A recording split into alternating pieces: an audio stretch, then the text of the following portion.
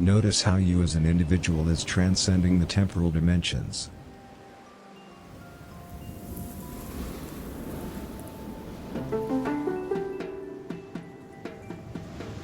Notice the sensation of your ass going into your skin.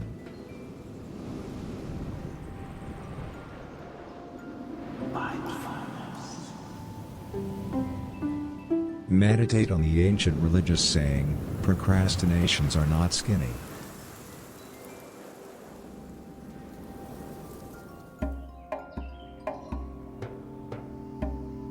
Obey, behave and be adored, for pretty soon you shall all flop.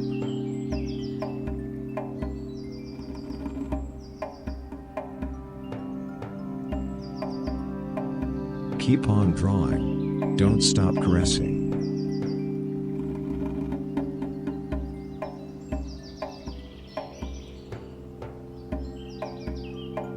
Artists are humans too.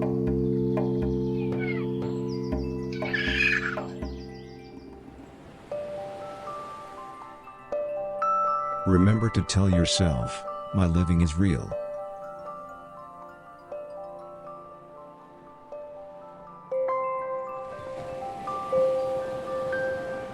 Focus only on your pelvis.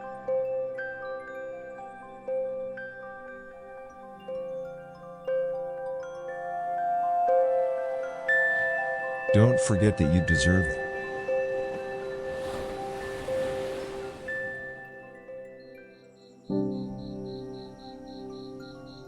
Giving into great havoc is a joke where the punchline is that you surrender your ego.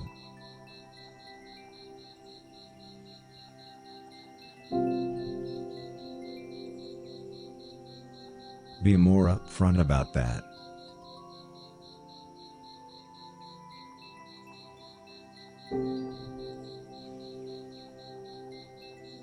Consider how if you want abortions you need to accept the apocalypse.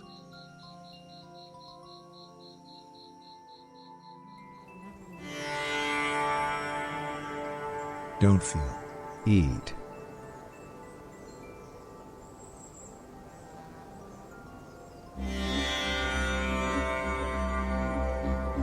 A long time ago lived a lonesome fishmonger who was wandering around in the town square seeking a higher power. That's when he came upon an attractive harlot. "Dearest harlot, wilt thou tell me where a lonesome fishmonger like myself find a higher power?" he asked the harlot. The harlot did not have to think at all. "What you are looking for cannot be in the town square. Search inwards," said the harlot. The fishmonger considered the harlot's answer. Then he cried.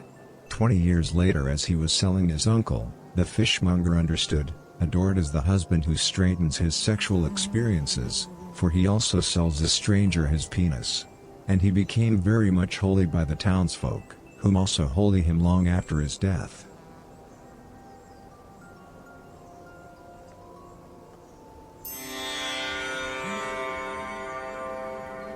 Keep repeating this to yourself. Other people's opinion matters. Other people's opinion matters. Thanks for dropping that in there. Casey, how you doing tonight?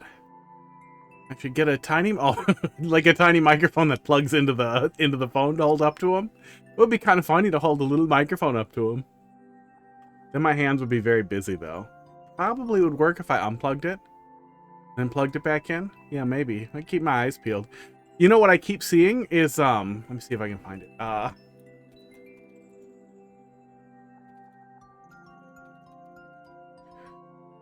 I keep seeing, this exact stupid thing in here.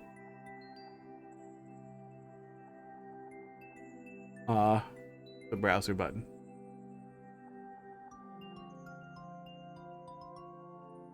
Oh, of course, it, always grabs my address right away and tries to put my zip code on screen. These fucking things I keep seeing pop up in Vine, which just seems like the silliest goddamn thing. Okay, let's see if the NDI camera wants to work. Let's see.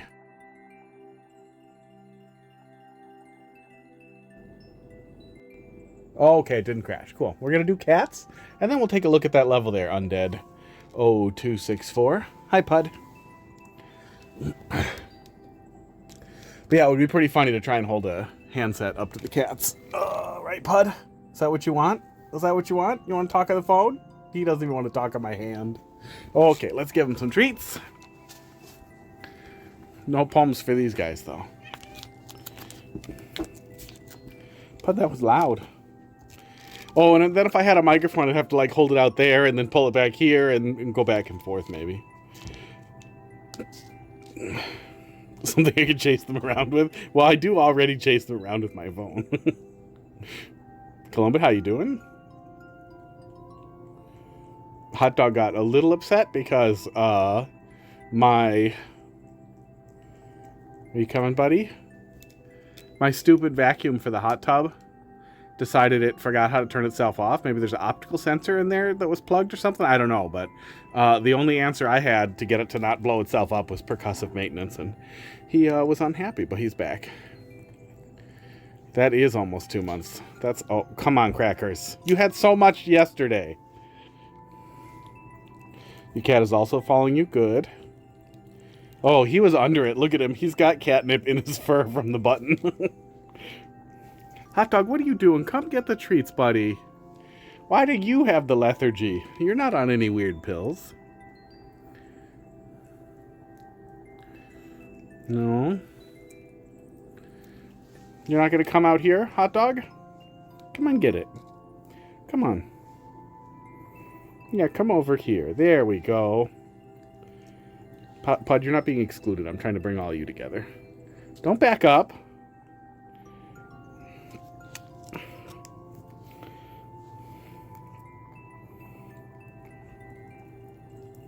You had a lot of things going wrong as I was trying to get set up here. Couldn't find my regular vacuum. I was trying to vacuum a little bit because there was crap on the floor. Pool vacuum was making noise. Last protagonist, how you doing? Want to say thanks for the messenger recommendation? Yeah, it's really good. It starts out as a really good, like, oh shit, man, I love fucking Ninja Gaiden. This is cool. Then you get halfway through it and it's like, oh shit, okay. Yeah. Well, I think, where are the microphones on this thing? I think it's right there, so let's see if we can do it. Here, get real close to the mic, Crackers.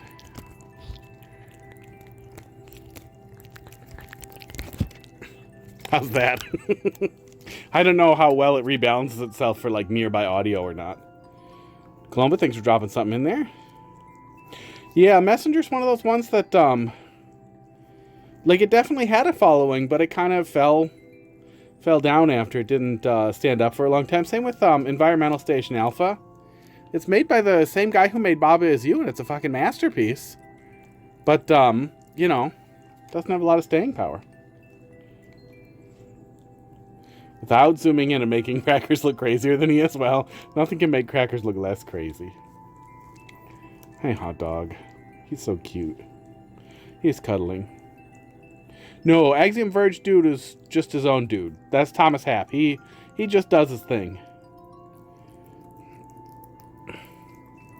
It was it used similar to Axiom Verge. It used glitches as a gameplay mechanic in a really cool way. But I thought ESA, Environmental Station Alpha, did a lot better than Axiom Verge did. Axiom Verge just made stuff look glitchy, rather than actually like utilizing glitches in a meaningful way. Address Rewriter was cute. I like the idea of messing around with enemy properties. But at the end of the day, it really wasn't that much different than like the Candy and Little Nemo for the NES. Like, it wasn't that novel of an idea for the most part. Who wants to lick this and not bite me? Ah! Nobody. The answer was nobody. Oh, Crackers is not that mad at me, but I think he might be mad at me a little. Like, he'll sit on my lap 10 minutes after he's done being mad at me for giving him medicine.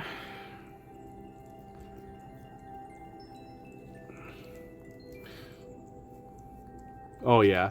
I'll usually compare them, but for the contrast specifically, he did bite me a little. Rather than, because they're very similar. I think they have a lot of differences between them. They just came out in really close together times.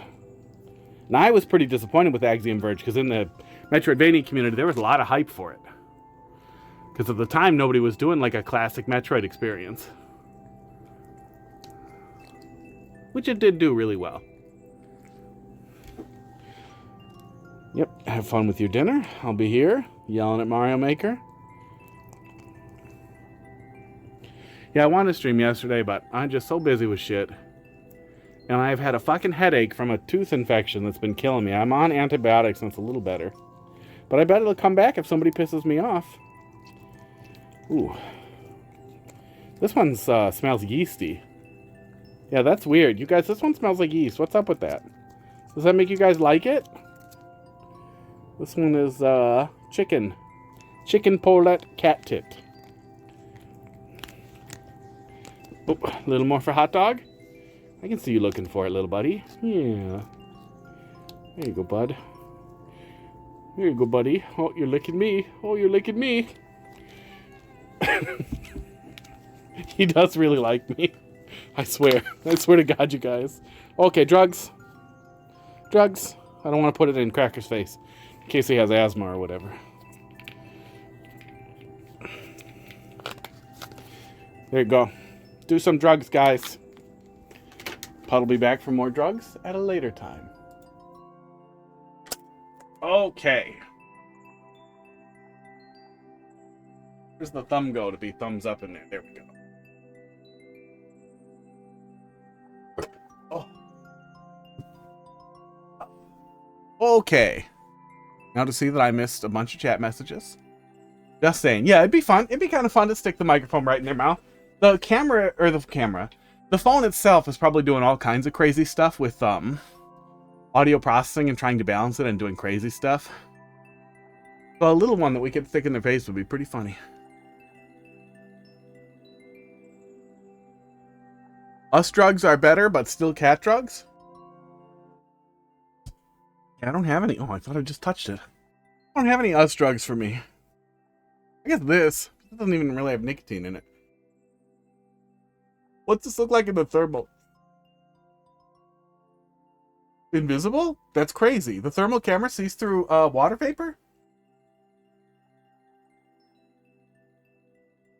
That's crazy. That's crazy. I wonder how thermal cameras work in fog. I would have thought they wouldn't see through it. That the fog and the temperature of the fog would get in the way. Oh shit, I gotta play with that next time it's foggy outside. Okay. Oops. Would have warmed up if I was smart, but I didn't. Face turned red a bit. Yeah, there was a little tiny bit of like almost visible in front of the face stuff, but like nowhere near the opacity of reality, of eyeballs. You can see the cloud. Yeah, you could see it a tiny bit. But it makes me wonder if it didn't move, didn't it? If a thermal camera could see effectively through the fog. And if it can, we should have those. Let's just Google it. This is a Google question. Can thermal cameras see through fog? AI, shut the fuck up. Need to put the AI removey thing into uBlock Origin on the browser I use for stream. Yeah, I know they can see in the dark, which is also really cool to just see animals outside because they're also really warm. Like, it's crazy that more people don't just have thermal cameras for hunting stuff. Oh yeah, I guess you'd need a really expensive one to be able to see really effectively. But that would be incredibly useful in a vehicle.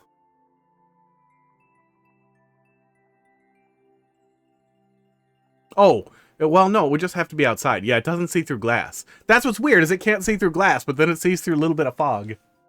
Yeah. That'll block a little bit of it, but not as much as it blocks visually, which is pretty fucking neat. Optics in general are really, really interesting. RJ1H.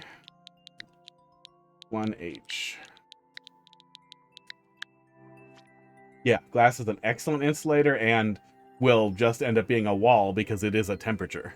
And you can't see the temperatures behind it. Like, it can't see through the glass molecule. Cave of Despair. It's not alright, you won't get it next time. Uh-oh. Real clears.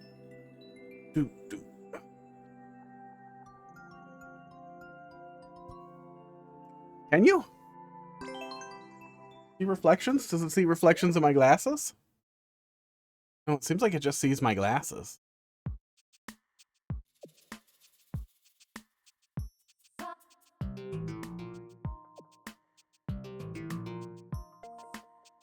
Maybe. There's sort of something in there. Oh yeah, you can a little bit. That's weird. Promising description, yeah, right? Not crazy. Oh man. What are we doing here? Wow, and laugh sound effect on death. Ugh. It didn't say first time viewer, so I feel like, how did you bring me something previously and not learn your lesson last time? I will not suffer this for long. Oh. Now let's take a look at the viewer here. Oop, is my little viewer thing not working? Oh, there we go. Being slow. Do. Okay, browser. So we have this really awkward off-screen jump as the first thing. Kind of have walls for positioning. Wow, you really went hard on the arrows. Then we have a fire flower.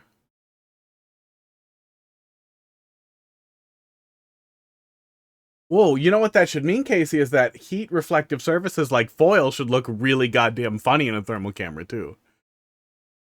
I wonder what that means for like shiny metal things like ducting and stuff, where you might actually want to be able to see their thermal properties. What are we doing here? Okay, so this you're intending for the player to chase a fireball, and then it's just a damage run. Oh yeah, boring. And then there's a star, and then it's a star run. Esports. With a coin trail to guide you at least where it expects, which is better than some people do with their garbage. I'm trying to make a hard level, but I don't know what hard is supposed to be. Then we do like a really light blue platforming segment. Oh my god, with a bunch of Kaiser blocks with a fish. And then one with a vine. So those must be intended to serve as a bonk here when you try to jump up for this very weird way you're communicating with the player. And then a checkpoint. I've hidden on, right? Yeah. And a little slide. Yeah, it looks like you kind of piecemeal grabbed a lot of things that you've seen in tough speedrun levels and other types of maybe popular high difficulty levels. But not in a way that really has any flow. Wait, what the hell is this A door? Yeah, we're definitely going in there. A door drops us into a spike hole. Is there any chance that we have a mushroom?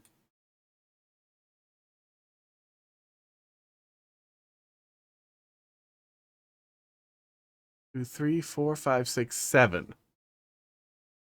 7 spikes.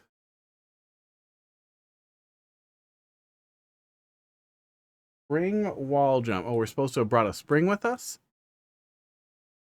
Ah, that's right there. Yikes. Yeah, with no clear theme or rhyme or reason. Watch video. I will. Yeah. Exthea, how you doing tonight? Yeah, I see it there. I'll get there in a sec. I have seen different streamers suffer in this yesterday. Glad I was gone yesterday. Did anybody pretend to like it? Yeah, awkward.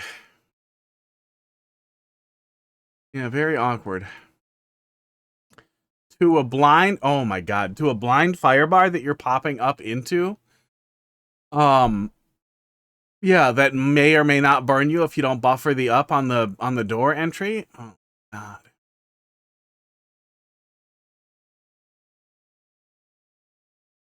Yikes.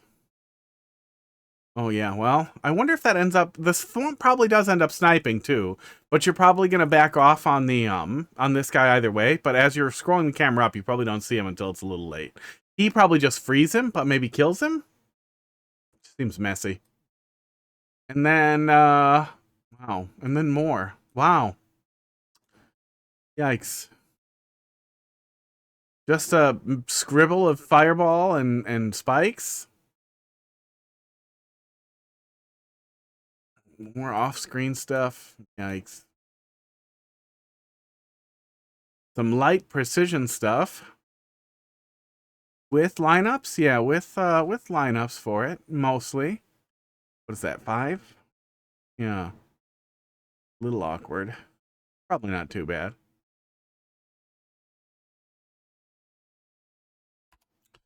Messy. Oh, good. With a death pit on one side. So after all this, yeah, you can fuck off. After all this nonsense, it's like a bean burrito that you're just barely trying to disguise as a bad hard level. But I would really recommend spending some time playing Team Shell levels or Team Jump levels at the high difficulty. Understand what good flow in a hard level looks like, but yeah, I will not suffer this further. Yeah, to go that far to then drop in like a 50-50 with a Kaizo pit, like, what are you doing? Like, why bother? Why bother? No booze? No booze yet on here, but it looks like it was a pretty recent upload. Yeah, pretty recent. Oh, it's too bad streamers don't come back. I was gonna have the spikes full, but it gave me a limit on it. So you were gonna have the spikes full on the right, and then... Oh, with the scribbling, right, of course. Yeah, oh yeah, and reacting to a door especially. Like, it's not even really a 50-50. It's something you're expected to react to, and depending on your reaction and you pick wrong, then you eat shit. Yeah, we looked at the end. It looked stupid. It all looks stupid. Yeah, do better. Do better. Stop bringing that to people. No one you brought that to really wanted to play that. There are better high difficulty experiences than that. Nobody's that desperate. You're just kind of holding them hostage with garbage. Whether or not they tell you, this is garbage that no one wants. But it's close to something you could have fun with. Like, I would spend less time focusing on trying to make something really difficult, and more time trying to make something that's really difficult but really fun to play. That, like, when you start hitting it, it feels good rather than feels bad. Nobody wants to play a level where your goal was to make them feel bad. But crackers and hot dog are getting into it. Do do do do do do do do do do do.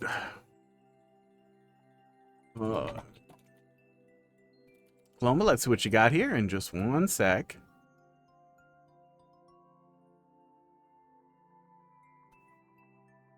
Just gotta make a little slight indicator for myself here. There we go, for next time.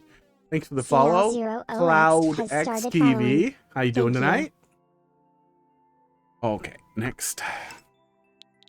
DNR. Hot dog eating crackers. Is he a little? Oh, nice. Thanks, hot dog. Thanks for the balls. Thanks for that hot shot right into the balls there. I wish they were both in the beds over here. You see these? They were both in both of these beds all day yesterday and all weekend, and I thought, oh, maybe they'll do it on stream. Nope. There you go. Thermal camera doesn't want it. Thermal camera. Oh, something got mad. Good. Excuse me while I break things.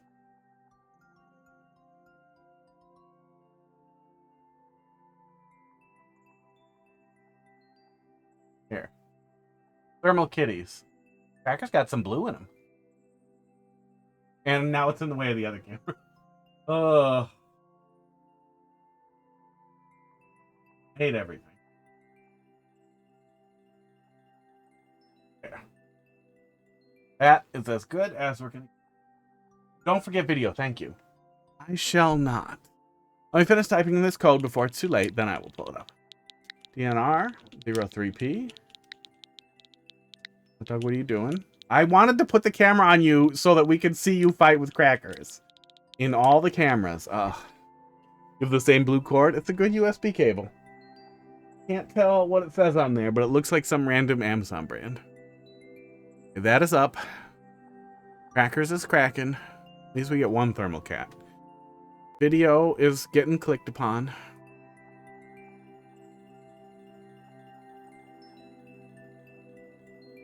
Was that in a reflection? Let me do this thing where we can see other things. You can change short to watch, and you get a the normal YouTube experience. Thermal camera in the dark with a mirror. Oh, yeah. The capacity to see in the dark with thermal cameras is crazy. Going outside with it, or even looking through screens with it, is just unbelievable. Because you can see, like, oh shit, there's like 3 bunnies floating around in the yard and a fucking little mouse over there. Like, every time you will see animals. They're very cool. No, this is not a nice JSOX branded one. This is DDIYYI. The fucking things Chinese vendors do for their brands. Is that an alien? Crackers, are you alien? No, he's just fat. He's just fat. I can zoom one of them in. I can zoom both of them in, technically.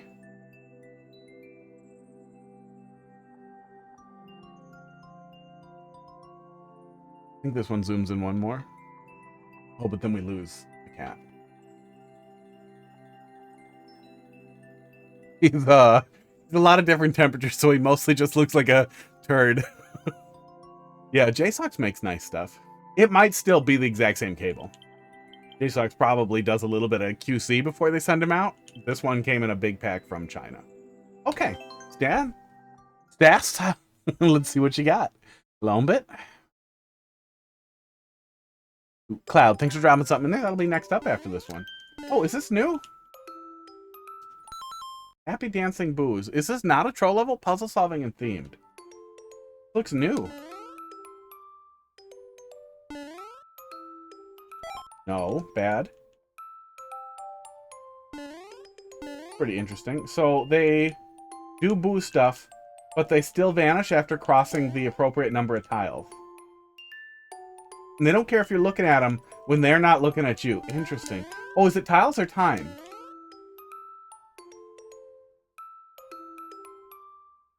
Tiles. Okay, it's not time. Not badly. No, I'm sure it's not badly priced. I generally like JSOX. I had a really bad experience with one of their ROG Ally backplate. Was a piece of shit, and they were shitty when I reached out. But the other things I have from them, docks and everything, have been really great. What is Cracker staring at? What are you looking at, bud? Oh, is it rain starting? I think there's a little bit of rain starting. I heard some roof noises. My roof is leaking in 2 places. That's been really fun. Rain will never stop fucking with me. Yeah, dog.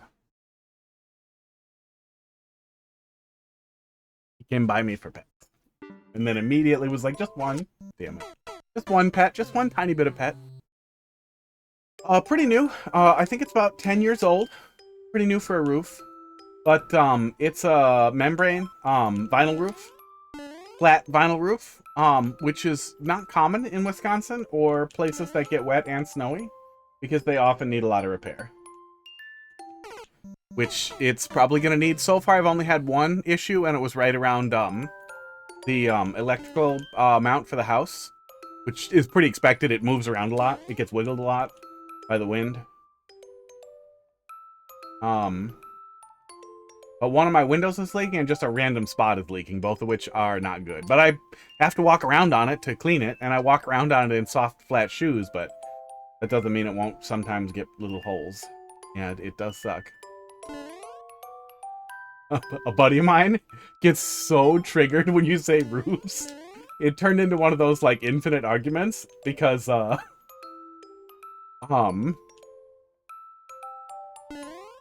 it's not a common word. And people around here do not say it, but I don't know. It's in my head. I say it.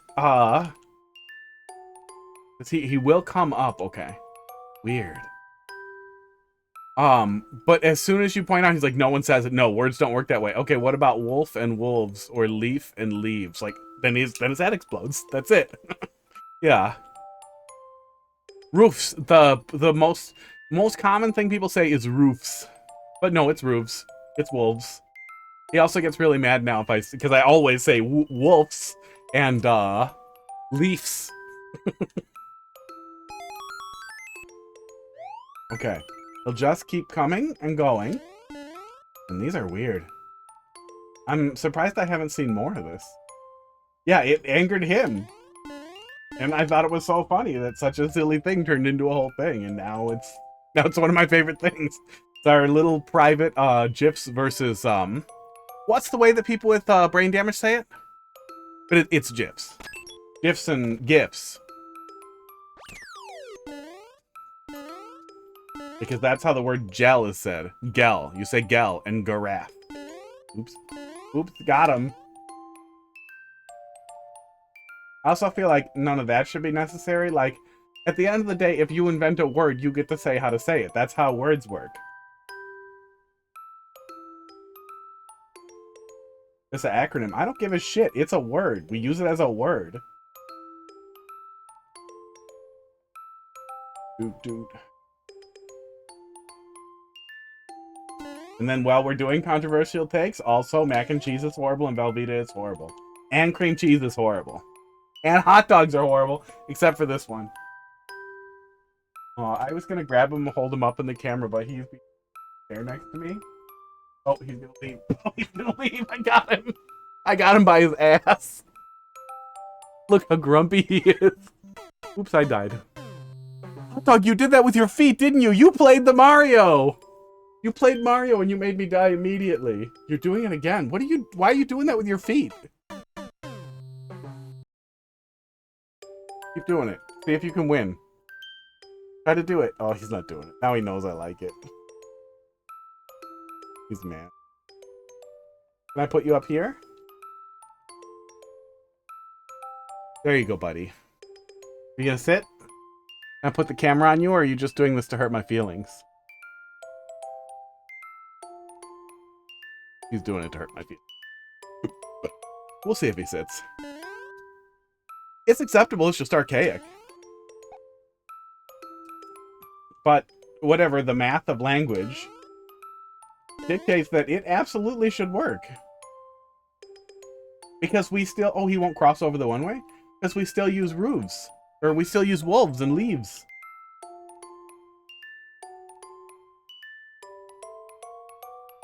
Okay, so I probably have to surge in there while he's down? Yeah, okay. I think I see it. There we go. Okay. Yeah, I killed that other one.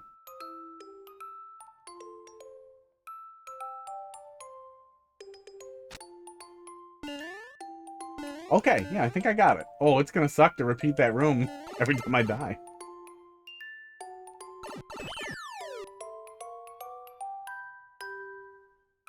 Stretches on slopes? Like, literally, like, the first, like, level I spent a lot of time on was entirely because I thought they are so funny to put on slopes. Because the pixels rotate.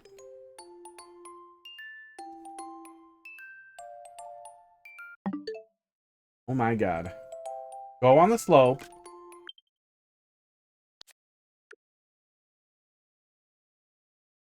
Because their stupid pixels rotate. That's funny.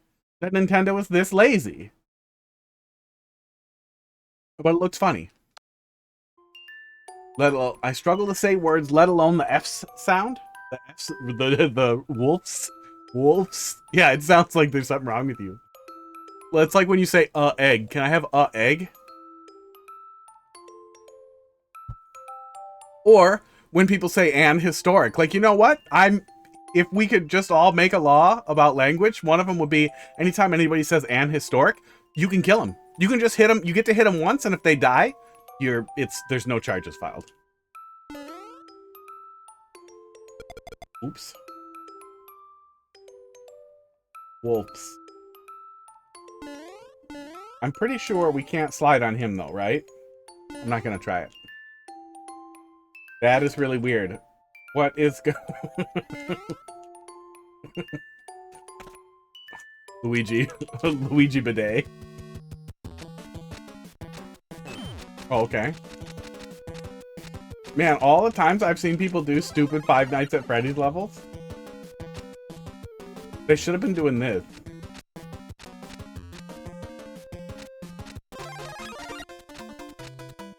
Because that works way better than the other things I've seen people do. Okay, going.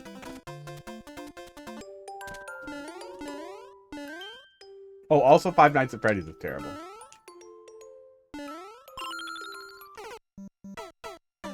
Hate myself. Can't think of any other controversial takes that I would have to share. I like Undertale, I like Minecraft.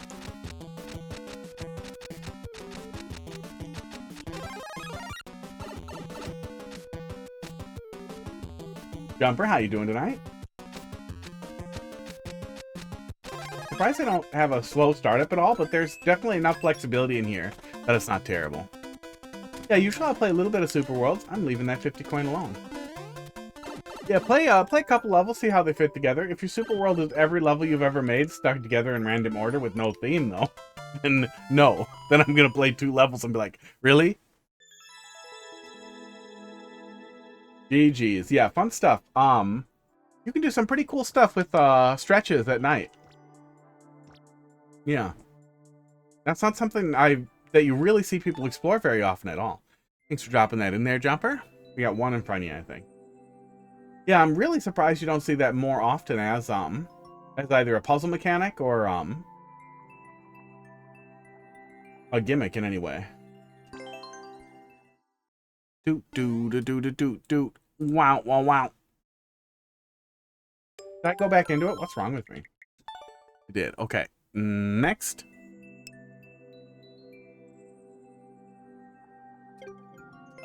Yeah, it's a weird one. P90. MW1. RXS.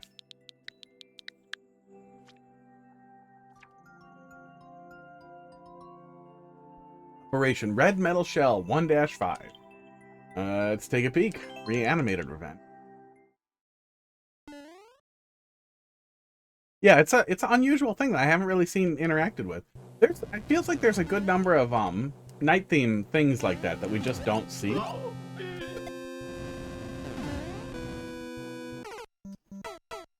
Just don't ever see.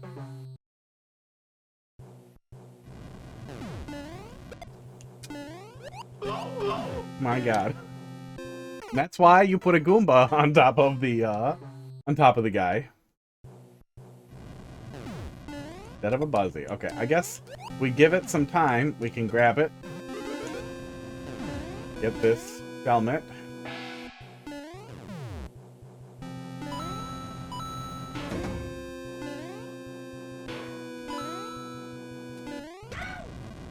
I'm glad they don't come back like they do in Mario 3.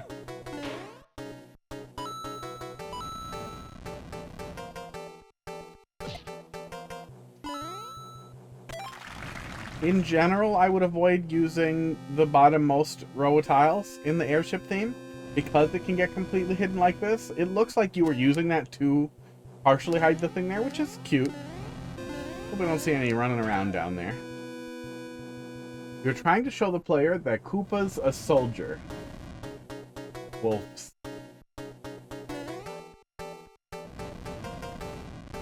So soldiers carry other soldiers on their back? Oh, see ya. Like it's wearing a helmet? Because the helmet starts moving when you step on it. That undercuts the... Auto kills the chain chomp and collects the coin? Oh, that's probably what you were thinking there. Yeah, that makes more sense than what I was doing.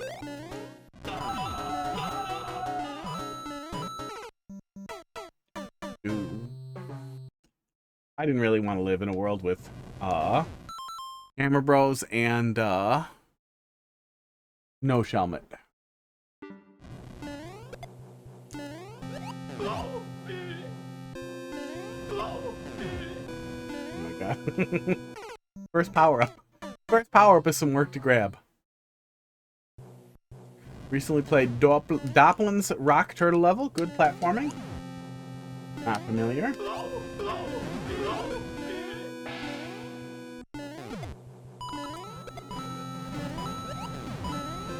Oh, there's a mushroom. That's nice.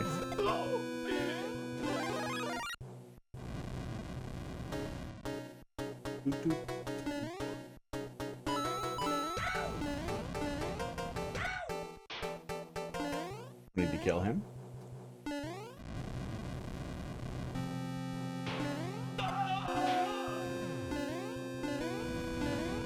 Can we kick these guys into boxes in Mario 3? Nope. I guess I'll never know.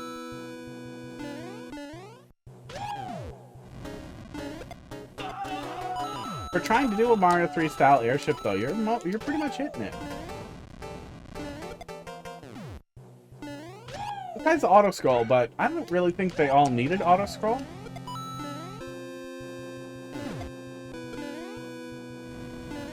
Mario 3 had some really long goddamn auto scrollers, and I don't think we needed them.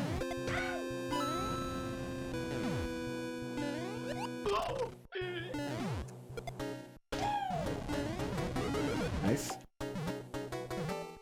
Yeah, Super Mario 1 Hammer Bros are pretty goddamn awful. They're pretty much always awful.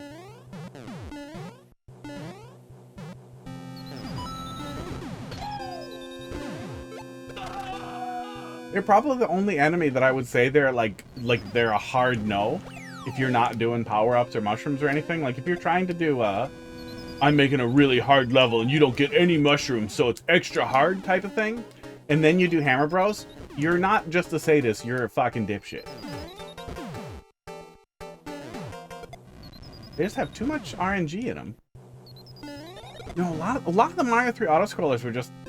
The last airship, the World 8 airship, was pretty intense with its speed, which is a much more interesting choice for auto-scroller than a lot of bullets you have to dodge while the screen slowly moves. Okay.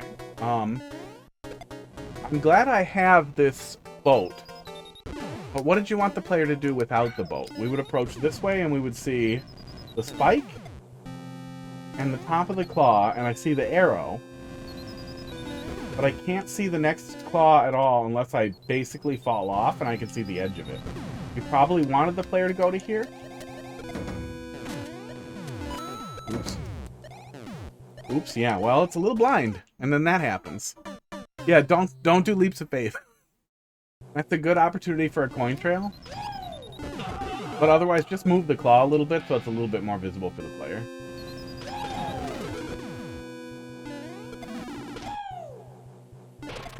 There's a lot of shit in your checkpoint area. Oh, that was weird.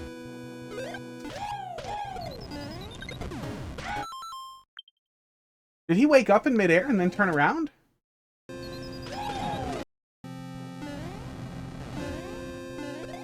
He did wake up in midair and then turned around.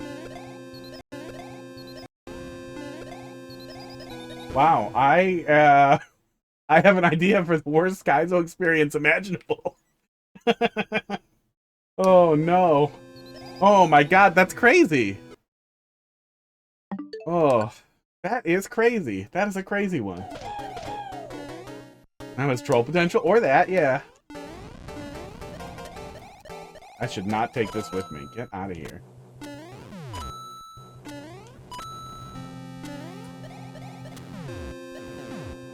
Aww. Yeah, if you really want it to be blind, having a return mechanic at the bottom that brings the player back might be nice. I mean, you have the checkpoint right there, so it's not that big a difference. But it does feel like a very blind jump. And then the whole area feels like a lot of leap of faith style things.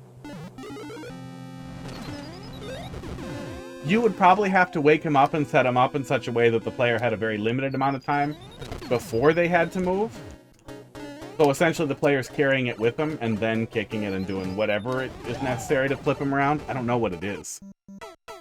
But you could figure something out. It's just restricting the player's time while giving them something, because if you hit a block under them, they flip, yeah. I think you can blow up the block underneath them and they flip. That would be a Hammer Bros.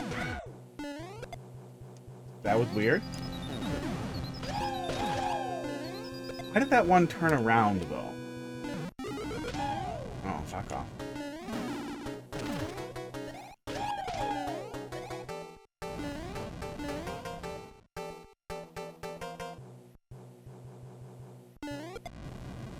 Do they always turn around? Or is it the direction that they're facing when you hit them?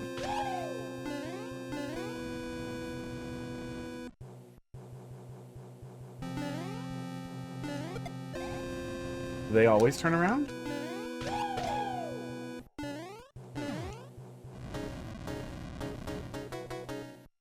Do red ones always turn around in midair? Or do they all do that? Okay, we're gonna mess with it after this level. if it's something that, like, they all do differently... Oops, oops, oops. Ugh!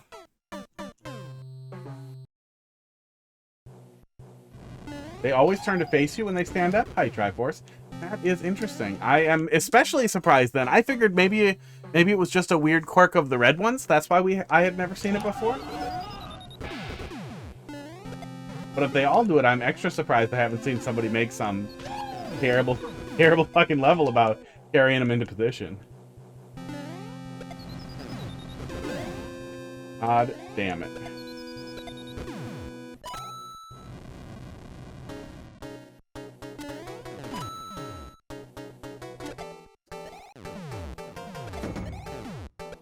Yeah, expecting the player to flutter in that area, and effectively jump out of the claws and everything is a significantly large difficulty bump over the rest of it.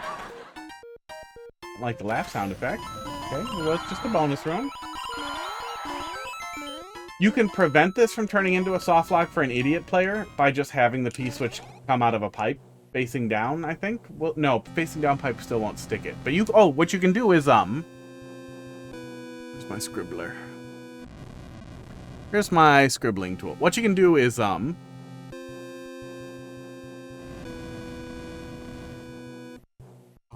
way. Of course it's gonna move on me. One way. Pipe here, halfway through the one way, that has P-switches come up. Those P-switches will be pressable, but not takeable. That way you can make sure that the room has an infinite supply of P-switches, so the player doesn't get soft locked. That's not a big deal, but especially after a checkpoint, never a bad idea to think about it. Did you drop frames? Did I drop frames? We dropped, yeah, we dropped about 100 frames at some point. I don't know why. It says, encoding lag. So, yes, I opened up the application and it got mad because I haven't restarted my computer in... I'm probably going to drop some right now, too. It's really mad when I open Task Manager. Because I haven't restarted my computer in 13 days, and I need to. Okay, we dropped a bunch of frames. Now it should calm down.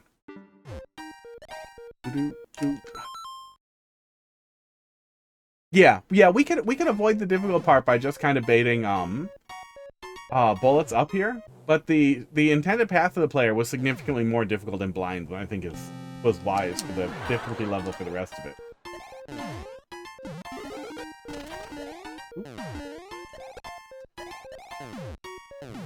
Oh my god, the pipe was enterable. Oh, the pipe is where I was going. I guess I won't get that fire flower.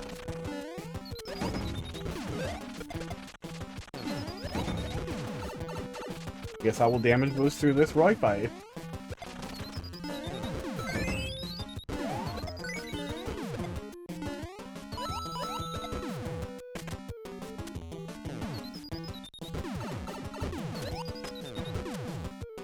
There's the end of it. Good. Well, I'm glad there's a floor down here. Good way to handle giving the player another power-up. There's kind of a lot of shit happening here. And a lot of potential for kind of a crazy amount of projectiles. But you give the player an extra power-up in here. Yeah, reserve power-up helps. Hug, how you doing tonight? Joie. I can't figure out how Hugyet would actually be pronounced, so all I can really do is, oh, that's a terrible way to, that's a terrible place to drop the player. Some players will drop straight down, but some players will hold right, and I bet go directly into that pit. Oh. Overall, like, not bad. And like, oh, want to bet there's a laugh? Yeah, there might have been it. Overall, not bad. Like a pretty good experience that does a pretty good job of hitting that, classic Mario 3 airship type of setup. A decent boss arena, relatively considerate. That one stretch with the blaster, with the bullet bills, the bonsai bills over the pits with the claws, with the blind jump, feels a little bad. I feel like you just want to make sure the player knows exactly where they're jumping to, one way or the other every single time, and then ending it with that pit like that, that's just not necessary. That's literally just an ending troll that you don't need, that you could easily fix by closing it. Oh, well, let's take a look at it in the in the viewer. That's what pushes it over to, you should just take a quick another look at it. Yeah, it's relatively recent, so it's not like you're losing a ton of likes on some ancient level you don't want to update. Oh yeah, no, it's it's just a pit. I was trying to give the benefit of the doubt. Oh, maybe it's a fake out and that there's like platform there or something. No, it's just a pit. You hold right and you fall into the pit and you die. Yeah, it's just a panic hole at the end. That's sad. Yeah, don't do that. Don't do that. Easy fix. Easy fix.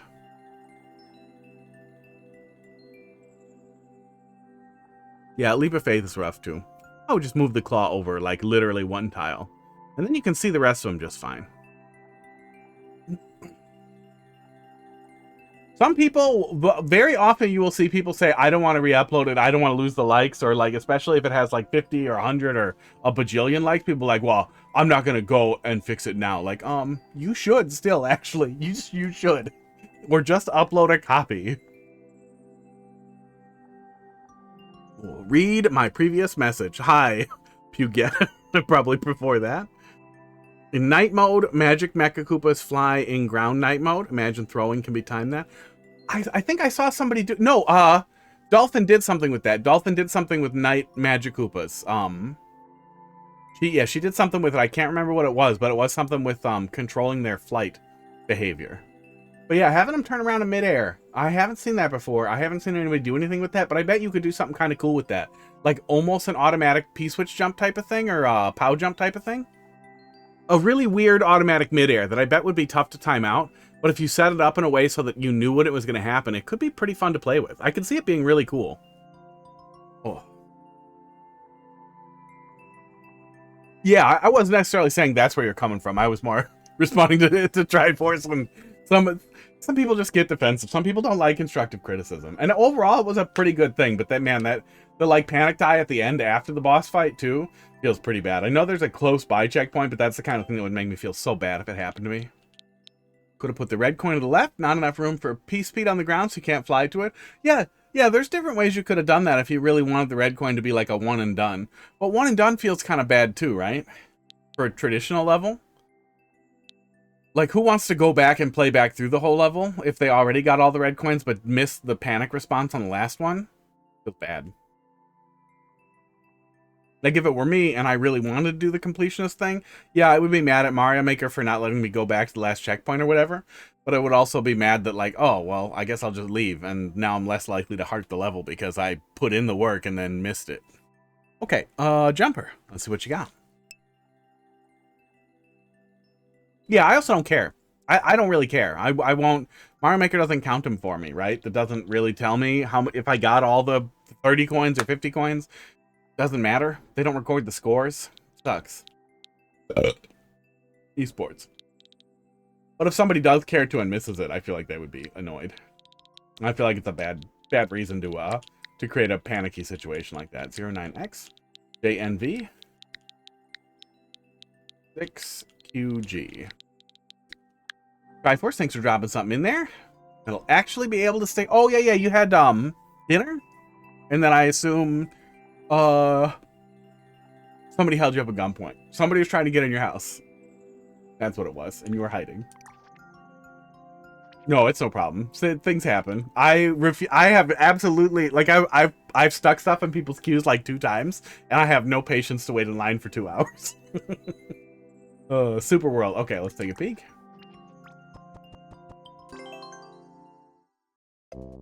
It's actually 4 armed men. 4 men with weapons or men with 4 arms?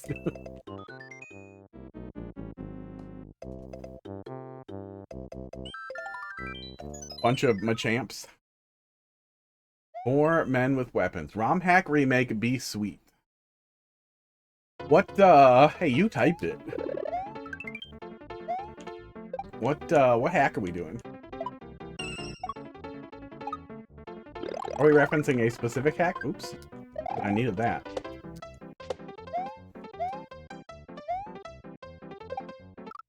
Could I soft lock up there? Would I be able to soft lock up there if I had the mushroom? Hang on, I gotta check now.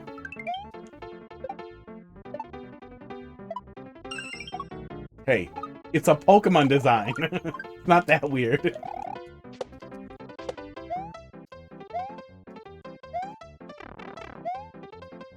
Okay, not a soft lock yet.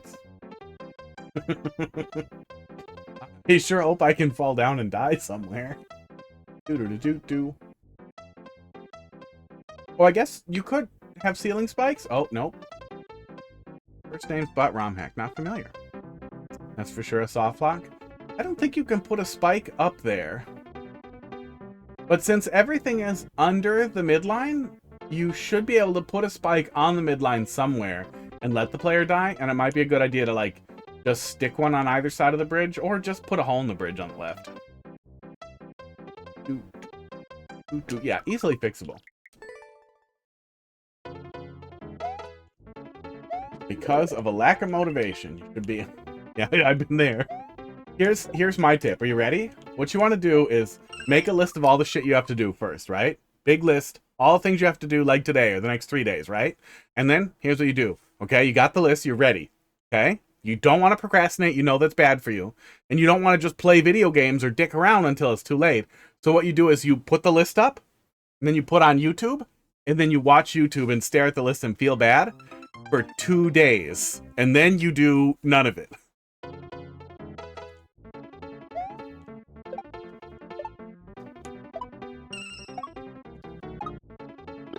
My basement flooded really bad for a couple of weeks.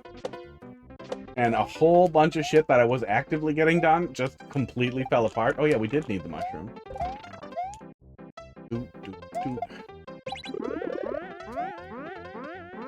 I haven't played any butt hacks. I am not familiar with the butt. I do not even recall the name from any, collabs. But that's probably more my memory being bad than anything. Cloud, thanks for dropping another one in there. Yeah, that's the thing for me too. That I started thinking today, like, okay, hang on. We're not gonna get any of this shit done. It's too big a pile and it sucks. Just play video games for a couple hours, then do stuff for a couple hours. But set time frames. That's a smarter way to do it. Set a specific time frame. It's like, no, I'm not gonna sit here and stare at nothing for 8 hours and not do anything. At least do this thing and then try to do this thing. Yeah, I'm glad there's a checkpoint there. H. No H's in Mario Maker. Better up pipes.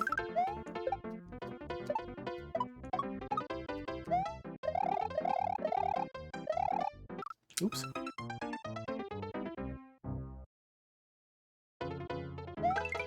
I hate myself. Yeah, I am often surprised that you don't see more people trying to translate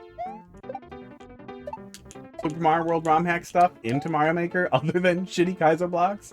And I guess Barb was doing it for a while.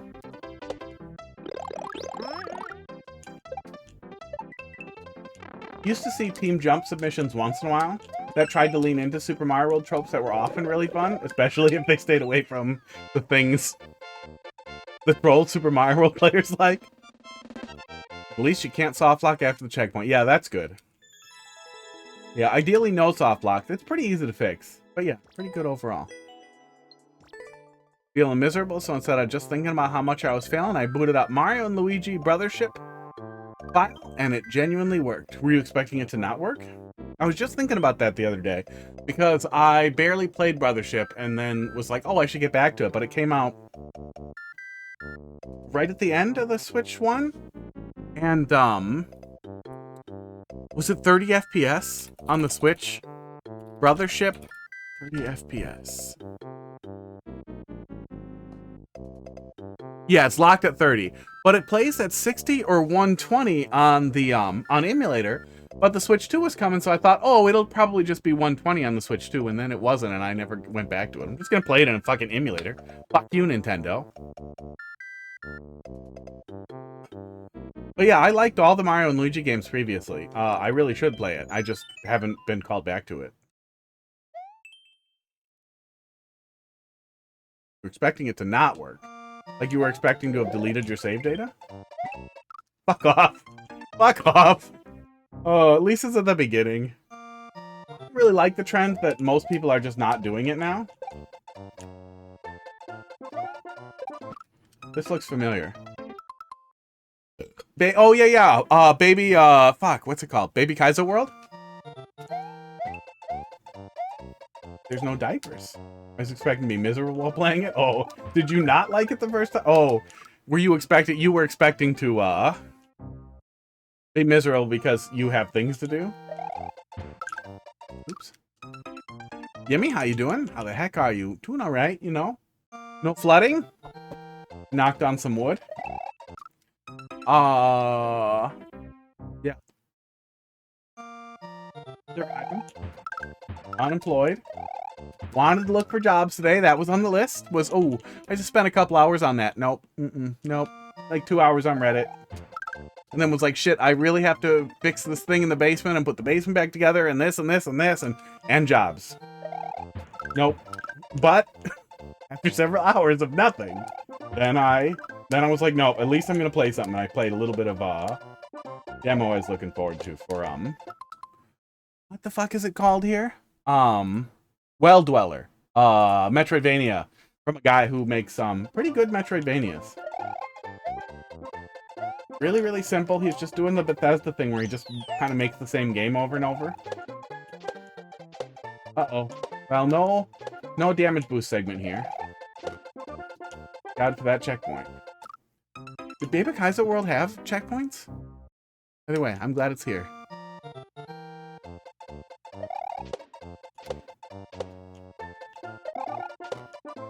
It did? That's good. Yeah, Yummy. Also, streams. Hang on, let me do the thing. Let me do the thing that people are supposed to do if they're good. Is it this? Boom. Oh! Man, I misspelled it. There we go. And then I imagine I'll get hit immediately with, oh, I haven't streamed in 2 months. All these are 1-1s as I can. All these are 1-1s as I can. Cool sentence. As 1-to-1. Oh, all these are as 1-to-1 as I can. Thank you, Triforce. I only could read that as 1-1, and so far it seemed like they were all 1-1s from hacks. Or at least this one, I'm pretty sure is. The pipe is answerable. 1-to-1 recreations. Yeah, I get you now. Can't even bring Yoshi with me. Do.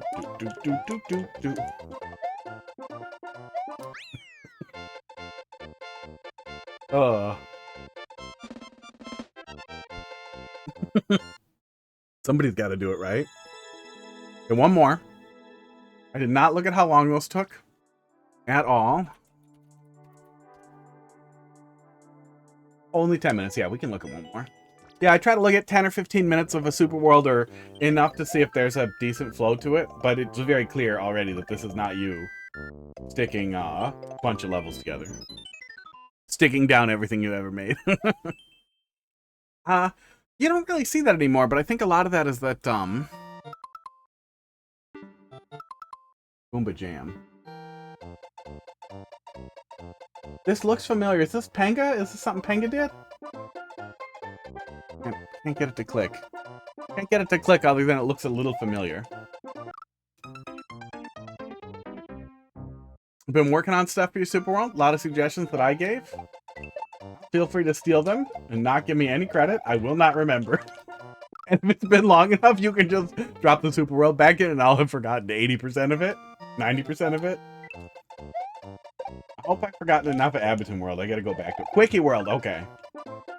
I think I played Quickie World. Oops. Yeah, besides some of the big ones, like I've played through Kaizo 1, 2, and 3 with judicious use of save states. Because I'm not insane. But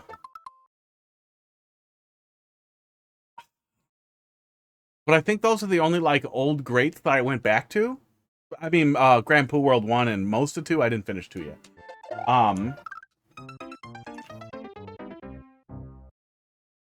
Yeah, I need to go back and play Bandwagon World again too. That would be very fun.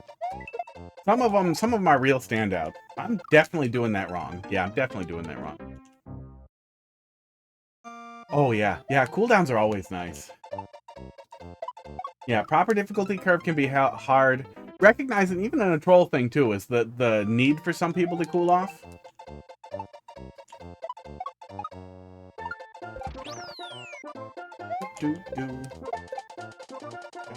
Uh-oh. Oh, no, I'm fine.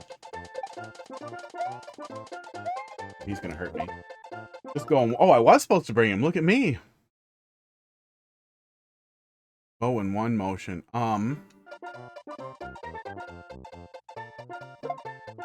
Yeah, I played a lot of RomHacks really early on. Oh man, Galoombas, do they walk off edges? Oh man. Oh. I did play myself. That's a Goombud. Does this dickhead? Galoombas do walk off edges. Yeah, I don't like that they introduced these guys. That's too many Gooms. I don't have room in my head for this many Goom things. Yeah, I wouldn't get mad about a where to kick indicator. There we go. Goombud, Goombrat, Galoomba. Galoombas were enough when they decided that the Goombas in Super Mario World were now a different creature. God damn it. Galoombrets, Galoombarinas. Galoombarinas walk off edges on the right side, but Galoombarets do not, unless those edges are perpendicular to other edges. Or the number of letters in the theme are a prime number. No place to kill the Yoshi. Yeah, pretty much. We could get there with just a few more Goombas. Hi, Pud. Pud's next to me being cute. Yeah, good stuff so far. Yeah, and honestly, if you're gonna steal other people's ideas, this is what you do. You steal their ideas from other games and you bring them here. Or you take ideas from here and you bring them to other games. Oh my god, that's it. That's the other troll level contest entry. Is just try to make Thwomp suck. Just try to make the meme. The stupid meme setup from Thwomp suck in some other game. And then submit it. And then boom, 10 out of 10. Oh. Yeah, good stuff. Yeah, feel free to drop back in there. You want me to look at more of it? Columba, let's see what you got. Back when people were making Super Worlds and playing Mario Maker, that was a pretty common thing too, was just looping back around into the Super World. There we go. W IDG. New Troll Maker, cool. From the Discord? That's a good that's a pretty good little thumbnail. Got so mad at how limited Mario Maker 2 is. Yeah. Mario Maker, it doesn't need to be either. Like, if you play around with some of the direct level editing stuff, you can do so much more than they gave to us that they could have just let us have. Ugh.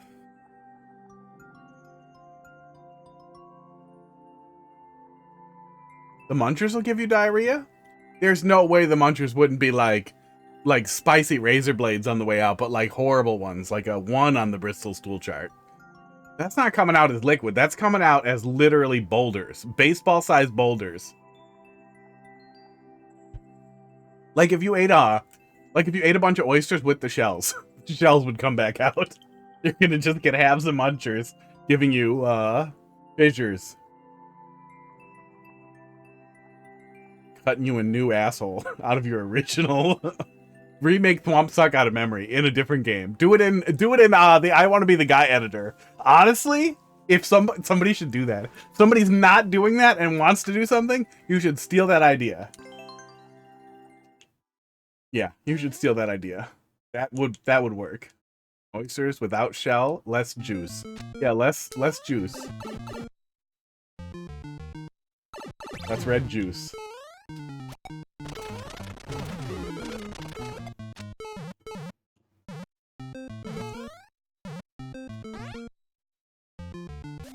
When did the trolls start? Oh, don't worry, I'll do it myself. Yeah, I hope this stupid clip button works. Where is it? Oh, that was a fucking string.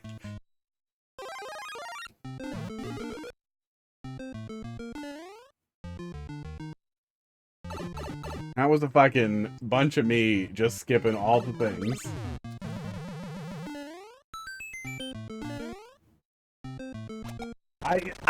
It was even better because I didn't even really die to the troll. I just ran directly under a thwomp and stopped.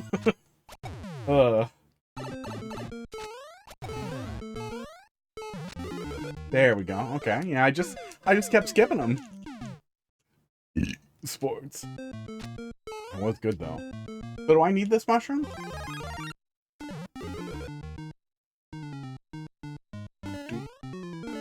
Code 0 apparently gives you a random one.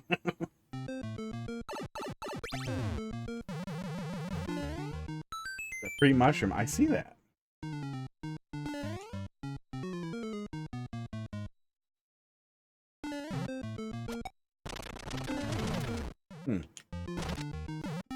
Yeah, it seems like the level doesn't want me to have the mushroom. Oh, it punishes me for having it. Okay. Wow, does that actually block the... That does block the thing. Huh. Is that clown car grounded? Weird. Yeah, I think technically we might have been able to cheese the mushroom through there because it's only 2 tiles high, and there's enough back there for us to slide under. Yeah, it's weird that he just blocks it. I feel like that's my issue with optional trolls. Well, this is exactly why the trolls can be optional, because you'll miss all of them once and then die and then come back and hit all of them on the head.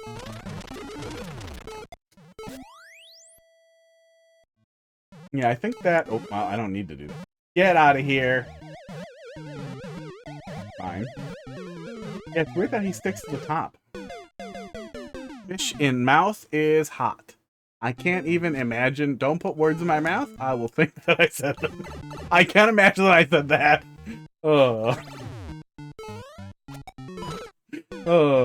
Okay, weird speed bump.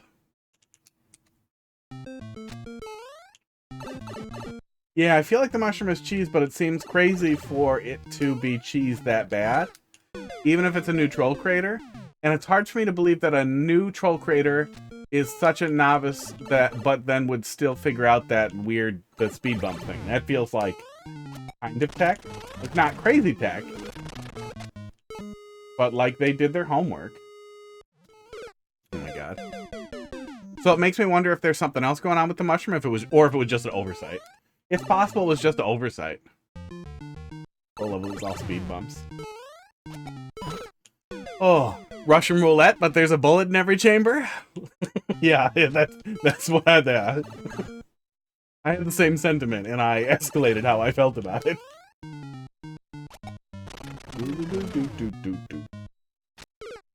Took so long. It took a long time to punish it that it seemed unintentional. Yeah, especially because I can drop it on the way in.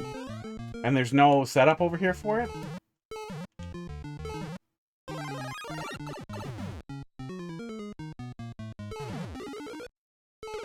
It almost makes me wonder if it's bait because that's a CP3 setup?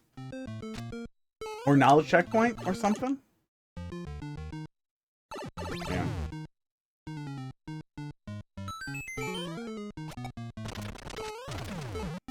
But at least the speed bump isn't... Nothing makes me more angry with a speed bump other than, like, I have to, like, weirdly delay or let off run or something. This one I can at least just go to the other side. Like, if I have to take a slightly different path, but it doesn't waste that much time and I get to keep moving, that's a lot better than stop, wait. Okay, now you can go. Oh no, it's just the same troll. I think I can go around him though.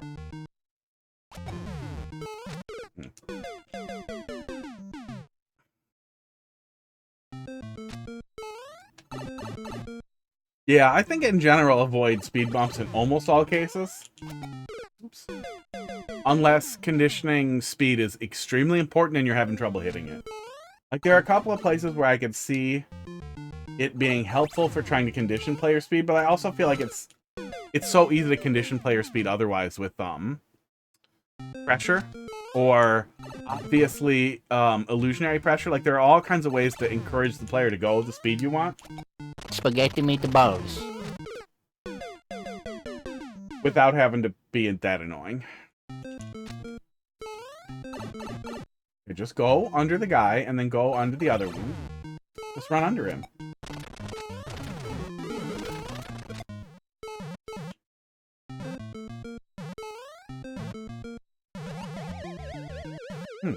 He goes the other way.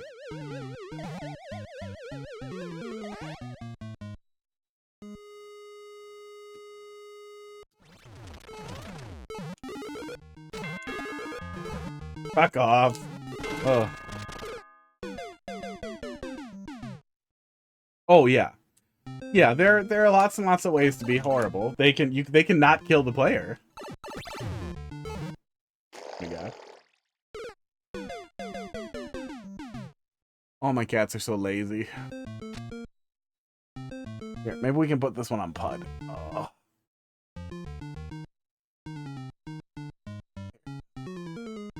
Here's Pud.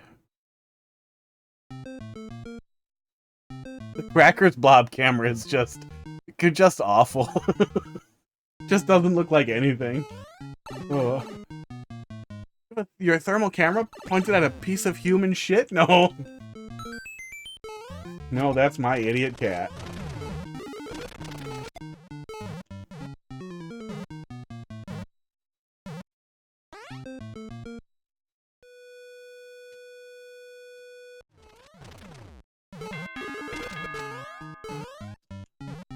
Yeah, I hope twice to just...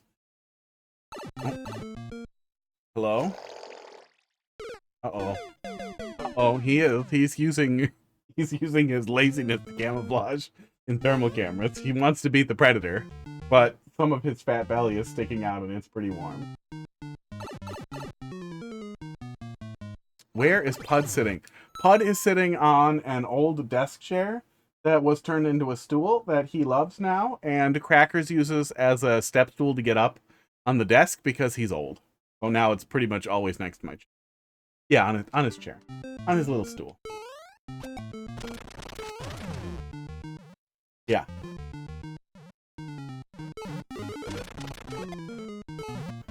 Yeah, I'm starting to feel like,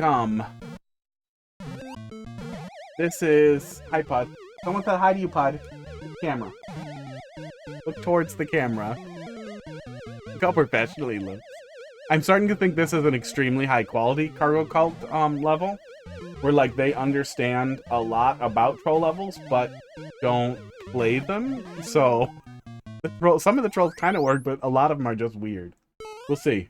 We'll see where it goes.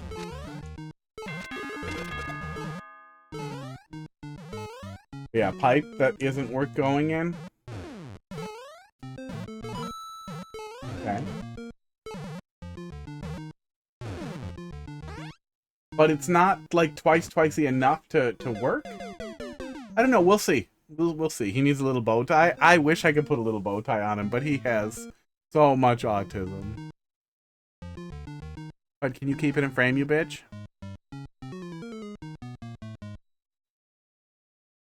It's getting better. He licked me a bunch the other day, and nothing happened. No, the new food that makes allergies go away is magical. Absolutely magical stuff. Him licking me used to be like a nuclear exposure event. Like I need to immediately wash my arms, or I'm gonna get so itchy for so long. I'm gonna get terrible hives. Now it's fine. He'll lick my clothes too. I'll change into my exercise clothes, and I'll just throw my clothes on the floor because I'm a fucking mongrel. And he will, if I don't put him somewhere he can't get to, he'll find him, and he'll pull him somewhere, and he'll lick the shit out of him. And then I'll put him on, and it'll just ruin my entire day. I'll just be covered in hives. Get him to wear a collar. They clip onto cat collars. I don't think he'd wear a collar. I think he would just fall over, and he wouldn't get up until I took it off. Cat night vision is like... No, cat night vision will be a lot like human night vision goggles. They get more light out of less light.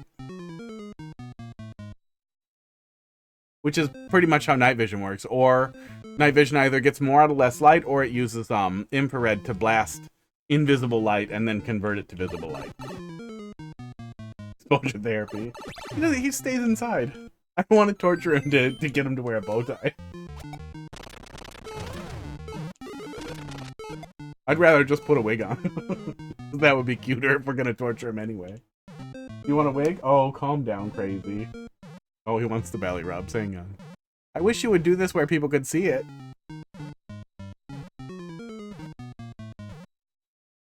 As you can see, he wants it, but he can't really accept it because of the problems that he has.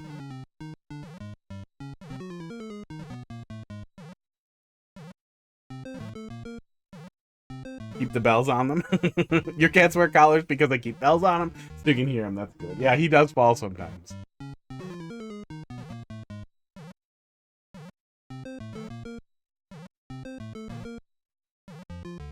Get just you in there, not some boxes. There we go. If we got the blue screen, we could make it transparent if you wanted to be there all the time, but you don't. Okay, that's a lot of your hair. God damn, buddy. He needs brushing. Mole falling down the clown car is good? Yeah, mole falling down the clown car is good. That first thing seemed like it was gonna be something, and yeah, now I still don't have a handle on it. Yeah.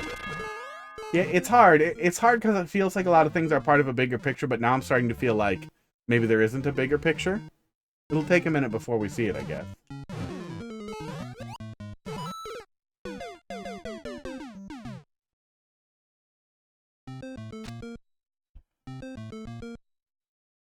That coin block is almost in the same position, as the fireball in the first one, which is kind of cute, but not great. Want to tell me about your homeless party? Oh, was it NIMBY? White people NIMBYing as hard as they could? Not in my backyard. Oh, only a couple, but There's always some. there was an ultimate.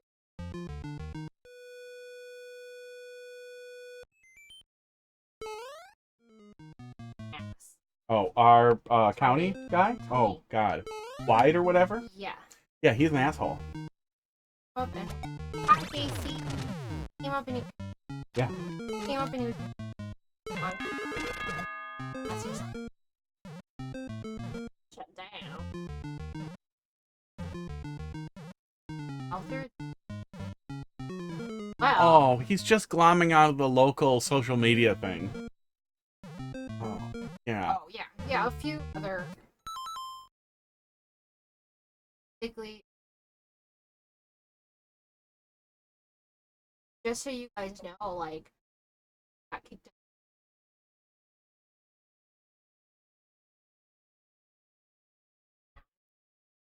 Poverty.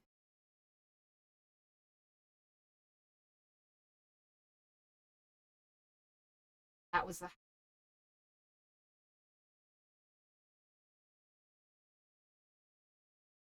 Yeah. So, like, trying to make it made other homes and your crystal people homes trying to keep using like, Wow. like, Yeah. order to help. Like, got in a hell are you Is there there purple pixel on there? he was falling out and it's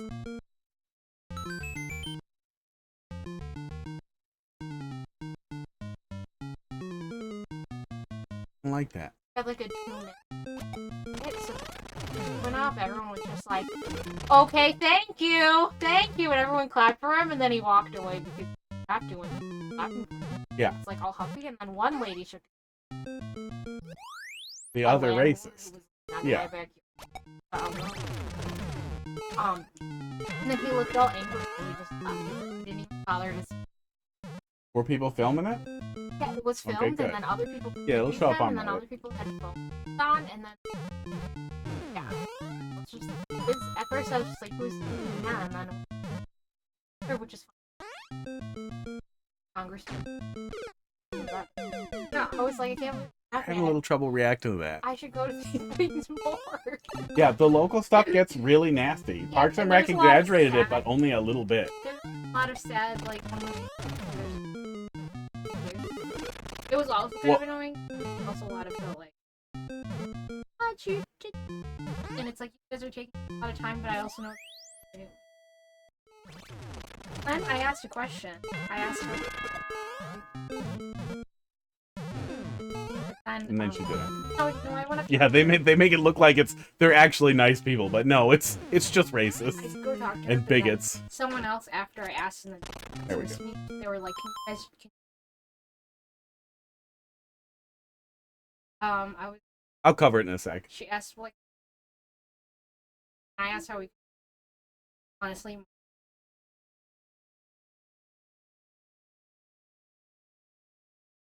Like, if you Cigarettes. have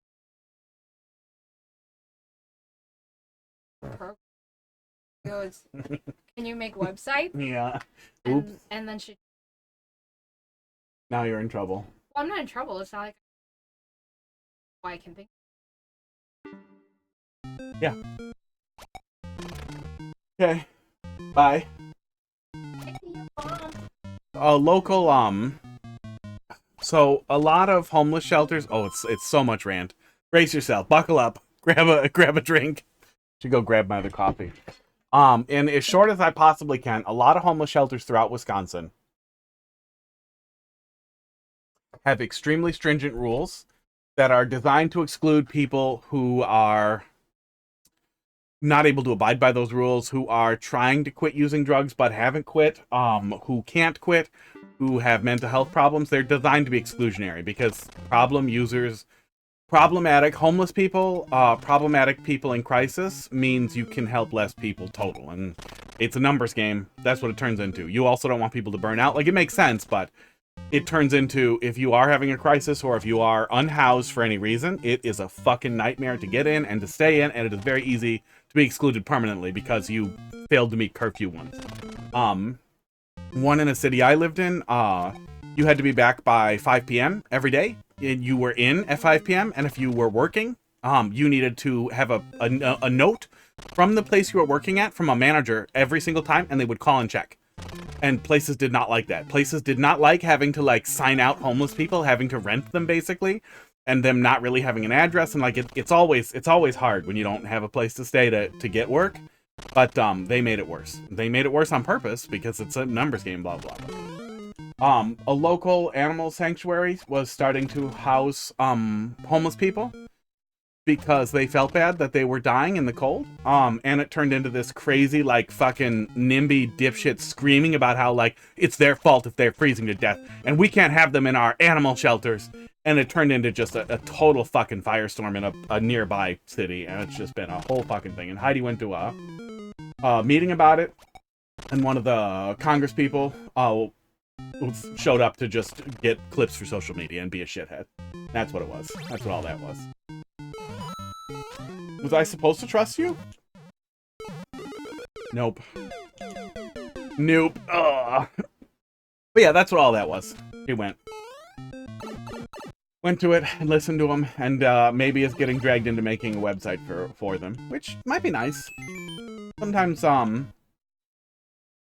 you know, they're always spread thin, so anybody who reaches out tends to get spread thin too. Really tough. Everybody involved in it is tough. It's really all of it's miserable. Miserable on all ends. They allowed homeless to work. The one I was at, yeah, most of them that I've ever interacted with don't disallow people from working. They usually allow you to list that place as your residence. But the one I mentioned, oh, I fucked it. Oh, he doesn't always go the one way. He might go this way. It does work both ways, though. Weird. But, yeah, it's hard. It's very, very hard to find work. Most places know those addresses and won't want to hire you. And most places don't want to deal with the weird restrictions around places like that. Yeah, that's what that's really what it is most people would prefer if the cops would kill them. That would be ideal to them. That whole thing about it being really hard to press charges against cops when they attack people who don't have an address because you can't fill out the information on the victim and all that. Like, I'm pretty sure that's all really intentional. Aw, they kill people for free. Oh. You don't have to pay him for it. Oof. Oof. Yeah, it's really, really hard to tell exactly what the theme is here, and I can't... It's starting to feel like it's not going to come together. That the overall concept is a little cargo culty, but surprisingly good for, like, that kind of thing. Surprisingly passable for that kind of thing. But I don't think we're going to get big laughs out of it. We'll see. Maybe it's all set up. I remember playing, what was it?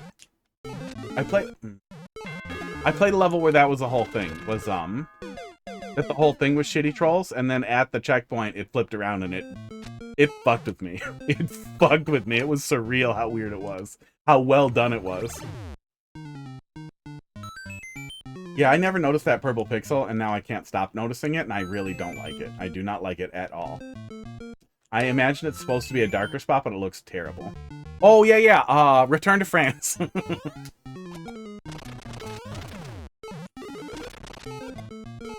think it was called Return to France. A French stroll level.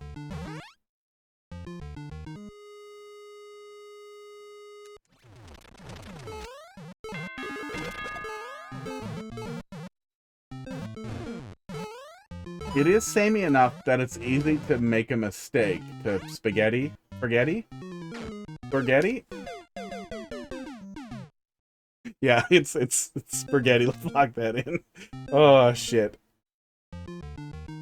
Gotta turn my AC down a little bit. Yeah, I wasn't disparaging the homeless at all. Like, I recognize that it is a numbers game, that helping more people means you get more federal aid, and that there's a lot of really shitty stuff that goes into it. You need to find people who want to help people who are pragmatic enough to play those games. And it sucks. Every part of that sucks. Every single step of the way. And it's designed from the bottom to suck at the top so that it sucks for everyone on the way down, so that people who really do want to help get burnt out. So the people who really want to help can't really help. It sucks. It all sucks.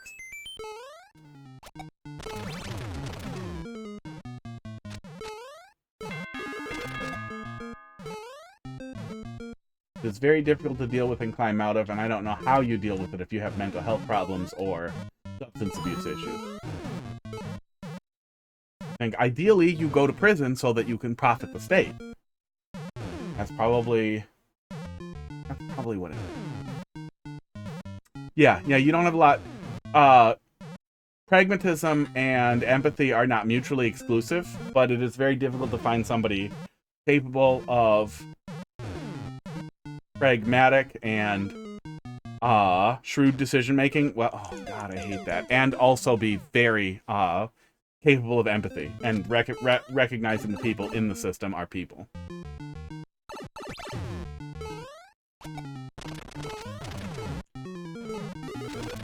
At least hitting the wrong one there doesn't hurt. Door. Oops, I got distracted. What is it? I swear there's one. Doors? Is it plural? Yeah, it's plural.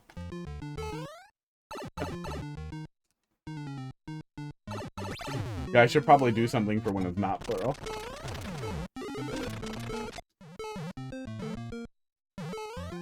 Yeah, I run out of patience when it all starts running together. I got distracted there for a little while, which might end up making it a lot worse.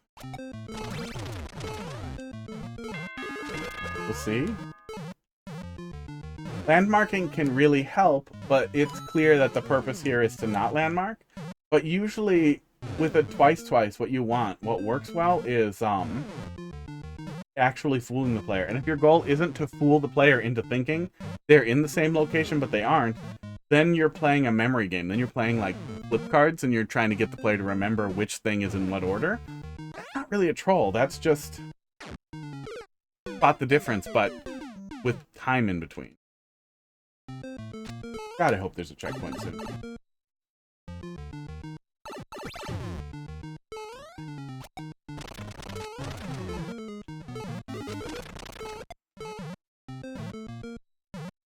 But yeah, so far, leaning really hard on memorization. Besides that one thing, being funny, being pretty entertaining. We aren't getting a lot of things that really play out funny.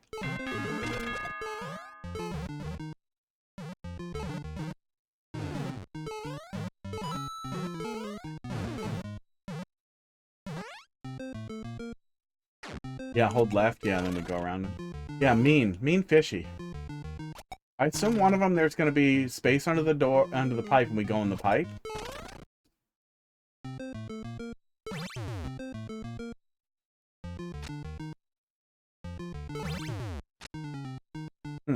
I really thought something would come out of that pipe. Huh.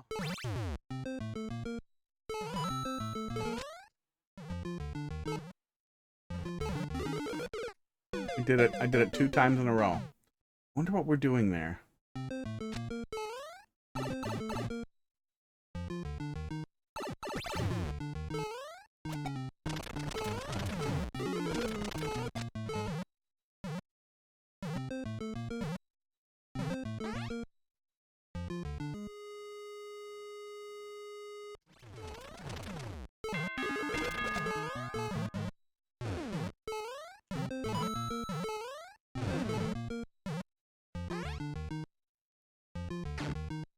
Oh, God, I hate that fish.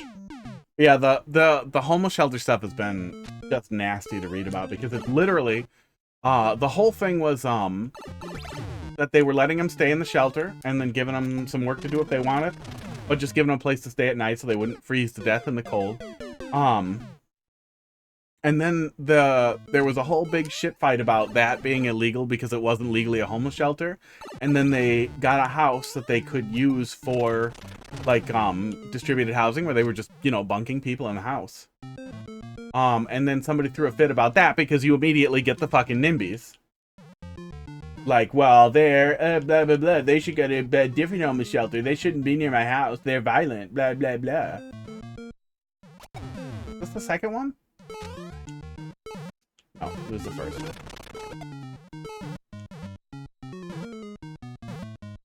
Just homelessness to all NIMBYs. That's all we need. That's all the karmic justice we need. No more safety net. All your safety net is gone. We're gonna throw you somewhere else. And we're gonna make your face ugly if it's not ugly. And we're gonna chuck you into it. You're gonna experience it.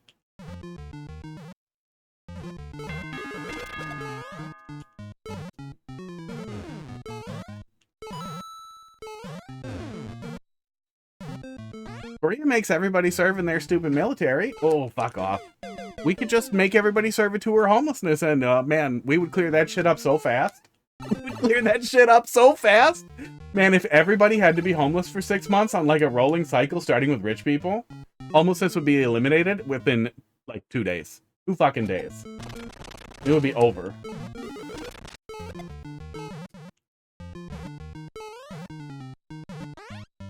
Yeah, well, and a lot of people do that thing where they attribute all difficulty like that to personal failure. Like, it's always personal failure. They attribute all mental health crisis and issues to personal failure. Like, nope. If there's a problem with you, you failed. If you are born genetically with a problem, we should chuck you off a cliff like the Spartans because you failed. You're lucky we even let you eat scraps in the street or whatever. People don't recognize that, like, some people... I'm pretty normal. I'm annoying. I can be intense, all that kind of stuff. I can be hyperbolic and everything. Like, I can be a little rough around the edges, but I'm a pretty normal person, and I'm relatively attractive, all of which probably helped a lot climbing out of the pit there. But I have no safety net because my family is made out of deeply, deeply awful shitbirds. Who flat out won't help or have tried to take advantage or exploit me, and it's just some people don't have a good safety net, and that's through no fault of their own. I just don't want to be a shit ass. I don't want to roll in the mud with people who are shitty and muddy. Okay, so I have to kill him or he ruins that. Okay. I was really having trouble understanding what the hell was going on there at all, but I see it now. But that's a weird 50-50. It kind of works, but I'm still leaning pretty hard on Cargo Cult. I'm trying to wait to be like, this is a shitty level full of shit. Because so much of it looks right. Like, it's like one of those Cargo Cult planes, but this one flies a little.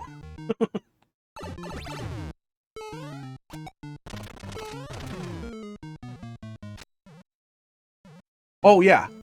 Yeah, very few...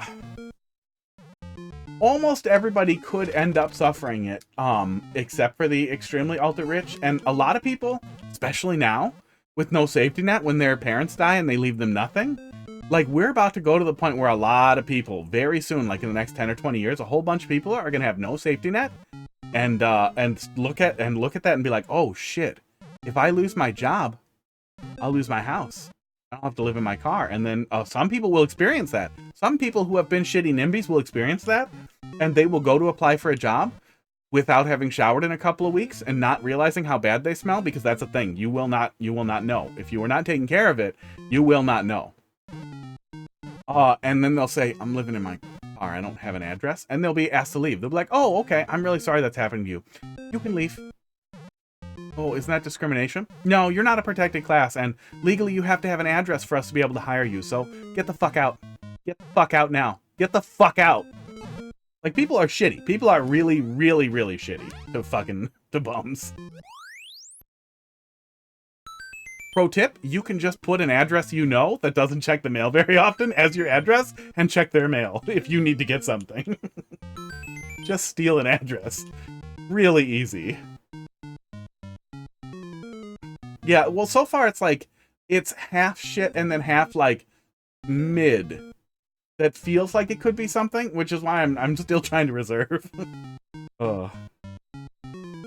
Well, that's the thing, too, is even if people do suffer that, even if people fall into that, a lot of people I know who've been in similar situations to me, they don't think I suffered, so I want other people to not suffer. They think, I suffered, so why shouldn't they? And that, I honestly think, is the division between conservatives and liberals generally. Like, the real moral difference between people, not necessarily the cart thing, but whether or not people want to stop suffering and can extend that thought process out to other types of suffering, or that people think that all suffering is good because they haven't experienced enough of it. Same thing with torture, by the way.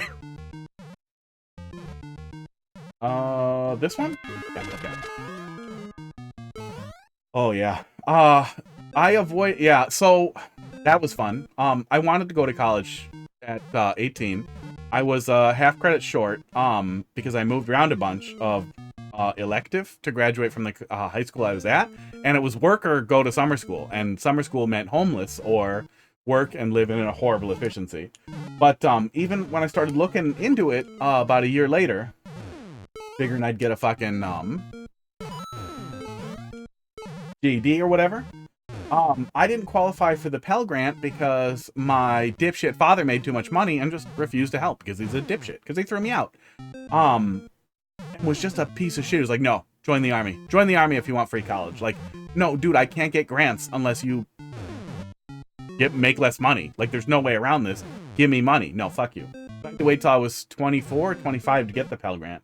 And then I stole all of my books because that is way cheaper than loans. But yeah, I still had a couple grand in loans. Yeah, it fucking sucks. Grants are really nice. I also pushed out of R-word classes, learning disabled, whatever. What do they call it now? I think it's just learning disabled, right?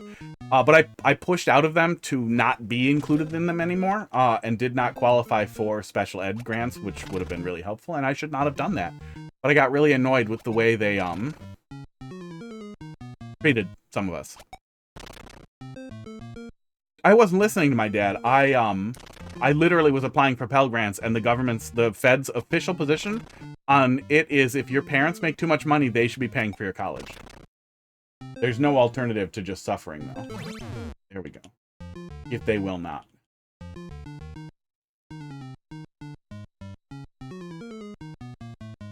Anger comes from living in shit? Yeah. You can't next. Only I can next. We have been on this one a while, but that will happen sometimes. And it may also cause anger, but at least you're not homeless. I assume nobody playing Mario Maker is homeless, but maybe somebody is. Next streamer, yeah. Oh, I thought I heard a weird noise, but it was dogs. That's the end of the sentence.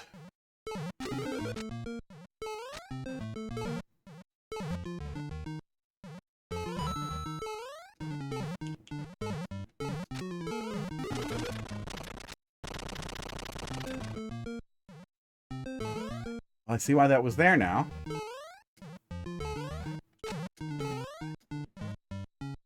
Yeah, structurally, this is frustrating. Streamer loud. Yeah, wow, he's playing a troll level for 40 minutes and he won't stop blathering, spouting out fucking leftism.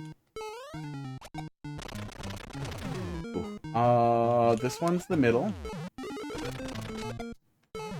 That's also why kids shouldn't listen to me. Kids should not hear this. Kids should have to get completely disenfranchised before they have to listen to somebody who is this grumpy. This one's the right one. Aw, fuck! I wonder if you could... You might be able to just cheese that one. Yeah, you might be able to still cheese through that. It's not really important.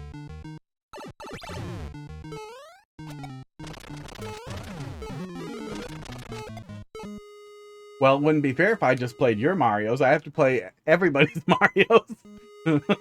Oh, shit. I have to join Team 0%. Shit. Heidi can stream? Yeah, she's bad at Mario. We tried. We tried a little bit. We tried doing that awesome co-op Super World. I wanted her to come back to it. She's been playing more video games over the years, so maybe she's better at it, but she doesn't really play platformers. Closest she'll get is Zelda-like.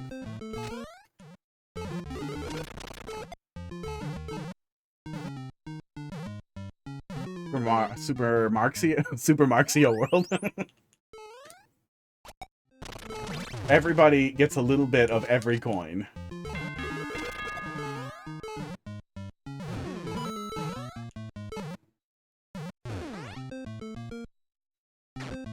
Oop, not today, fucker.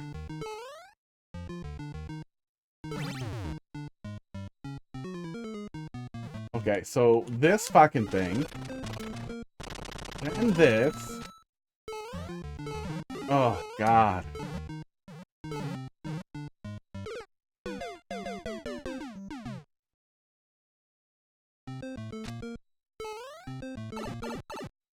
I can't believe we have not even seen the fucking checkpoint. But when we get to the next room that is this room, I'm booing it and I am leaving.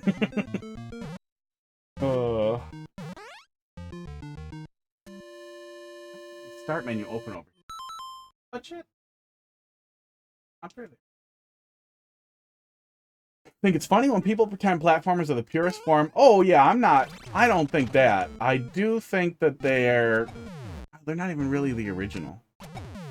I can understand where people are coming from.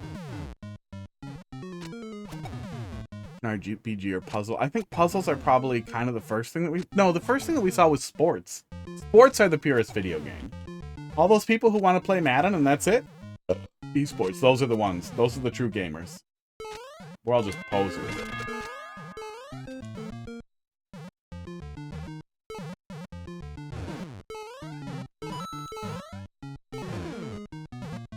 Well, how do you define pure in this context?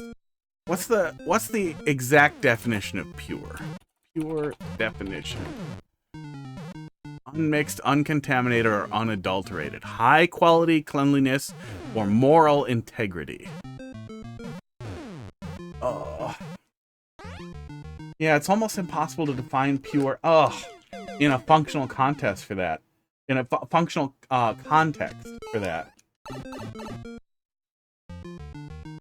Because there are so many, like that'd be like arguing oil painting or charcoal painting is like the purest form of art.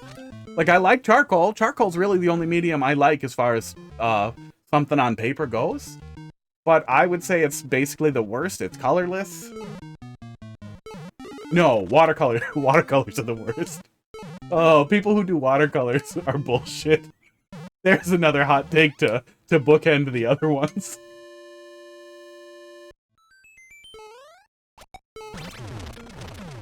Like, it's fine if you like watercolor, it's just so awful looking. I have never, ever, I've looked at professional watercolors. Professional watercolors still look like a kid painted them. I can't not see them like a kid. My grandfather did watercolors that were great, but they look exactly like watercolors I've seen kids do. Got a tin ear for watercolor, apparently. Yeah, people really, really, really like to differentiate things. They like to find different boxes to put things in, and then decide the boxes that they're in are good and every other... What's the meme? Let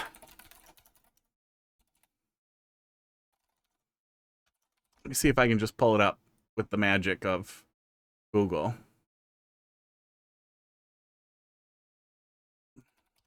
Oh, you're not going to give it to me? But something about everybody to the left of me. I can't believe Google.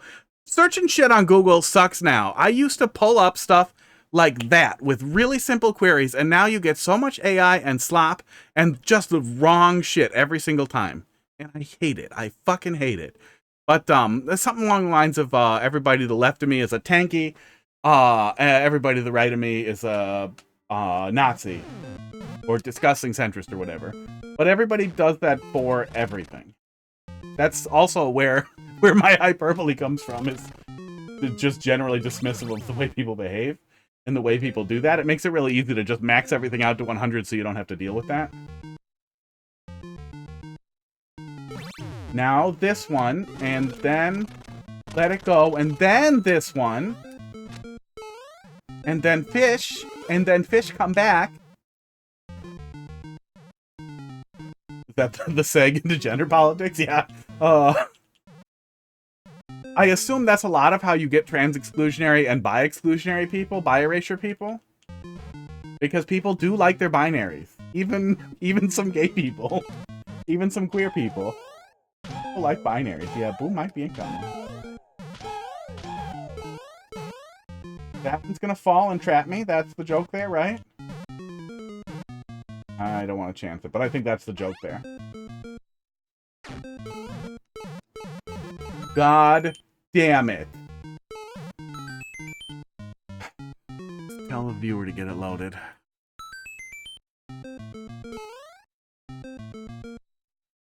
Like, I feel like there's enough right here that somebody else who's nicer should give them feedback.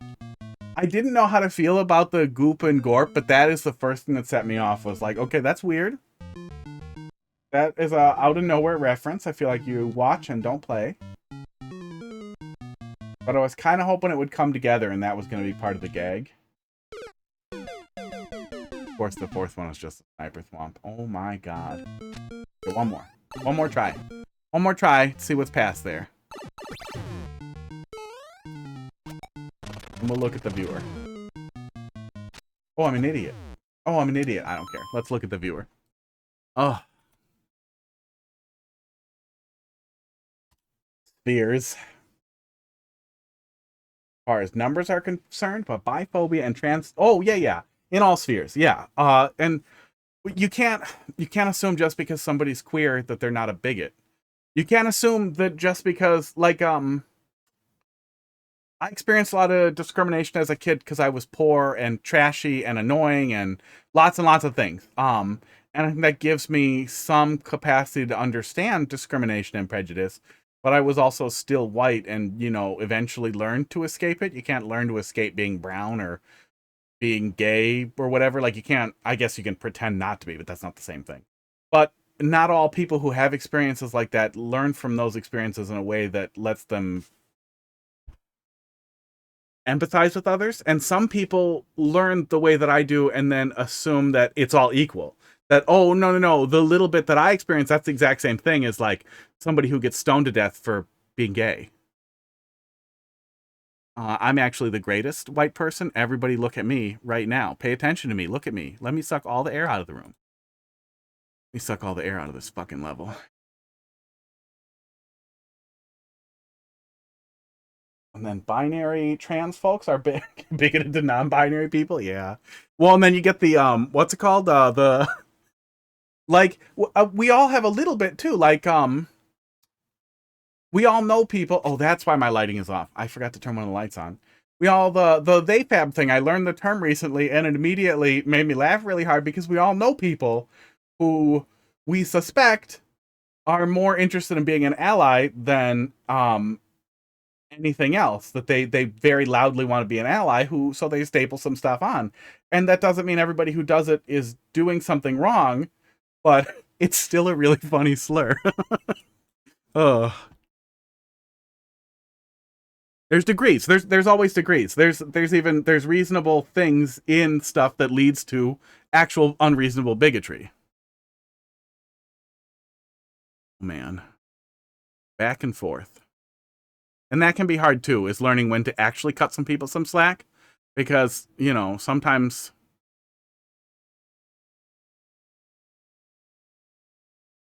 letting people be a little bit insufferable like that, especially people in those spaces, can be an opportunity to learn and maybe help them not be like that. Maybe not the rednecks, though. So this was just a death pipe to show me the title card, which, I mean, is fine. I wish there was something to it, but that's fine. I wish it felt like I was doing some trick to get into one of these pipes and then getting punished for it, rather than just, here's a pipe that kills you. Sports. Doot, doot, doot, doot, doot. Sorry, I know I missed some chat stuff while I'm yelling at this. I don't have a magic overlay to see it here. Give me a sec. I want to yell at this level and then yell some more. Oh, the fish. It's too many fish, man. Too many fish. We gotta chill on the fish. Doot, doot, doot, doot, doot. Oh my god, what is this? Yeah, that is what they were setting up, was to fall in there. What are these for? Who would jump there? Oh my god, big mushroom. And then muncher and ball? Wait, so which was right? Oh, not big mushroom, probably. Yeah, big mushroom would have got trapped up there, okay. He was just going to break all this? And then a muncher was going to come out of the pipe? Oh my god!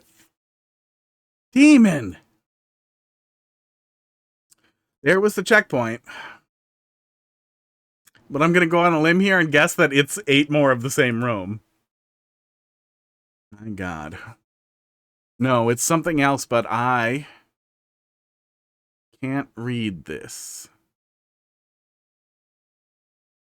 Flip a switch, get the big mushroom, break these, and then flip another switch, I guess? Ooh. Ooh, it's weird up here. Yeah, it's hard to tell what we're looking at up here. I think there might be some fragments of old ideas hanging out over here. That's what these are.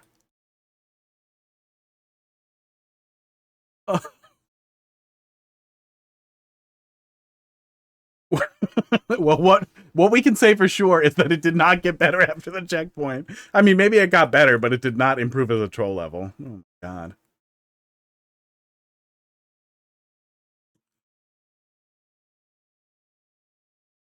Is this supposed to be a... Wow. Is this loss?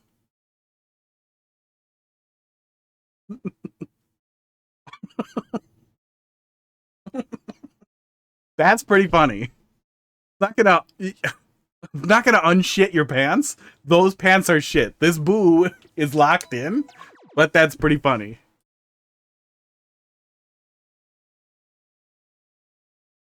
Yeah, I mean, it's somebody Mimi doing Mimi stuff, and I do think they probably could hone what they're doing into something better. I don't think I should send them the VOD if this is from the Discord. Oh, this setup I've seen before. This I think they stole. I wonder if more of this is plagiarized than I am immediately recognizing too. Because this setup looks very familiar. I remember getting pissed off at a setup like this. Yeah. And then let me guess, CP1 somehow? Yep. Nope. No, let's see. Blows through. There's a one-way here. So it's a CP1, but you can just die? And then you're back at CP2 because you don't actually touch the checkpoint? Weird. Maybe they couldn't figure it out? Oh.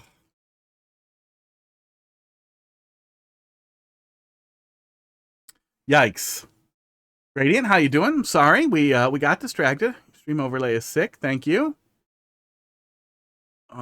Okay, we missed a lot there. Moving backwards in chat here. Let me get the next level up here too. Oh. Oh, actually. Let me do the chat stuff. Then quick piss, then we'll do the next thing. Oh. Repression. Yeah. That's the right way to phrase it. Repression is not the same thing. No, I wasn't trying to say it was. I was more getting at how some people misunderstand the similarities in experiencing discrimination and bigotry, especially with things that like I have a lot of piercings. I used to have my jaw pierced. I had nasaling, my whole nose end to end pierced, anti-eyebrow, a bunch more in one of my ears. I have my navel pierced at a very large gauge. That's it. My genitals and nipples are left alone, since that's the next thing people ask. It's all on my face and my navel. But discrimination because you put shit in your face, it sucks, but it's not the same thing as, like, you can opt out. You can just turn it off. And it's nice to have something that immediately reveals people quick to bigotry. It's nice to be able to opt in because people drop their masks in a lot of ways, but you can opt out. It's not the same thing as being born with something. Yeah, TheFab is... The community where that stuff comes out of has its own lexicon, and I think misappropriating that lexicon is a good thing. I think stealing from incels and image board culture and gentrifying it is a really good thing. I think that hurts people who should be hurt. Or who should find a way out, one way or the other. But I do think it's a funny word. I do think it's a funny concept because we know there are people like that. We all know people like that. That doesn't mean that people can't just be like 5% or whatever, or feel a little bit, or like I was in the LGBT as a kid, not because I considered myself queer or gay at all. At the time, I would have considered myself completely straight, but because they were nice, they allowed allies into their to the club, to the school organization. I don't remember what the term was, but basically club. And that was it. But some people don't feel like they can just say ally. They want to be in a little bit, and that's how they feel like an ally. I don't know. Maybe that's not a bad thing. Maybe it's not a bad thing to be annoyed sometimes. Oh, I thought your level was lame. We talked about, but yeah, that's also why it would be a terrible video to send them.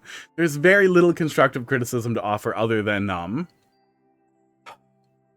that they should play more troll levels. That overall is what I would say is they should definitely play more troll levels and watch, not necessarily watch less, but play more. They get a feel for how the actual experience should go from the perspective of the player rather than just the viewer, because it feels like they missed it. But they do a lot better. They did a lot better with that than most people do with their cargo culty. I watch a lot of Carl and DGR type of level. Who made? Oh yeah, I can't remember the ending at all. I couldn't remember any of it. Okay. Did you get lung piercings? No. No lung piercings. Well, yeah, Triforce, queer spaces are, in general, queer spaces are, like, just funnier, better, more fun people to interact with. That's a lot of what it boils down to, and I wish it was easier for people to say that. Gradient, thanks for dropping something in there. Did I next? I did not next. Okay. Okay, toenail piercings. I think that's, I think you can just do that. I think that's just called being weird. FB8, WSX, NY, G. Maybe not my super word. Let's see my recently uploaded. Okay. Yeah, and read the troll guide. Yeah, absolutely, Columbit. If it was from the Discord, I would not send that though. You're back making stuff after a long hiatus. Very cool. Finished your level trilogy for a specific idea. Also cool. Well, we'll take a look. Hopefully it's a cool idea. Arid Desert Acrobatics. Yeah, it's been a while. No Superworld. Got it. Maybe not my Superworld? No, I didn't say no Superworld. I was just looking at this. Whatever you want me to look at. Were we playing your Superworld? No upload, Superworld. Ugh. It looks like the last one we looked at was not Domino's Pizza, and we did not complete it. Well, here, you look at it. Well, Excuse me. I have to piss. Out of my penis? I don't think I'll ever not like that quote. Oh, I gotta piss, and I'm gonna grab my coffee, so it'll take a minute, and then we'll be back. But it'll just take like a minute. Oh. The men who advertise others are the same men who advertise business. Okay.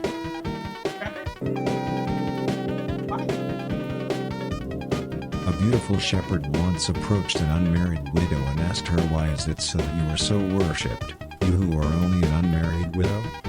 "Oh, the reason for that is that I always try to keep in mind that wise is the student who is familiar with his sheep," replied the widow. The shepherd had never before heard such truth spoken, and after considering the truth for a long time, he hung himself.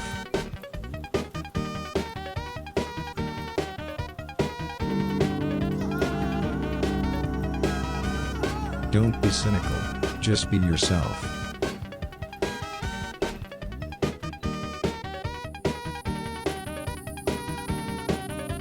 Observe how your sense of being is observing humanity itself.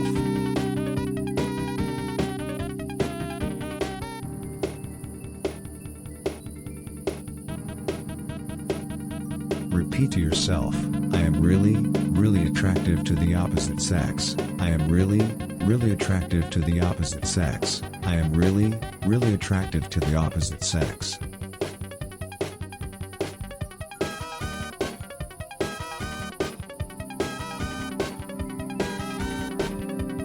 Power and moonlight do not mix well.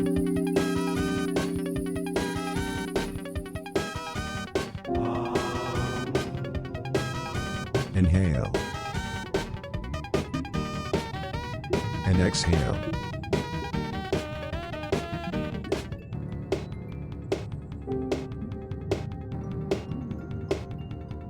Laugh at pets who want your valuables.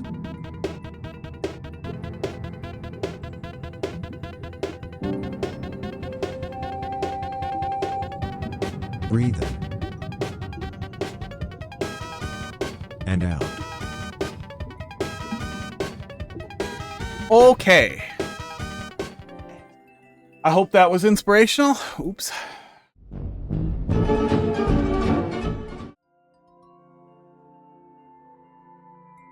My shit got scrolled and I kept clicking the wrong thing.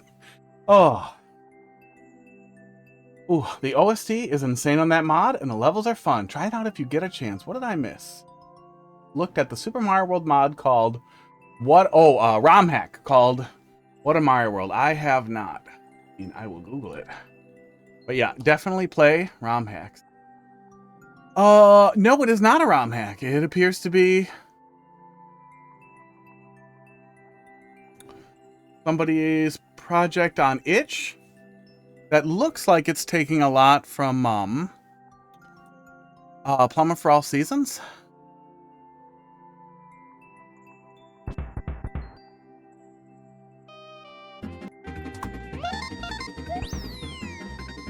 Oop. Wow, thank you. I was trying to pull up the video. This one? Yeah, there we go. But this is on itch, not a RomHack.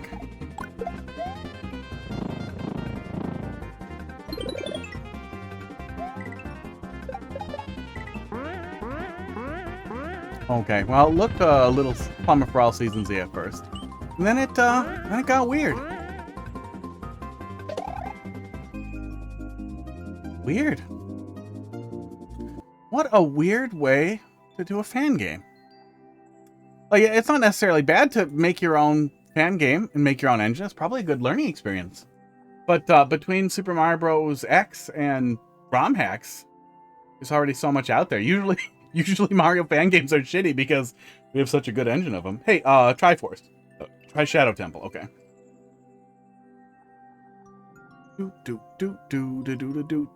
Yo. Any of you guys? Yeah, okay. I think we covered it. I think I didn't miss anything. Yeah, it looks pretty good for a fan game. Columba, thanks for Almost dropped another one in there. Oh yeah, still nothing on the OCW ones. Yeah, just drop in your maker ID, and then you can give me the OCW code when we get there. Take a peek. Yeah, I think a lot of people don't do dark levels that well. And that also leads to a lot of players being afraid to play them effectively because they're usually dangerous and awful.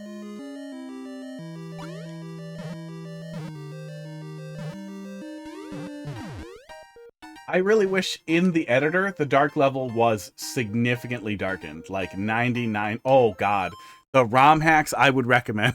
Let me actually, hang on. Hang on, I have it saved somewhere. I have it saved. Let me find it. Off the top of my head though, especially if you could play through Celeste, then you could probably play through a ROM hack made by the lady who made Celeste, and I would recommend Sure Shot as a great way to cut your teeth on Kaizo, and as one of the best ROM hacks I've ever played. But for not high difficulty hacks, for not Kaizo-y hacks, A Plumber for All Seasons that I mentioned that had a similar vibe to that fan game was absolutely stellar. Oh yeah, here we go. Here we go. I am going to do the most Reddit thing that someone who uses Reddit can do and link you my own Reddit comment that I had pinned recommending non-Kaizo hacks specifically and then recommending Sure Shot. But yeah, just to cover it with my mouth, if you don't want to save it, jump half, rack and OMH, nonsense, and stick mice in my head, and then beat my head in with a hammer and let them back out. And A Plumber for All Seasons are some of my absolute favorite non-Kaizo hacks. They are all janky and very, very funny.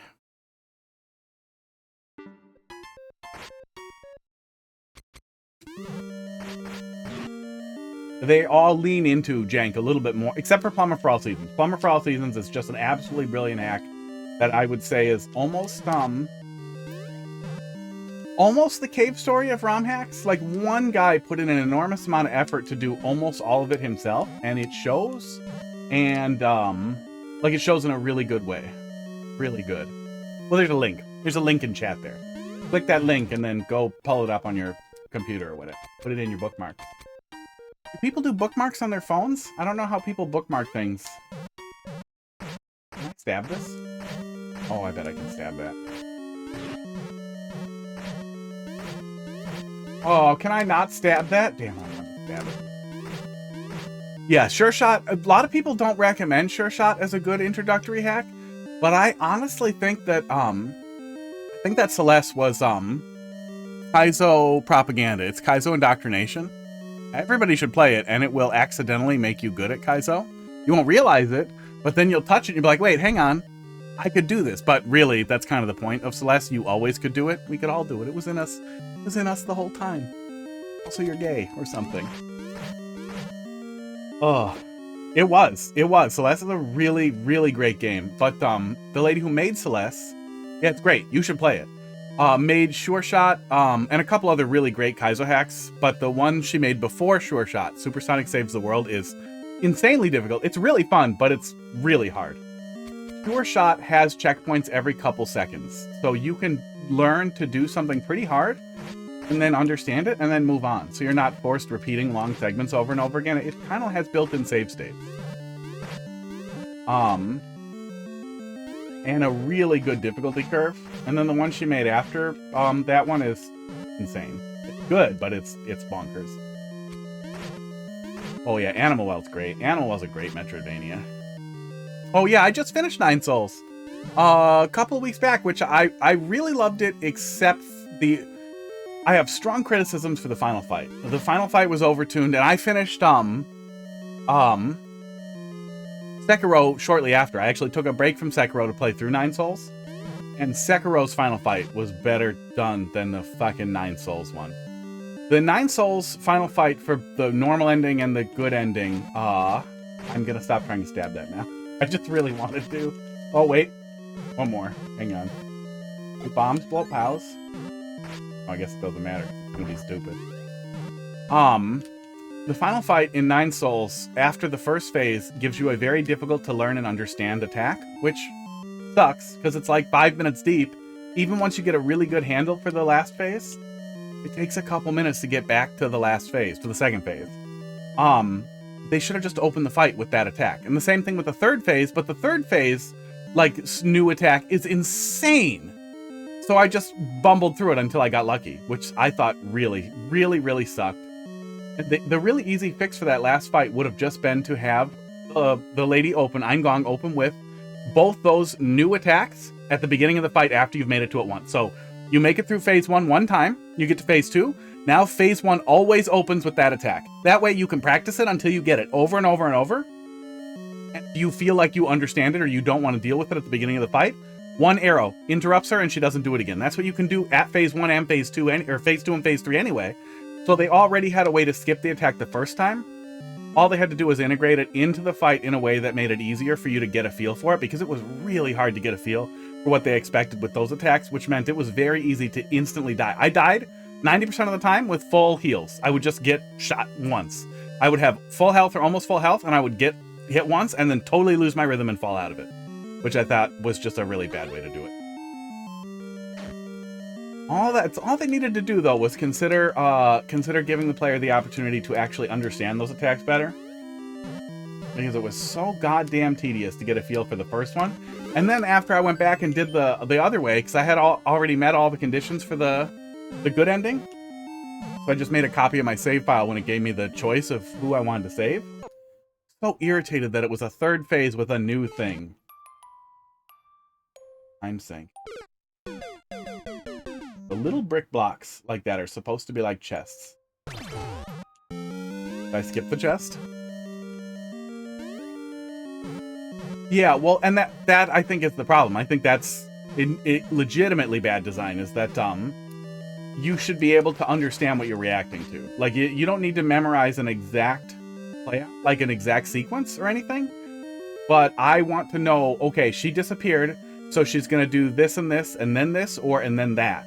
Rather than, oh my god, what do I do when she disappears? And then I have to play the game for 8 minutes to do it again, and I have to do that like 40 times to get lucky. That's what happened. Both times I got lucky and just pushed through. It just felt bad. It just felt bad.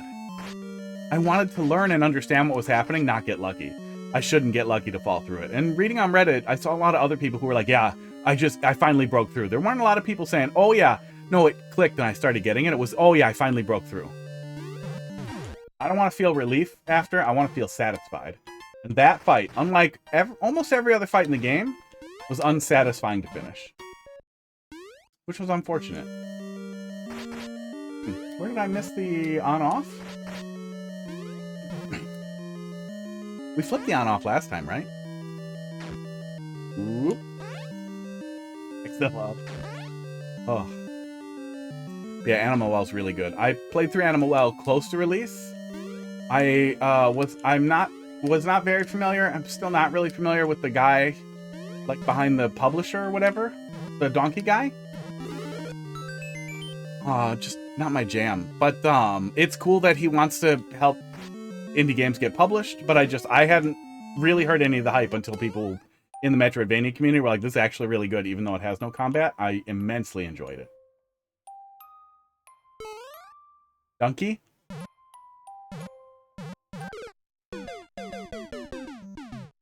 Oh yeah, I stuck to it.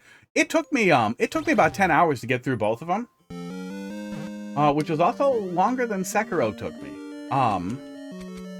Yeah, I think I covered it well. I think that it was unsatisfying to finish. Donkey is a game publisher, and he helped publish, or did publish, helped bring Animal Well to life. He helped fund it. He helped fund Animal Well. It's on Steam, and I think it's on Switch also. It's really, really good.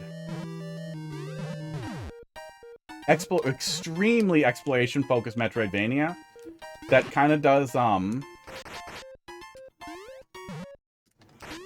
almost does like what Fez did without feeling like it's crawling up its own ass with pretentiousness. Just a really fun, puzzly exploration game. He's the big name attached. Oh yeah, No, I watched one of the interviews with one of the developers too, and he just seemed like one of those guys who had an idea and he just sits down and he does it, and it was awesome. But I just forgot the name of him, but he was great. He was like a cool guy. I only mentioned it because I was not familiar with him really at all until people were talking about it. I was like, who the hell is this? And he does like sarcastic game reviews or something in a persona, in a voice. I don't get into people who are really obviously doing a character.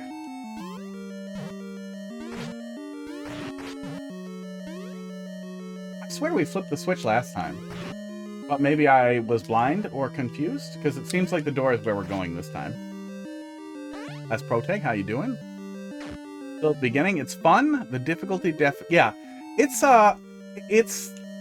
especially without much capacity for combat, especially early on, it's a really interesting game in that way.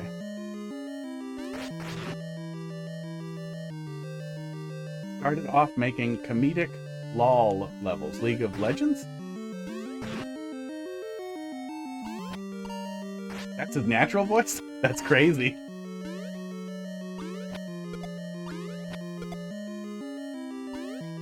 Can I shoot one of those? You really don't want me to hit any of these pows, huh? Oh, got one. Yeah, I also wanted to like Fez. I finished it, but yeah, it felt like it often felt like it was reaching. It felt like it wanted to do Baba Is You, but it just wasn't as good. And then the stuff we learned about Phil Fish later added a lot of context that made me feel better about not liking it as much as everybody else. Sometimes you can kind of feel like even if you don't know Hitler did the painting, that Hitler did the painting. Yeah, that donkey guy is the publisher for Animal Well. He didn't make it though. He just helped it get published.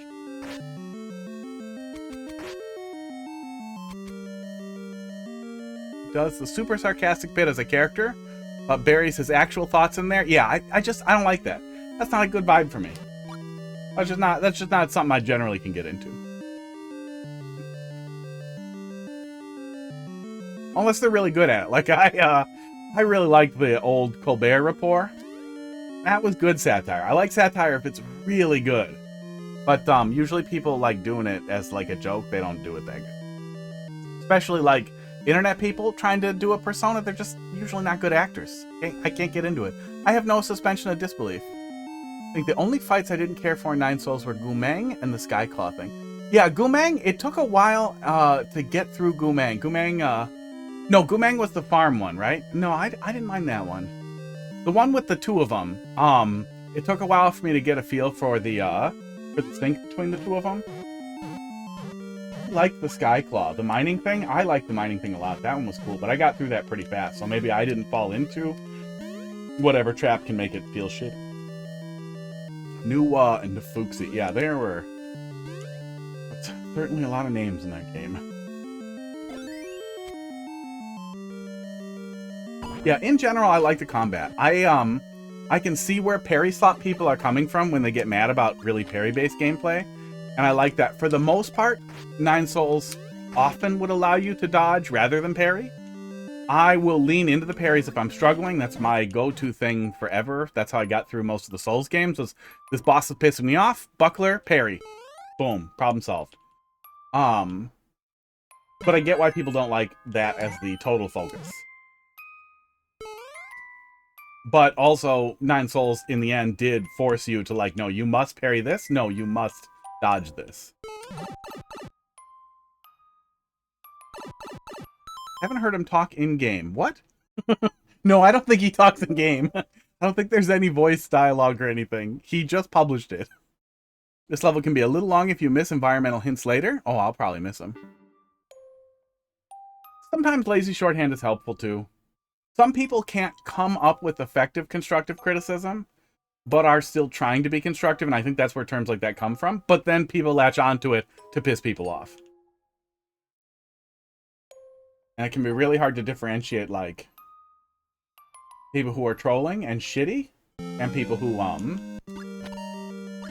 have criticism they have trouble forming.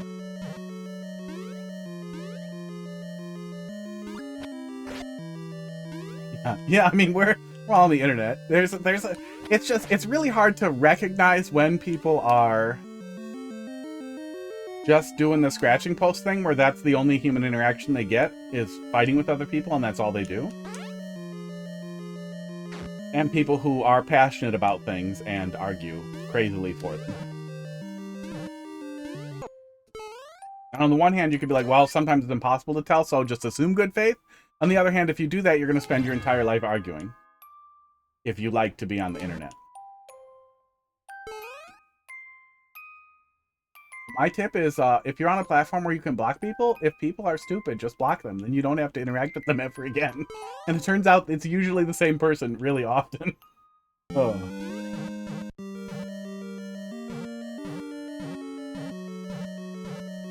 Going niches. Yeah, well, I'm... D9, how you doing? We have tea, we have coffee. With eggnog in it. Who's on YouTube? Did the bot say a thing? No, I have a YouTube, but it's terrible. It's just VODs. I think there's a puppet video on there from when I was gonna do stuff. I was gonna do some YouTube stuff. I wanted to start doing a crazy thing with a puppet on YouTube. And then maybe do some edited stuff. Edit down some VODs, and then, I paid somebody to edit one down for me, and it turned into me getting banned on YouTube out of nowhere, and it was a fucking miserable experience. It was an absolutely miserable fucking experience, and it totally soured me on.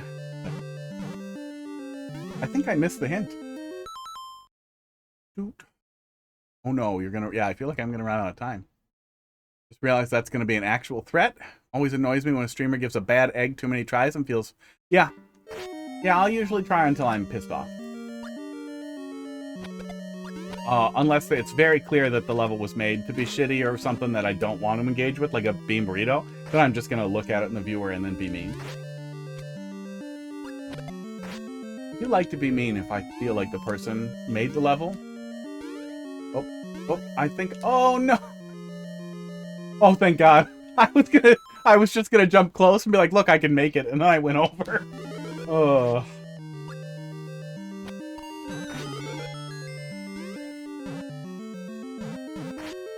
Green tea? We have some honey tea in the fridge that I really like. I haven't had any in a while. What did I miss here? This probably?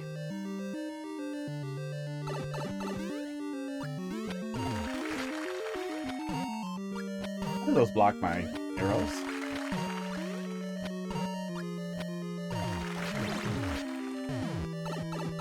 Run out of time. Sports.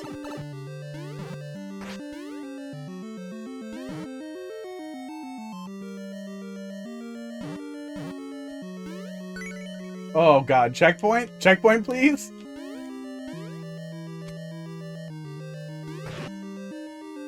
I do not remember another locked door. Oh yeah, we're out. We're out of time.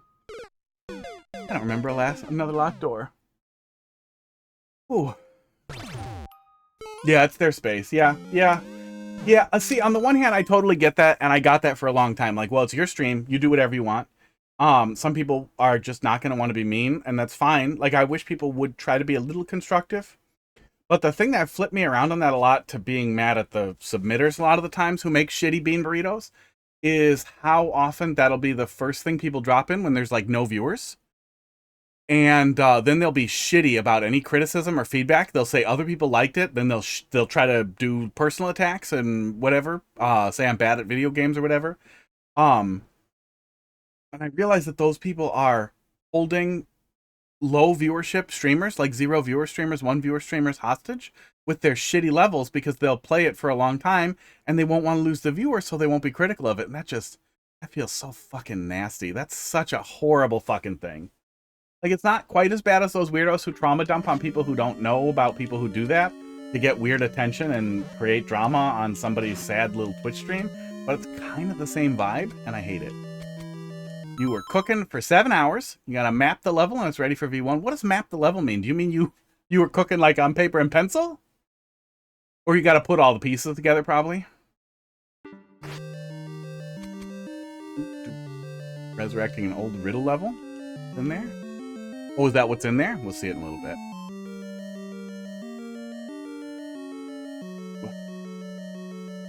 Yeah, I like Mario Maker 2. This is the only way to play Mario Maker 2, because trying to find good levels on your own sucks ass. And waiting for people to give you levels who also want you to yell at them, waste of time. Let's start over and pay a little bit more attention here.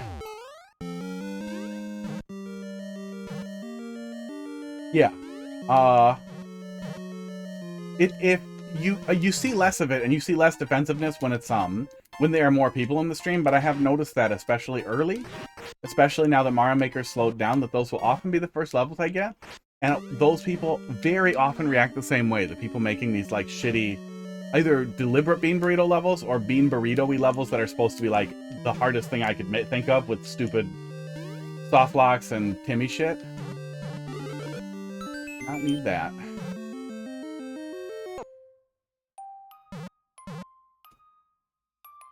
Oh yeah, see, this time the switch is flipped. So we're flipping a switch at some point, but it looks like it's not relevant where it is here anyway.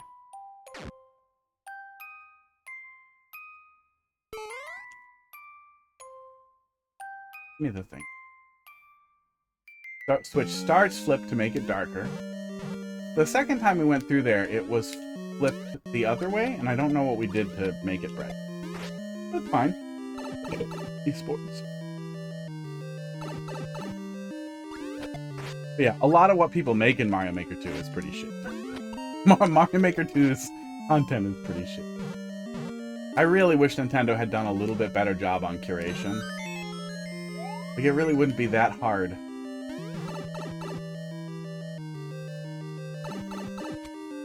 To have given us more options for playing good levels. And, yeah, it's just too bad. Yeah, imagine an endless mode for levels that had like at least 100 likes and 100 to 1 like to boo ratio or something. Like, just off the top of my head, shitting out of my mouth with something I don't think I've ever said or thought about before, you could instantly think of ways to make a really good endless mode. It's not meant to be hard or anything. It's meant to be totally separate from the other endless modes. Call it 100-man, 100 well-liked men. I don't know, something with likes and men. I like men. Oh.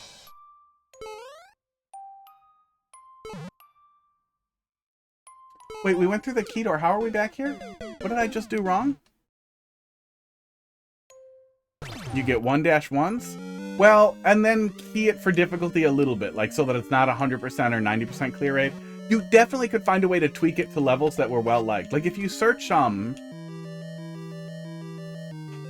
expert difficulty, I have it written down somewhere, because there's a couple of different tags that you can look for that tend to result in really good levels overall.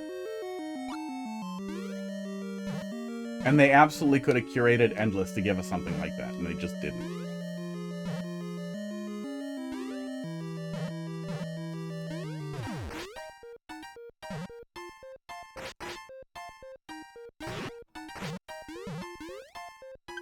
I keep feeling like I see a little bit of motion blur on that, and I honestly can't figure out.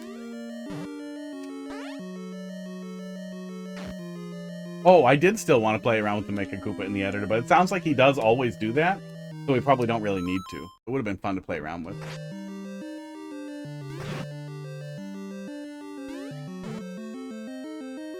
Yeah, I really wish they had given us health. I feel like the fundamental flaw of 2D Mario is the coolest stuff only comes from power-ups? Yeah.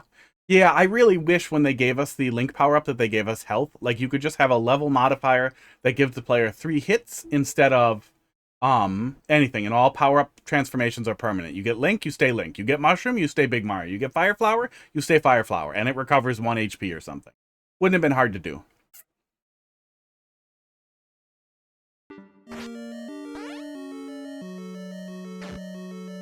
Yeah, I don't think Nintendo never really leaned into damage boost stuff. They did some Star Run stuff, but I think that was it. But I also don't think that's a good experience even for high difficulty stuff. I think we see that in RomHacks too. Like, even in, like, Grand Poo World 3, you get a fucking mushroom before the final boss fight. A little bit of hit tolerance. 9 souls. You're probably gonna have 10 heals and a lot of health for the final boss fight. Like, Hit tolerance is a really, really good idea because it sucks to learn something if you can't take hits. Doing something difficult sucks if it also has no tolerance.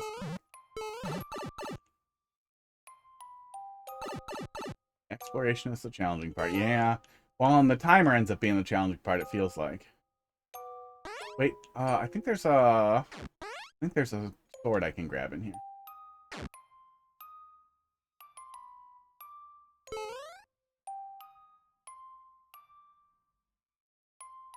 Yeah, they also could have done the Mario 2 style damage UI thing. They probably could have tweaked it per style. But Mario 2 had a really simple, just heart-based UI on the side for HP. I don't think of anything else that did that. Not very many games did a HP thing, so you pretty much just have Galaxy and Mario 64 and esports. What did well, I think Odyssey did a Galaxy type thing too, right? But it was just 3 hits. Mario Land Maker would be great. Oh. Did I backtrack wrong? Yeah, I think landmarking would have been really helpful. Some really specific landmarks. No, I didn't backtrack wrong. We flipped the switch. We went through there. We came up down there. Yeah, that's us flipping the switch. Okay. Yeah, I think landmarking could have been pretty helpful. Because we do kind of loop back through the same area, and it's tough for me to get a good grasp on what the purpose of that loop is. But I know we go back and we see that this is open now. Yeah, okay.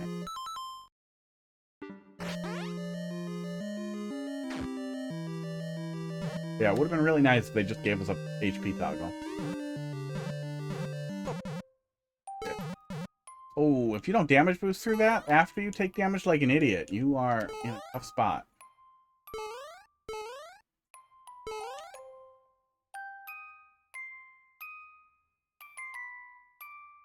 That's where we're going after we flip the switch again, I guess? And that's probably going to be the core loop, is flip the switch, get the key, flip the switch, get the key. Up here? Yeah, up here.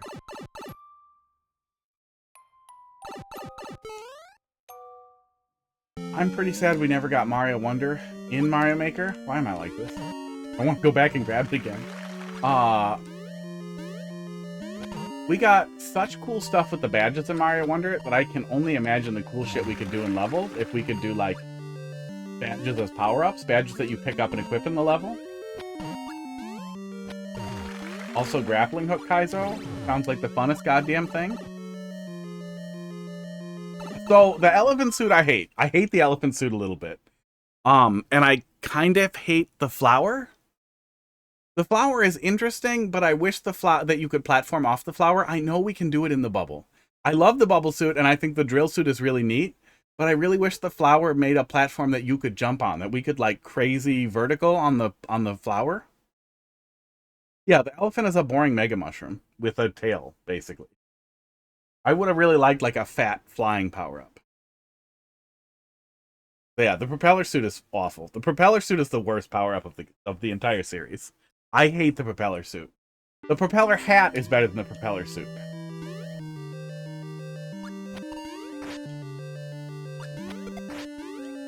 Yeah, I do not like how slow the propeller is in there. Where the hell am I going with this key? Oh, we flipped the switch. Okay. Yeah, I don't think that the flower is as bad as the propeller suit, but I still think the flower is boring as fuck. That it could have been more. That basically just a float and a upwards attack is sad. I do not remember seeing another locked... Nope. Ice flower was a lot of fun. The penguin suit and the turtle shell were both a lot of fun. I'm surprised the turtle shell, the blue shell suit, didn't become a standard thing because of how interesting it is to turn into a shell. The cool shit that we could have been doing with that as a level gimmick.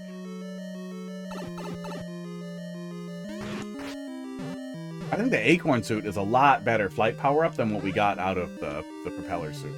The acorn suit at least has really cool air momentum stuff. Is that what I'm doing?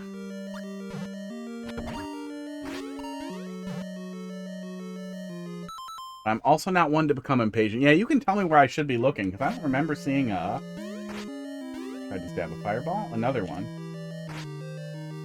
We've been down here. I think it's probably that pipe on the far right. I thought we went over there. Nothing up there, I'm pretty sure.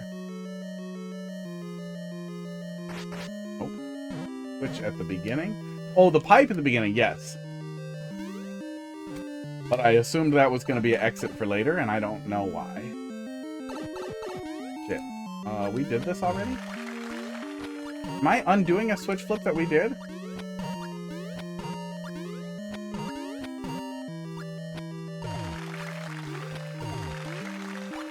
There's an arrow pointing into it.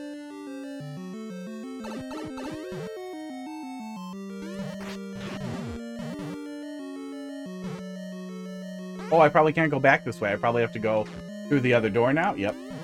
God. The hammer throwing... Yeah. The 3D World hammer suit is fucking awful. Oh. It would have been so easy for them to make the block throwing and the hammer swinging faster. I have no idea why they did it the way they did it. So that swinging the hammer slows you down and pulling boxes is like the most awkward input on Earth. But it really sucks how bad the building suit is in 3D World. Yeah, pulling boxes, you have to be at like a dead stop for it to let you do it. So it just feels clunky. And if that's the case, if you have to be stopped for some reason, let us pull boxes whenever we want. But make it stop you if that's what you have to do. Oh my god. Oh my god.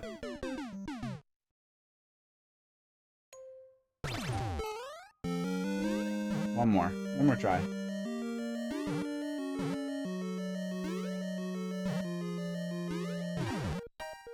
Yeah, I think you might be able to nudge the player in the right direction if, say, like you do a orange pipe here that's blocked off that we're supposed to look at and come back to. You could just directly shine light on it because the player will come over here and look anyway, so do lightning bolt or something. Or just some specific landmarking next to the POW, or even just the orange pipe, and then show me an orange pipe when I get to the last point where I have the key and the thing flipped around so that I know, oh, okay, it's time to go over there. Like something that'll kind of nudge me towards it without saying, go directly here or putting me there. It might help. Because, especially in the dark, it's hard to remember landmarks and structure. It's hard to build a mental map when you're moving through something in the dark. Even if you're smarter than I am.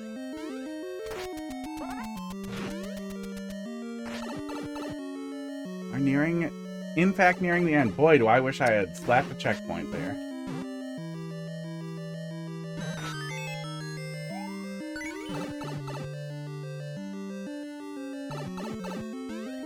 Yeah, I like the idea of a suit that lets us spawn blocks, but I wish it was blocks we could use better and faster. I wish it was Luigi mode where you could just put blocks. That would have been a lot of fun too. Could have done so many things better with it.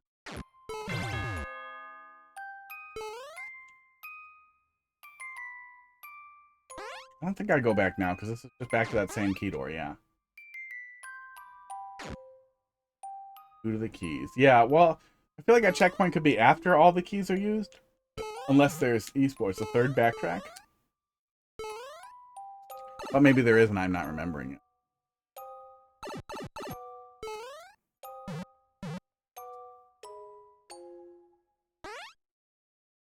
Yeah, also, Mario turning into a spike.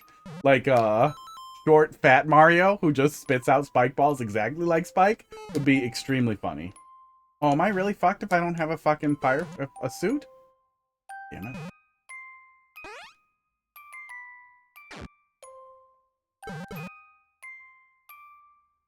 I would put a suit here. Right on the door. Or right near the door. Because it's a long backtrack to go get one.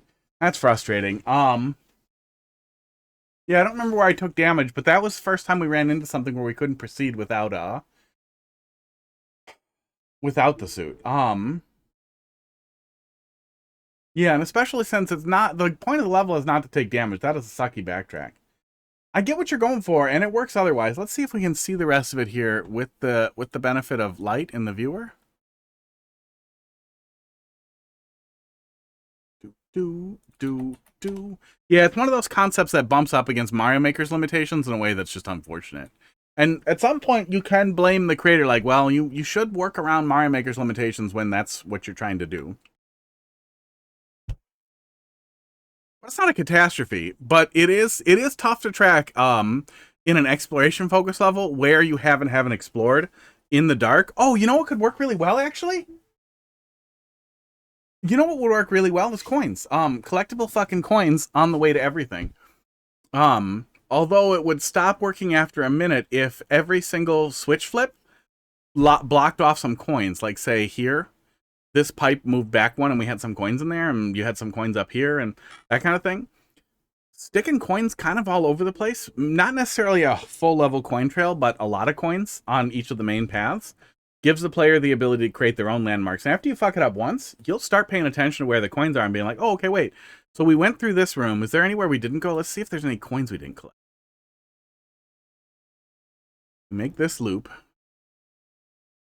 Might be the easiest way to add landmarking that wouldn't require you to change anything else, too. But I would also stick a power-up in here somewhere. I think there was a hidden one down here, wasn't there? No, it was a one-up. But sticking a power-up in here so it's not an absolute requirement to get through would be nice. You could have most pipes burp out power-ups, since not taking damage wasn't necessarily a big part of it, and having to go back a little bit to grab a power-up is still adds some legitimacy to the enemies that you do have. Grab this. And we go in the D pipe. And this flips the switch. And then we can go down here. And then we go back here for this first loop. Yeah, which flips the switch. Which then lets us go here again. And now we can go down here. No, that's back here again. I think that's where we got stuck. I don't remember where the second key was, though, and I'm looking at it in the light. There's the first key. So that was the first loop. So then after we're coming to... where's the next thing? This room doesn't give us a key, but it does flip the switch. But there's a key down here that we get, and then we return. Then we flip it again. Then we head back here. Oh, and then we go back further to that other key. Yeah, to this one. Then we can go in this pipe.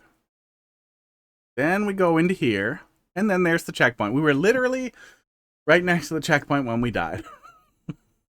That is sad. Looks like a custom boss fight. And then that's probably it. Yep. Yeah, cute stuff.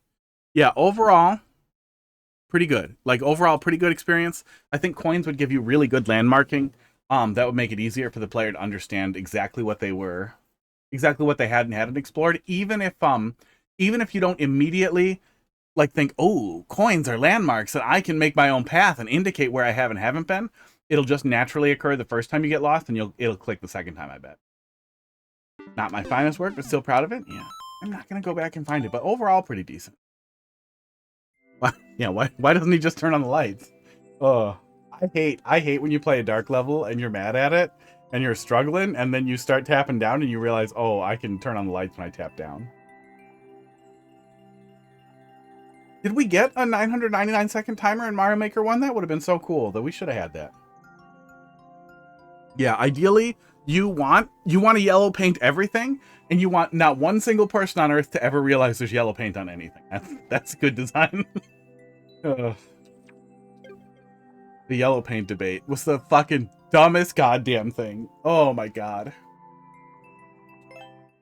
Like, I want everything to be covered in yellow paint and to never feel like I see it. To just naturally gravitate towards either the right path or to the grouping of paths and make my own choice. Yeah, people thought it was new, and then they lost their shit, and it's like, one, this isn't new. Final Fantasy just did a bad job at it because Square is unoriginal hacks and they suck. That's normal. We accept that. They are the popcorn. They are the ramen noodles of video games. That's where you go for your ramen. You want to get 4 dickheads in a row, they're going to collect 4 or something, they're going to take it to a tower, and they're going to do something, and then some guy with really stupid hair is going to be sad. One time they did identity theft, most of the time it's crystals. It's every Final Fantasy game. There you go. I'm done. D89. Final Fantasy 6 was really good. 8HG. I really hate in Metroidvania games when you get a really clear, like, definitely go left and then right is a secret, or definitely go right and then left is a secret. And then it's not always clear, and then it turns out half the time, oh, actually, this is a one-way and you don't get to go back if you didn't get the secret, so you get it way later. And it's like, just be consistent. Just be consistent. That's a lot of what I really hated about Bikes ain't that sharp, and you call this a tower level. Uh-oh. Cloud X. 3 out of 59. Let's take a peek.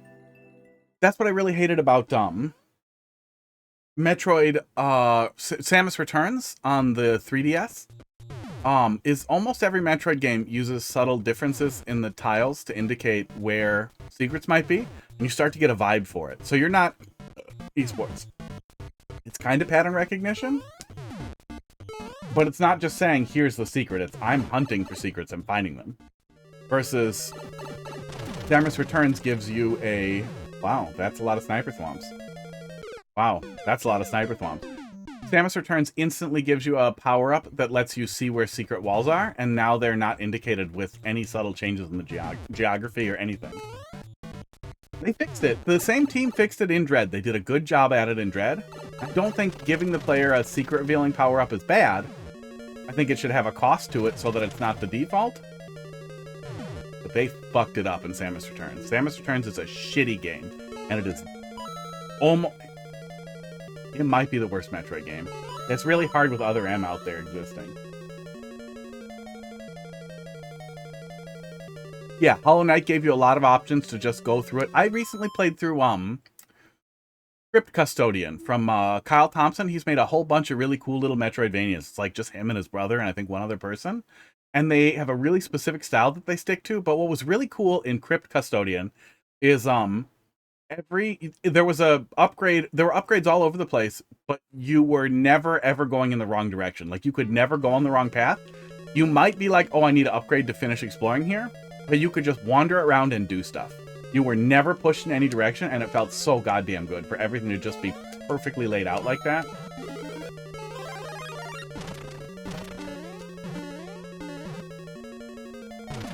Yeah, avoid swamps that the player can't see. Are you really? Are you really? Yeah, you are. Oh, can we still get up, though? Yeah, I think we can still reach that, right? Yeah. Okay.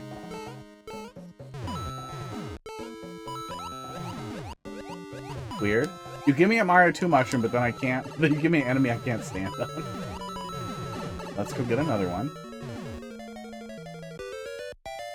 Yeah, Dread had a good middle ground, and Dread was generally fun to explore. It was not as non-linear as I would have liked, and it wasn't as much of a travesty as like Samus Returns was so bad. Because the original Metroid 2 was a really interesting exploration experience. They did such a bad job with it. I'm taking the express elevator? Oh, fuck you. Fine. Just damage boost. Fuck it.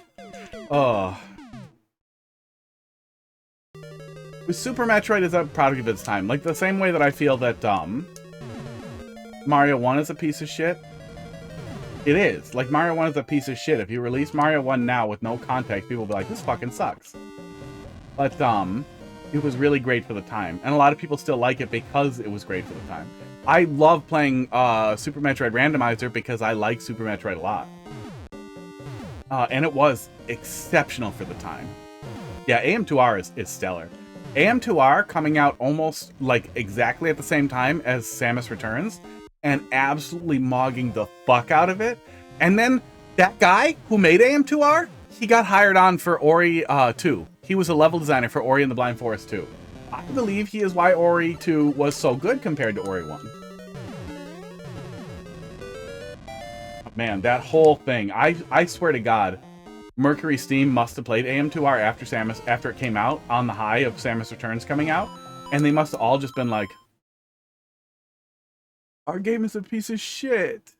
Oh no, look at this. Look how good this is. Our game's a piece of shit. And like, They must have just grinded so hard, because Dread was great. Dread was fucking great. But I feel like you can feel it. Because I played back through all the Metroid games after Dread came out, because I was confused at how much I hated Samus Returns and how much I liked Dread, and I wanted to confirm that even if I played it at 60 FPS and tried to go into it without being such a grumpy baby, that I still hated it. And man, I still hated it. I wanted to like it, but it was awful. And I think that's what happened. I think they played it. They played AM2R, and they were like, this is so much better than our game. We should not have made Samus Returns.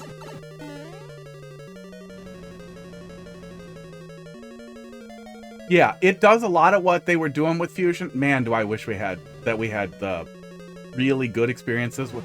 I know what they were trying to do with the Emmys, but I really wish that they were SAXs. I really wish they found a way to give us more SAX. I want that stacks. But Dread was really, really, really fun to explore. They did a really, really good job with every aspect of what they were going for. Well, also not doing the accidental linearity thing that that we had in Fusion. And I liked Fusion, but Fusion was very linear until like one final cleanup phase, and the cleanup phase was not very good.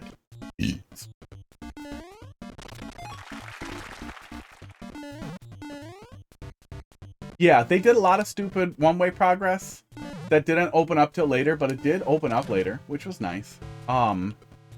They did lock you into some pretty specific events, but I don't think locking the player into like a linear event until their release is that bad an idea. AM2R did that with the power facility and the bombs and everything.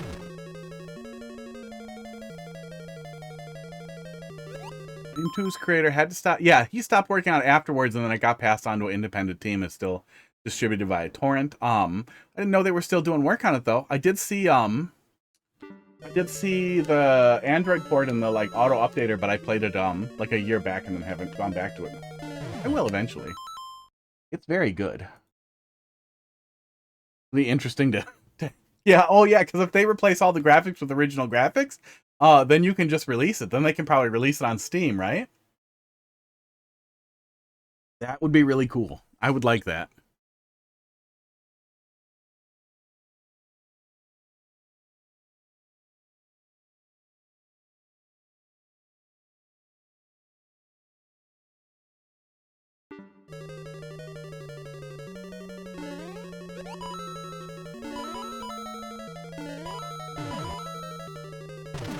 Yeah, recognizing the space in which a game came out too is kind of important. Uh-oh, they hit me. Yep.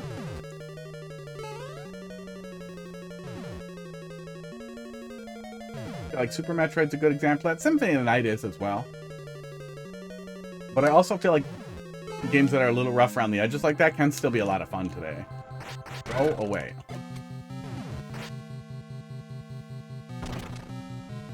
In any way or in every way?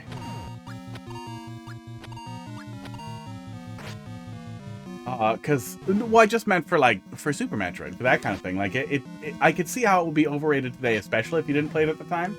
But at the time, it was something special. I need to go over there. I don't know where I would be getting a P-switch, though.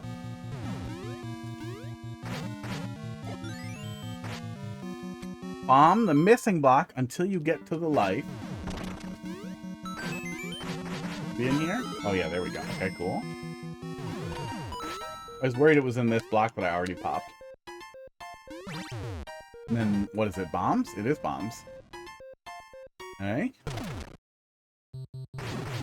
Oh, but they don't turn off? Uh-oh. Okay. Oh, I could have hit the switch again after bomb came out. And then I would be deathlocked, wouldn't I?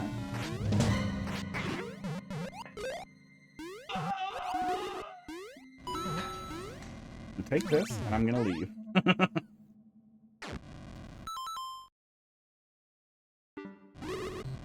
No, I mean, I still think it's good today because I played it and liked it back then and still have a lot of fun playing it. It's not nostalgia. I recognize that it would not hold up very well if released today, but like, there are games in a similar vein that tried to carry that torch, like roguelike I really like. Fight is a modern game with some more modern accoutrements that still tried to play into that same thing. That's really, really, really good. And I think you can still play into that same vein and have something really good.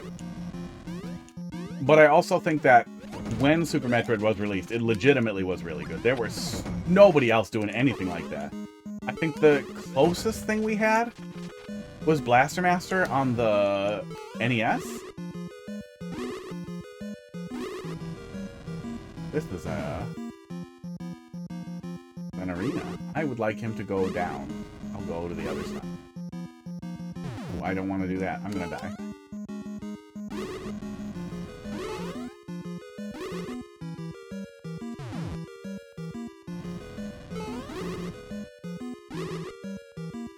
So this arena really corrals you into an extremely miserable position. Oh, yeah. Yeah, Blaster Master's great. Holding up if released. Well, how else do you say it's overrated? In what context do you have for it to be overrated other than it wouldn't hold up if released today? Unless you disagree that it was good for the time. But if you disagree that it wasn't good for the time, maybe you don't like Metroidvania games? Oops.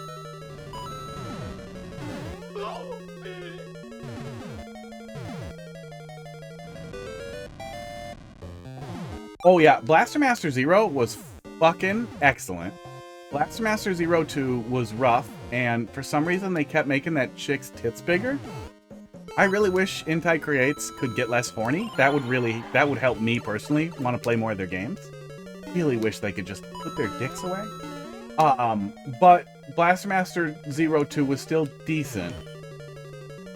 And then Zero 3 was really fucking excellent. Zero 3, oh man, I wouldn't even know where to start with Zero 3, other than it was unbelievably masterful. The ending of Zero 3 is one of the coolest fucking things I've ever seen done in a final boss fight.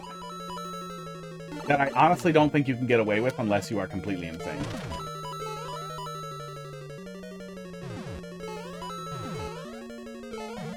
But I think it's worth playing through Zero 2 for context for Zero 3. And although the story is not great, man, was Zero 3. Well, were they all great? I wouldn't skip it, but it wasn't great. You could skip it. Yeah, you kind of could skip it. It's less of a Metroidvania because they're all split apart. Yeah, I have trouble seeing. Maybe you just really didn't like the physics, and what don't you like about Super Metroid then, Triforce? I'm pretty sure you're older, right? Aren't you like my age in your 30s?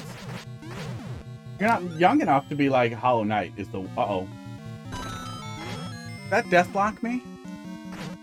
It does, doesn't it? Oh no, you know what? There's one other stupid thing I can do here. Yeah, I can do this, Colum, but I think you said this.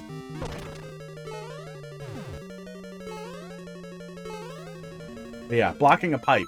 Blocking a pipe that shoots out, P-switches would be something you could do so that the player couldn't do this to themselves. Oh, you're 21. Okay, I just assumed you were older. Yeah, I think Hollow Knight, I think, falls into that same thing, where it's heralded as the greatest of all time, when in reality it was just a very, very good game that resonated with a lot of people. But I think what sets Super Metroid apart there, but is still kind of something that... Where you going, buddy? Oh, are you finally coming over here to be on camera? Oh, yeah, you like Hot Dog's little spot, don't you? Good boy. He loves to steal Hot Dog's spot now. Oh. Oh, I hate myself. Oh, I hate myself. But yeah, so it might be hard to have the context for Super Metroid of playing it at the time. Like, I played, I recognize that I can't have a good impression of, Earthbound because I played Earthbound after I played Undertale. And Earthbound sucks a dick. Heidi loves it. And she had no context for it otherwise. She played it in her late 20s just a couple years ago. And she loves it. But for me, all I could see was better things that came from the same thing, and I couldn't connect with the characters, and it just didn't click for me. Like, I feel like Ness and all of them. The whole party were so static and unmemorable that it made it hard for me to connect with it in general. But it was really cool for the time. Nobody else was doing anything like that. Can I do this? I guess I can just do.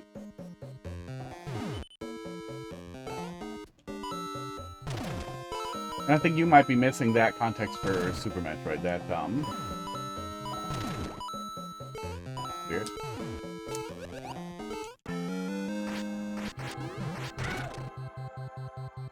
That there were no other things like it. So without grounds for comparison, in a lot of the things that make Mario 1 feel bad made Super Metroid pretty special. But it looks bad later. I don't necessarily think it's useless. I think that context is important, and it can make it really hard to look back at something. Oh, is it one up? It can make it really hard to look back at something effectively, especially without the participation in that era.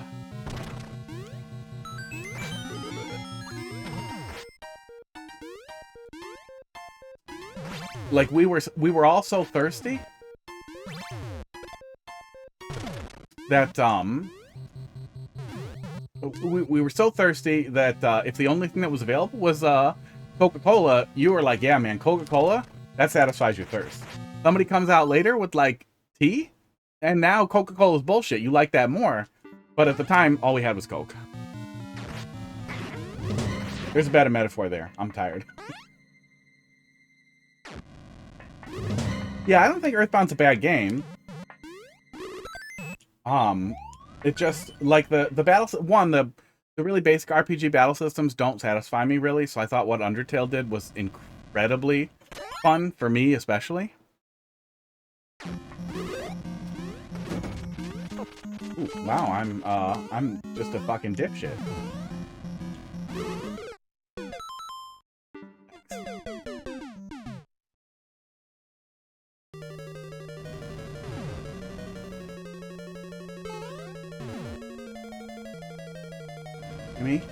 Give me the mushroom. Oh.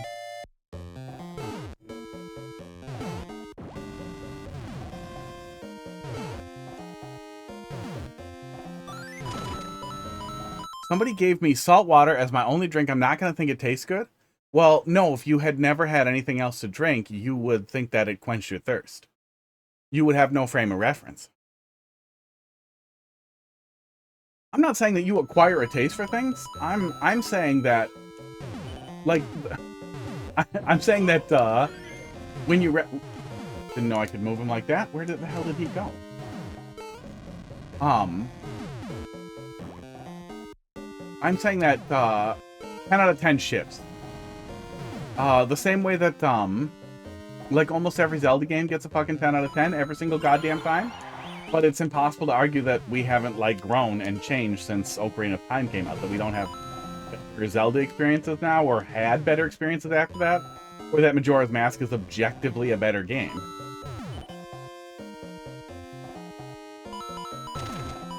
That a 10 out of 10 can shift. And you have to recognize that a 10 out of 10 can shift in that, like Pong was the greatest of all time when there was nothing else.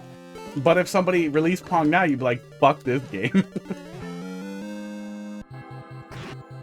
Yeah, we covered it with Mario 1, too. Somebody released Mario 1 now, and Mario 1 didn't exist, ever. They would be like, what the fuck is this piece of shit? Why would anybody make this game? No, I just still like saltwater.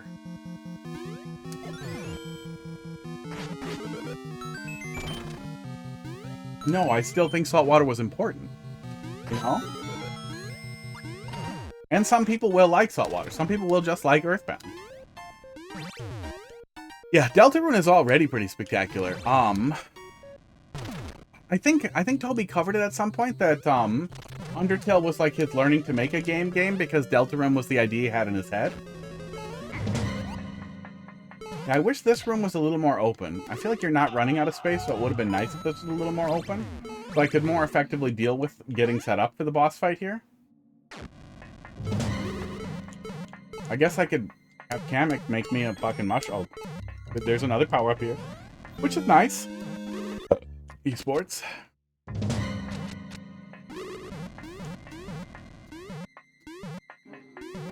Okay, there we go.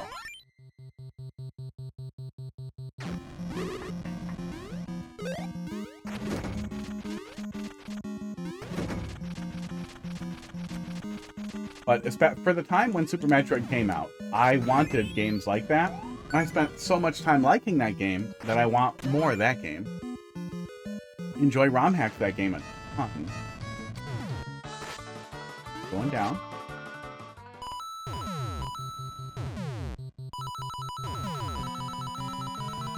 Well, the same way that you... I think you just didn't like Super Metroid, and I think that's fine. But I think that you should recognize and differentiate between I didn't like Super Metroid and Super Metroid wasn't good or is overhyped. And I think Hollow Knight's actually a great example of that. Because I feel like Hollow Knight is often overhyped because it was most people's Super Metroids. And they are very similar in that way. But Hollow Knight isn't, like, the greatest of all time. And I don't even think Silksong is either. I don't think that they are absolute masterpieces.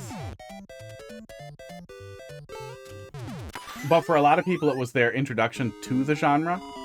And is a stellar, absolutely stellar game. I think that is a stellar fucking game. It's just not a perfect game. Even for the time. There were better Metroidvanias at the time, even on PC. Yeah.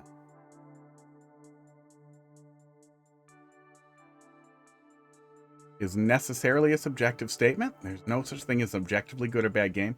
No, but when you're digging into, like, a specific genre and things that define or ended up creating a genre, that's part of it. That's a big part of it. The game is the authority.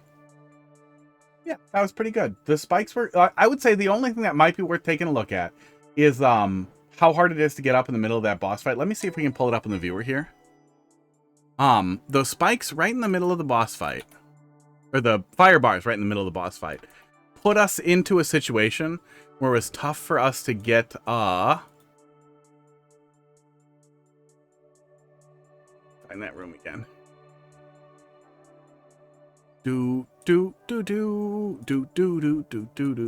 Yeah, this little room here was pretty tight. Oh yeah, this could easily be a pipe that just squirts out P-switches, that's all. We covered all that as we were getting through there. That was the only point where it was kind of awkward, because you could deathlock there, and that feels bad after the climb. So that might be worth looking at. These rooms felt pretty tight. Looks like you're not totally out of room, so it could have been a little more open, or it could have just been a single room where you gave the player a power-up while they were getting the key.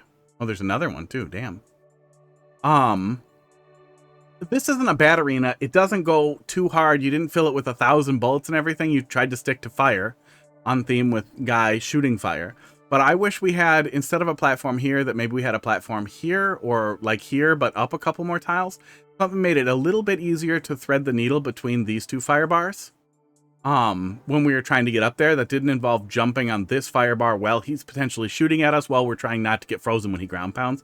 Especially because he seemed to refuse to come down. Every single time we got in there, he wants to stay up on these platforms. So it'd be nice if it was easier for us to get on those platforms too. Yeah, and then we had this little drop, which was fine. The coins fed you onto a pipe so that you're not going to blindly fall down, even if you're pounding. You're going to try to follow the trail. Yeah, although you might be better served to put donut blocks down here, especially after a boss fight with no checkpoint after or anything. Did we checkpoint at the top of this room? We did not. Did you have an extra checkpoint? Well, it might be worth putting donuts or blue platforms or something at the bottom in case somebody's stupid. No reason to punish them at that point. But overall, pretty good. Overall, pretty good experience. Oh. I'm getting the post-nasal drip and I don't like it. Call it overrated because it defines tropes in the genre. I don't care for it, while other games cover... Okay, so they weren't tropes yet. That's the thing that's hard, too. That I think is the core of what I'm getting at, is they weren't... Yeah, unless you mean defies. I think it defines tropes. It invented tropes. Yeah, it told the joke first. Like, the joke might be tired now, but it invented the joke. That's what it's getting at. Is that, that's the context of the time period that's important. Like the original Metroid. The original Metroid's pretty goddamn rough to go back to, too. But it was really cool at the time. I think Blaster Master far superseded what it accomplished. And they both suffered from not having a map, but it was really cool for the time. Nobody else was doing stuff like that focused on exploration in quite that way. I guess we had Tommy and what was that fucking Atari game that the Llama Lana guy's remaking? That really old one? Pompey and Celeste or something? It had a really stupid name. Pompey and Celine? Oh. Atari? Was it an Atari game? I cannot find it. I cannot find... Oh, wait. Hang on. Llama Lana remaking...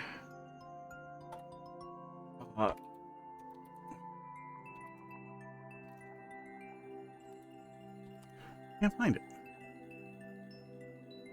Oh, yeah, they were doing a Maze of Gallius remake, but what was it? Oh, I feel like it was like Pompous and Celine or something, but I cannot remember it. But yeah, Maze of Gallius was another early Metrovania, but I think that was later, right? No, 1987. That was really early, too. And it was Konami. That's funny. Had a lot of Metroidvania elements on the MSX. But yeah, context of the time period is important and really, really hard to get context for, and can make it a lot easier to not like something. I may have really liked Earthbound if I played it at the time.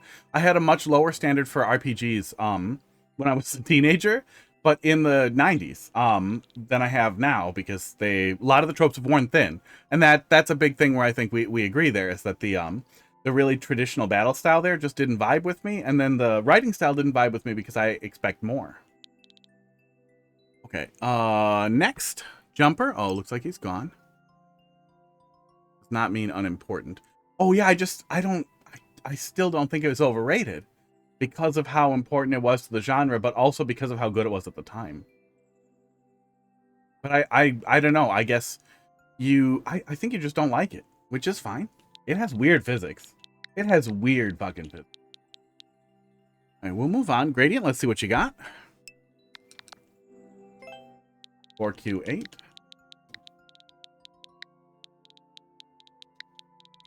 710 98D. Well, what can you define overrated in the context of Super Metroid for you? And then the issues you think that hold it back from being held in what regard you think it should not be held in. Is that possible? Or is that too much?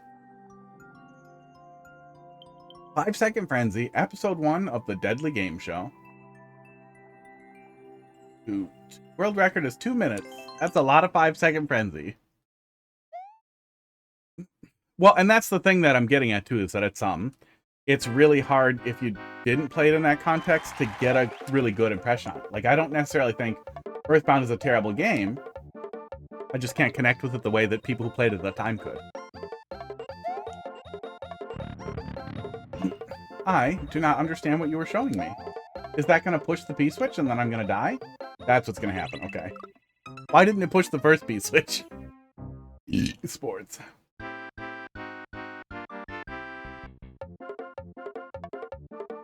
Okay.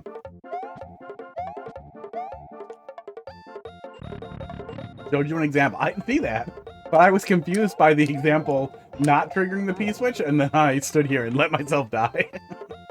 Oh, there's probably just a block that's stopping it.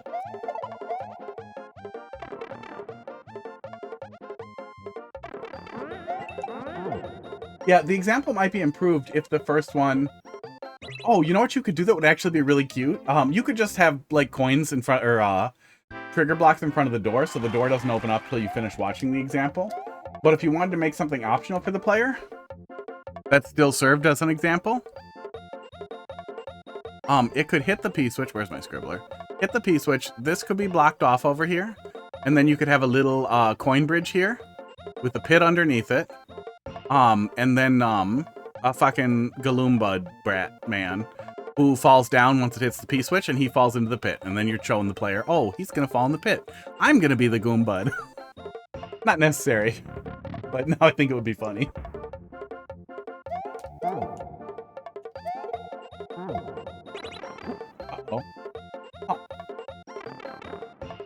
That was weird as fuck. So, yeah, I saw the example. I get the example.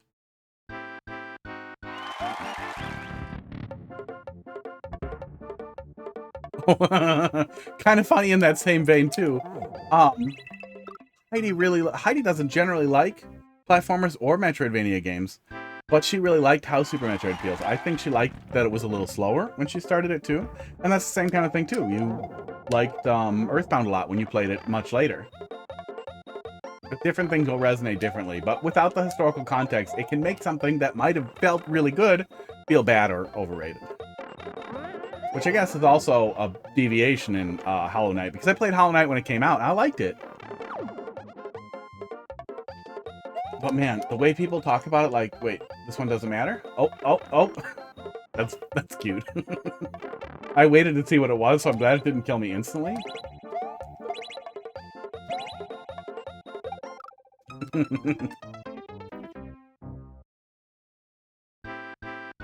Yeah, it's not the end of the world not to do so. It just, my immediate thought was, why didn't it trigger the P-switch?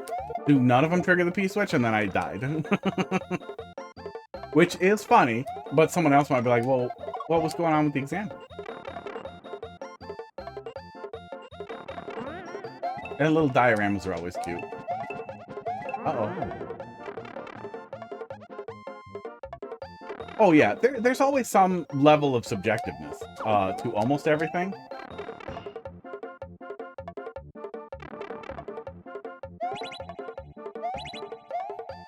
But I think Nine Souls is actually a really great idea.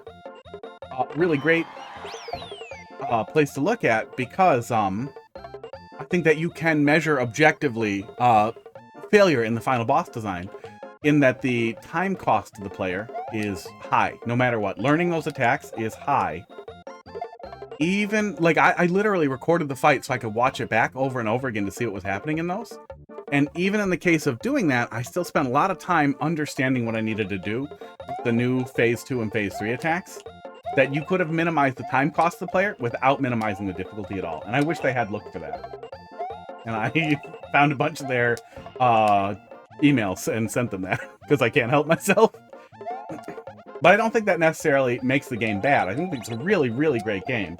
But for me, it significantly diminished my experience, especially when the last thing you go out on feels a little sad.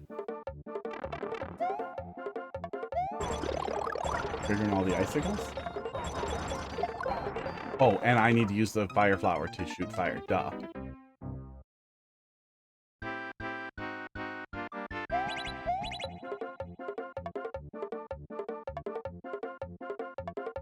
Has been rated incredibly highly in its exploration. Can't get to the bottom of my coffee. Game world is very poorly laid out, doesn't incentivize crafty combos of your kit. I don't think crafty combos were so much of a thing. Like, we weren't just locking keys, but we weren't too far away from locking keys. I think it beats the double jump of the coming era, being the laziest locking key. Period around the sunken ship. With the power being off?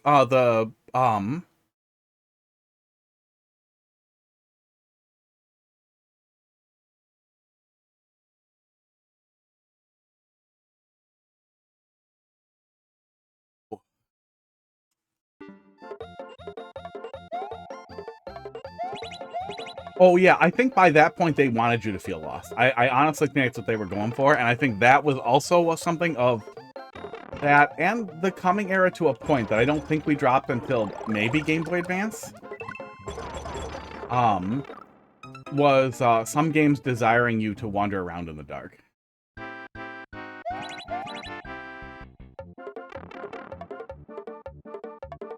Which I'm glad we've moved away from for the most part.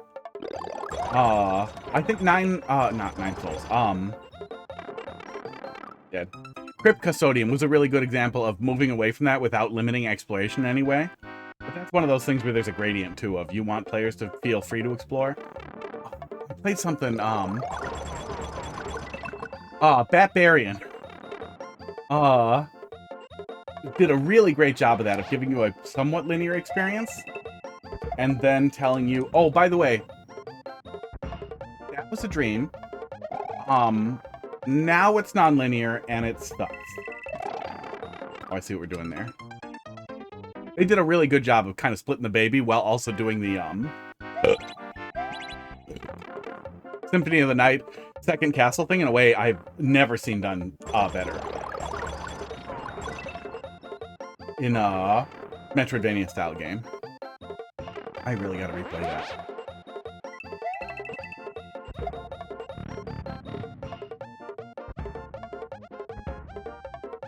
Song better than Hollow Knight outright? I wish I could go back and retry. Yeah, I think I did kind of look at them back to back. I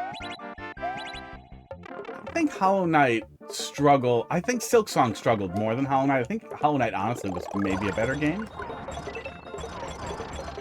But Silksong was more satisfying in the end. Wow, thanks for dropping another one in there. Oh, it's 9. Oh, I gotta close the queue. We're gonna wrap up with those. We've been distracted, and I didn't get hungry yet. Oh.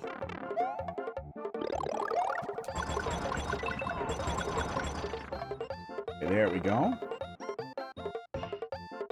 It varies depending on the Castlevanias. You get a lot of opportunities to get lost in Symphony of the Night. But the Game Boy Advance ones... There we go. I'd say give you less opportunity for that, or don't give you that opportunity till later. But I like the GBA ones a lot too. Had to go fast. Yeah. Well, and I'm not streaming tomorrow. I have plans. I'm going to some concert thing with a buddy. Well, this is it. This is it for the week. I don't feel too bad going a little late. Although my voice is falling apart.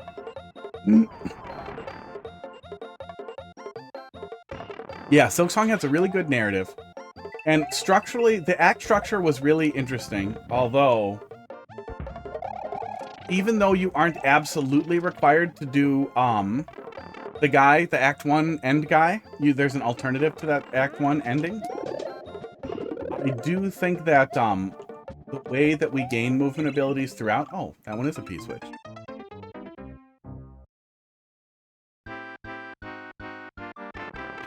I wouldn't start with the first Metroid game.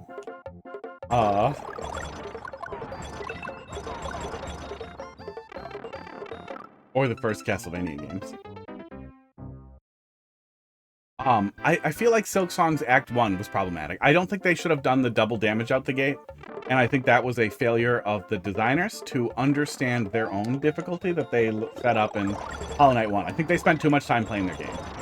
Because the game suffered from that Zelda experience of the game gets easier as you go along, and it's not because you're getting better at it, it just gets easier. And it's not just more HP, it was more... No, that's a stupid way to differentiate the two games. No, this one you take more damage is bad. They should have done whole mask and half mask and started you with 3 masks.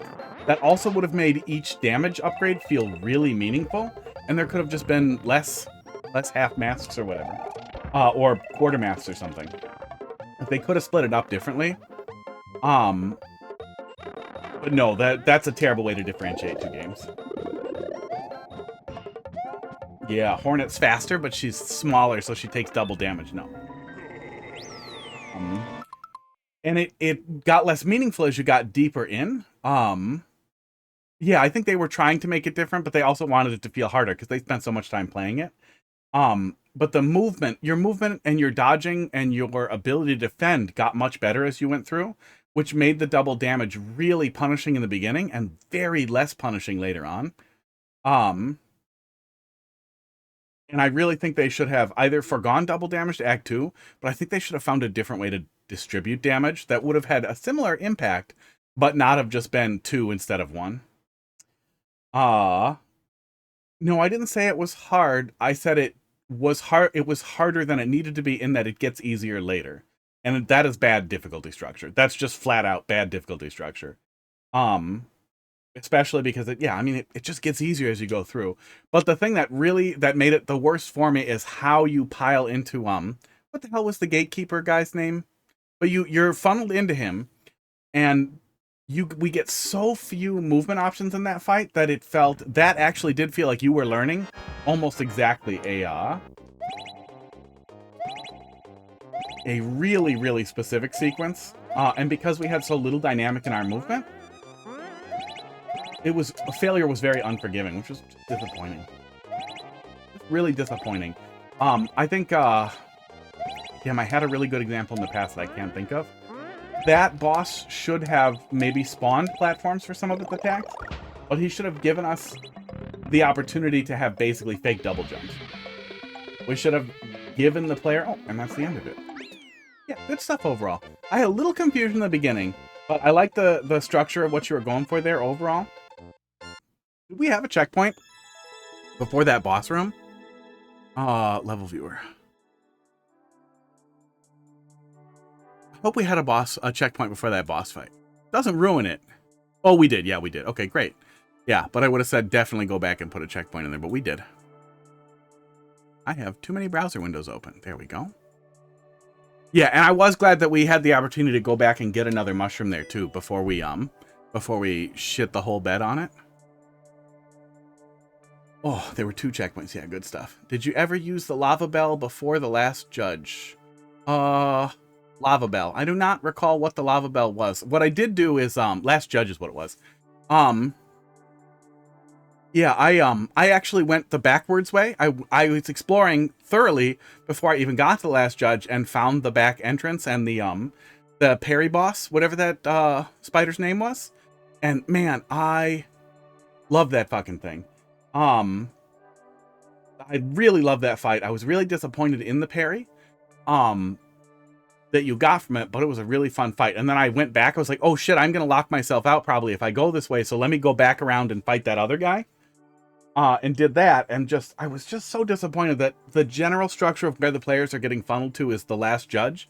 And the last judge gave you so little dynamic in a lot of his attacks that God, I wish I could think of what the example was. Because there are a good number of games where early Metroidvania fights, the boss will spawn platforms or spawn interactive elements that simulate movement abilities later that give you a lot of dynamic in the way that you dodge and deal with stuff. And especially in a game that basically doesn't have a parry, that would have been really, really nice for Last Judge. Lava Bell grants you 1 damage instead of 2 from her fire attacks. No. Yeah, I was really sad with the parry. I don't remember what I ended up using for most of the game, but I found the parry really disappointing in how little payoff it had versus every other use of the silk.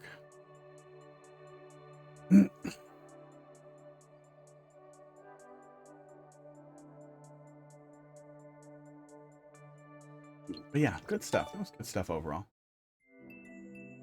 But yeah, I really wish Act 1 played it a little differently, that they structured damage differently, and if they had structured damage differently, introducing enemies that did 2 damage in Act 2 would have made Act 2 feel crazy hard compared to Act 1, which would have felt a lot better.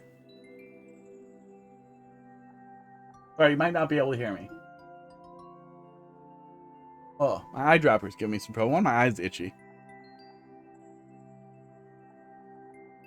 Well, keep playing it. No, I don't think Last Judge needed platforms. I think Last Judge needed more dynamic and interesting dodge mechanics. That in general, the attacks, the how little dynamic was in the fight left it feeling very wanting as the last wall before Act 2, unless you went the alternate path. But I was disappointed with that fight. I think that fight kind of culminated in this is everything that was wrong with Act 1. Oh yeah, no. I mean, there was the hard areas, the bilge water areas that were obviously supposed to be very hard or very punishing if you make mistakes. But no, I played back through a bunch of the beginning afterwards too, and I think objectively the beginning is overtuned. I think didn't they patch a bunch of stuff to be easier in the beginning too? Didn't they kind of say they did that? Like, didn't the patches show that because they patched some stuff down then? Oh, that's a... Oh, what are you doing? What are you doing? Yeah, it's very dirty. We actually had the camera on it before, so they saw it. What are you doing? Let me switch over to the OCW one here. 2. And where's the other one? Hang on. Ooh, yes. Although my thing isn't listening to me. So I have to go push buttons. Here too.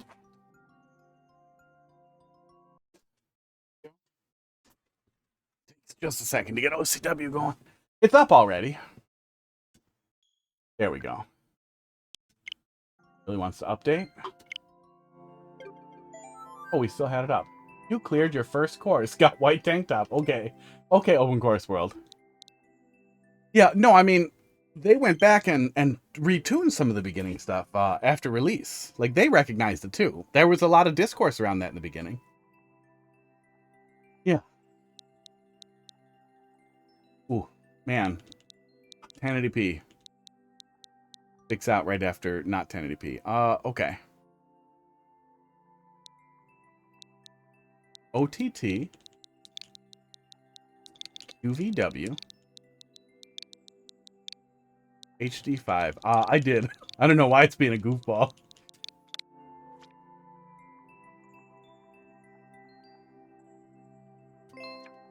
Oh, yeah? UVW HD5. What did we do wrong here? No, I was saying objectively harder than the game was later, that even they recognized it. You know what I'm saying? That they recognized the tuning was too high at the beginning, that ended up making the difficulty gradient not balanced, which is why they tuned it down. Yeah, I remember that. Oh, patch. Here, should be able to find it. Patch makes Act 1 easier. Silk Song. Nerfing early boss damage, environmental damage. Oh, yeah, they dropped some of the double damage on environmental stuff. Yeah, they literally brought down the difficulty in Act 1.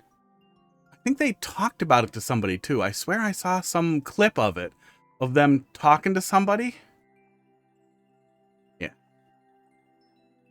Yeah, which is why I said objectively that they recognized it, too. I think they even said they got too used to it. Or something. I don't remember. It's hard going back. I played it right at release. Back to Nesso. Oh, is it not there? The maker placed the wrong code. Aw, well, maybe we can find it here in courses. Do you remember? Oh, he keeps doing it. You liked the course for the first time. Doesn't OCW give us all the stuff? Yeah, they toned some of it down in an early patch. I think it wasn't all of it, but I think some of the environmental damage, like in the very first area, was double. There was a bunch of stuff like that, but almost everything, all the bosses I think did double damage in the beginning, and a lot of the environmental damage, and some of the big enemies did double damage.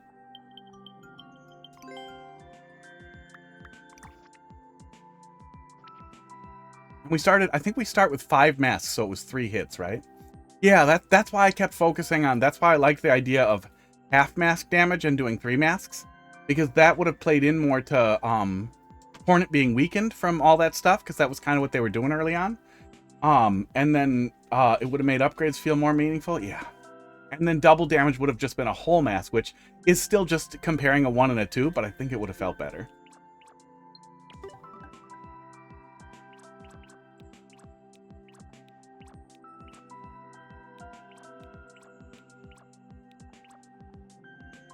Yeah, discourse around that game was really, really rough. Like a lot of Souls games, it was really terrible. Terrible community. Not sticking out. Well, maybe they'll drop it in. I think I liked stuff from Rainy Dragon in the past, too. Well, maybe they'll fix the maker code and we'll take a look at it next week. Oh, I should probably be following people in OCW. That would probably help. Oh, Class Flood's dropping stuff in here, too. Cool stuff. Oh, yeah. I hope somebody's evangelizing to the, go to new courses. Oh, I'm in popular. Thank you. I hope somebody is evangelizing about Open Course World to the Team Jump and Team Shell people. This would be an alternative to removing or re-uploading all their levels, potentially. Oh, I might have to refresh it here too. You know, I posted a long vent and clip about how frustrated I was in the 9 Souls subreddit, and literally every single person who replied was, and I was venting, like I was angry. Every single person who replied was critical, was constructive in their criticism and friendly and nice and encouraging, and it was crazy for something like Souls Adjacent that not one single person even like implied get good. They were like, no, that sucks. No, this absolutely sucks. Here's what you need to do. Here's the thing, blah, blah. There's lots and lots of really, really helpful feedback. And it was entirely because I was frustrated with how many times that I would get to the third phase and not understand what was happening. And I recorded it and I kept watching it, and I was only getting placed the level yesterday. Surely not far away, you'd think, right? Mini Dragon. Oh, wait, what's the name of the level? Did they say? Because their name might not be recognizably. Marcus McCusker. How you doing tonight?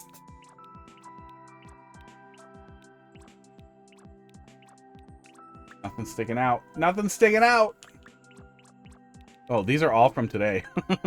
Weird. There are a lot of people uploading shit to Thwomp Sack. Okay. Don't recall seeing that, but I wasn't looking at the names. Funny how many people are sticking stuff. Of course, but I'm doing pretty good. Still hungry. Heidi's just doing a calendar on the camera. You absolutely are. It's a green screen. What do you think it's for? I'm sorry. I didn't know paper whenever.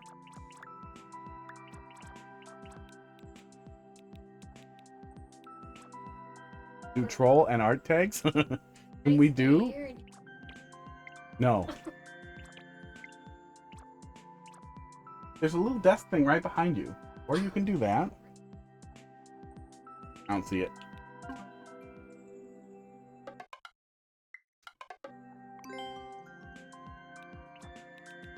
Oh my god, do I really? Okay, no, I can just use the shoulder buttons. How much to slip KHER? Slip KHER. I do not follow any makers. Slip KHER. Slip KHER. I don't know how to slip KHER. Skip queue. Well, the queue's closed. So I'm assuming you want me to open the queue and $100. Let's go. Otherwise, I will be back next week. I'm busy tomorrow. $100. Do. Nope. Nope. Oh, detailed search. Okay, yeah. Details. How much is that in bit? I don't know. I'm not a calculator. But I will be for $100 more. Unfollow him, guys. Worse. Do troll and art tags. Oh, yeah. We have tags in here.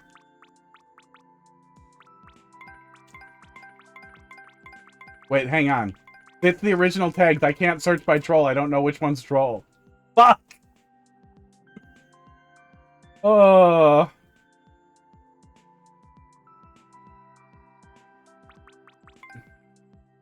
It doesn't show them in here. It'll only show them in the other things. They weren't replaced in all places.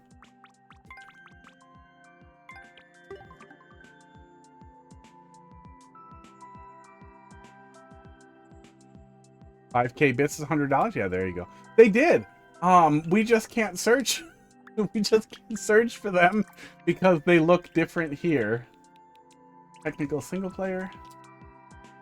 Yeah, I don't see any of them here. Wow.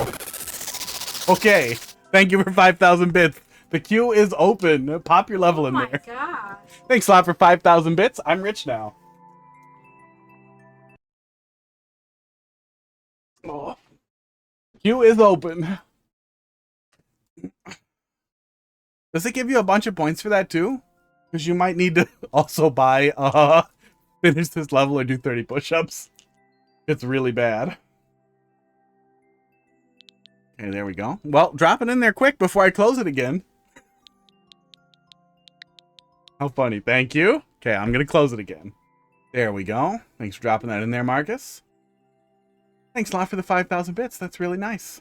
I'm pretty unemployed, so. What does that turn into? What do I get? 60% of the bits? Bezos gets like half.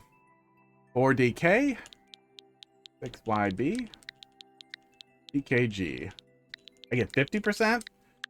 Rip. Hey, $50 is, 2 sandwiches at Subway. 1 tank of gas. Oh my god, I hate this country. Thanks a lot, bud. I should have said a bigger number. I should have said a bigger number. Oh, the genie makes this face when I wish for a 3rd sandwich.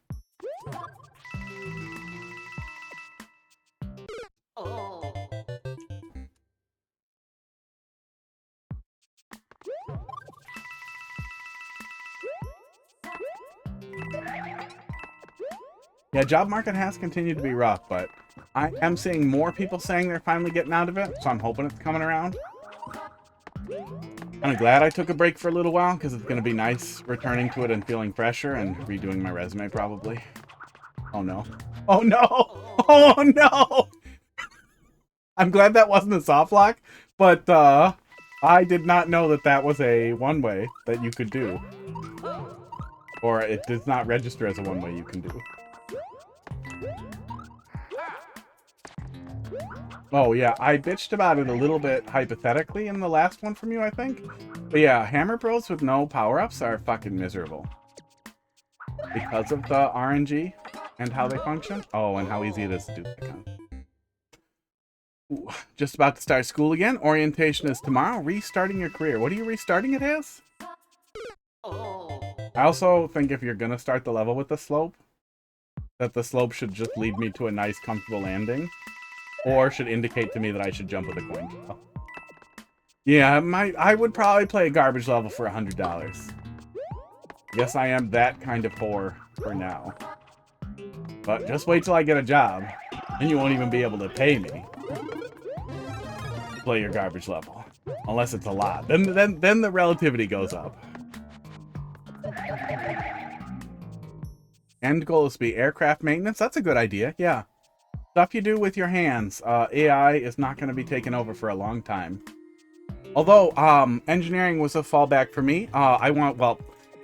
Engineering in pursuit of, industrial design. Little boxes and enclosures and a lot of SolidWorksy things. And just designing things is what I want to do because I like doing it now. I do a lot of 3D printing. Apparently those jobs are falling apart because so much of that can be done and automated. We were about to play a decent level, and I'll see more too. Well, we'll see when we get there. I hope so. I really do. Oh, my brain's falling apart.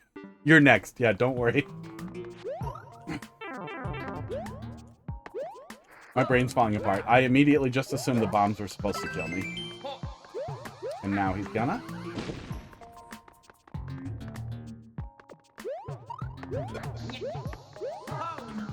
Have more bits, clearly. Rich guy over here. I thought we were joking. I should have told you to use the, I think there's a Ko-Fi link on the Twitch page. You have to get all of it. But if you prefer to stay in ecosystem, I don't really care that much. You really, really want Bezos to have his half.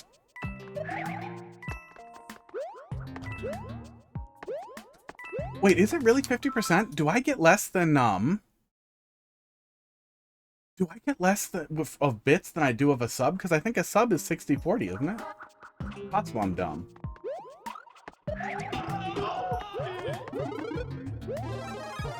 You gonna head out? Good luck with your dinner? Sports. Sub is also half? Yeah, maybe it's half. Oh, I think the sub slides differently if you have ads. I think that's, no. That's advertising cut itself. Yeah, I don't know. Yeah, maybe subs and bits are the same. Because I was gonna say, why would you ever do bits then? In most cases, over subs or gift subs. Crackers? That's just what he looks like. That's just his face. No, that's normal. That's what Crackers looks like.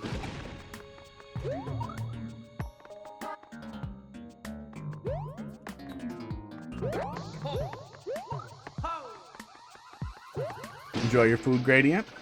Food gradient. Common noises.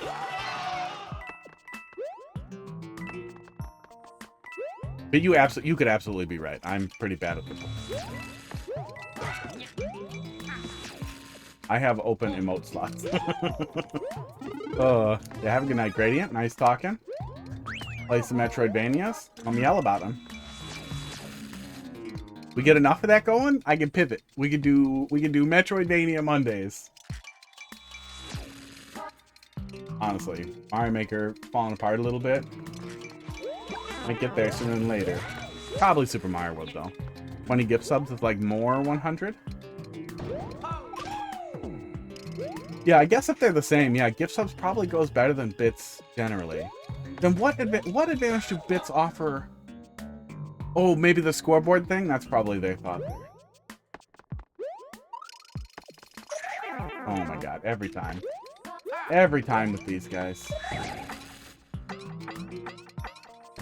Is this what you want me to do? I think it is.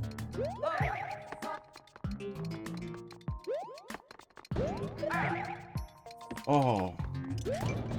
Oh, bud. That's so awkward. Yeah, I think this is what you want me to do. Okay, that's pretty goddamn awkward. I'm glad you're not doing no power-ups. I really wish we had one before the Hammer Bro. But it's just the one. Really hate Hammer Bro.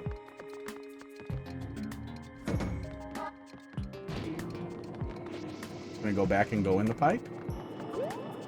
See now what we're doing. Oh yeah, I saw the red coin. I assumed they were optional and decided to skip it. I hope they're optional. If they're not optional, I'm gonna be sad. Did the description say? It did not say they weren't optional.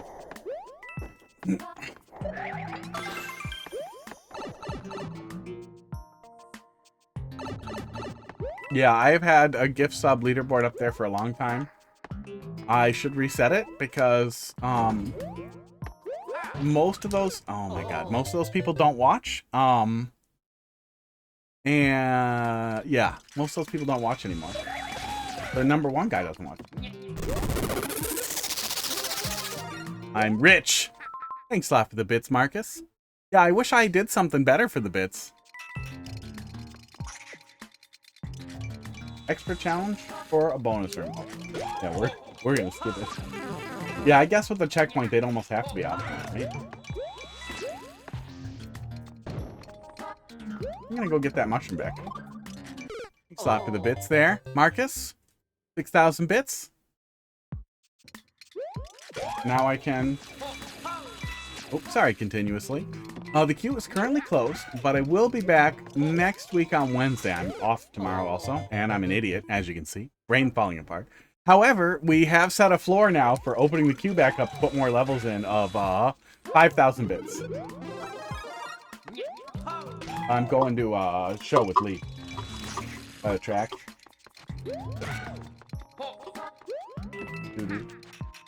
Oh, continuously? Oh my god. Where are you? Sir or ma'am? Or what's the gender neutral, sir or ma'am? Slam? You spelled your name wrong. So you have to pay more bits if you want me to open the queue back up.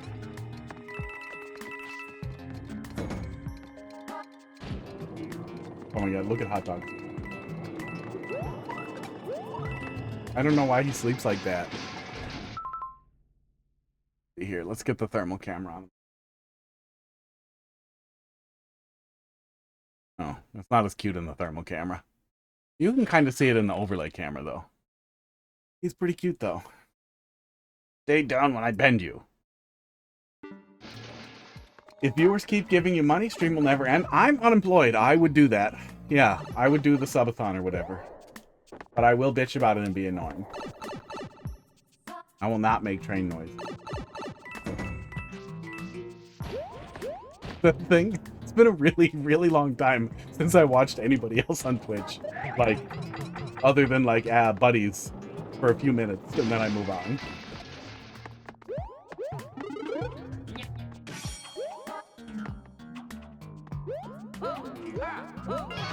Okay.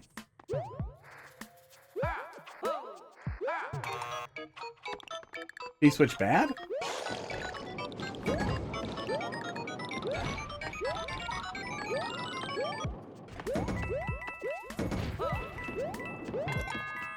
See the flag over there.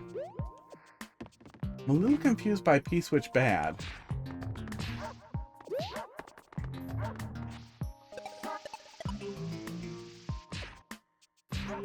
Oh, I see. Okay.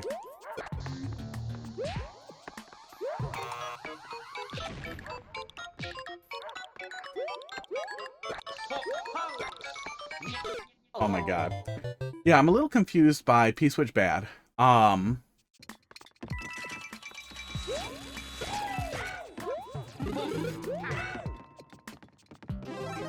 Because it seems like it's beneficial later to shut that off.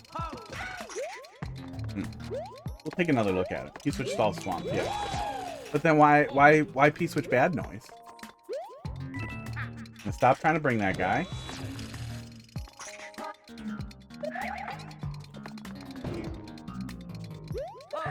Man, that jump is off. Yeah, I'm glad we have a mushroom before it. That jump is pretty awkward. I feel like there's... Is that what you intended for the player to do? Was that jump there, or am I missing something? Maybe I can go around him and just jump off the other wall. I'm probably making that harder than I need to. Oh, rude. Hot dog looks like if you just threw him into the snow and he crashed, that's the shape he would be in. And that's how he sleeps. He looks like spilled noodles.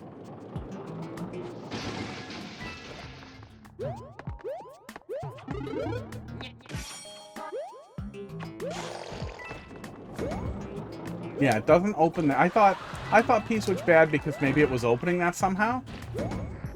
But it's not. I'm gonna avoid laugh sound effects wherever possible. Boy, that is a lot of chain chomp.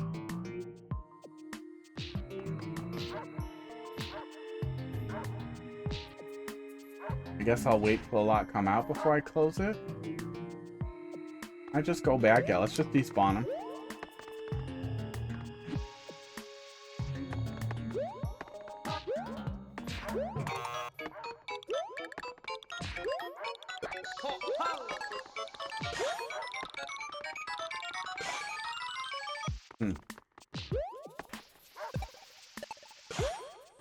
Yeah, this is quite messy.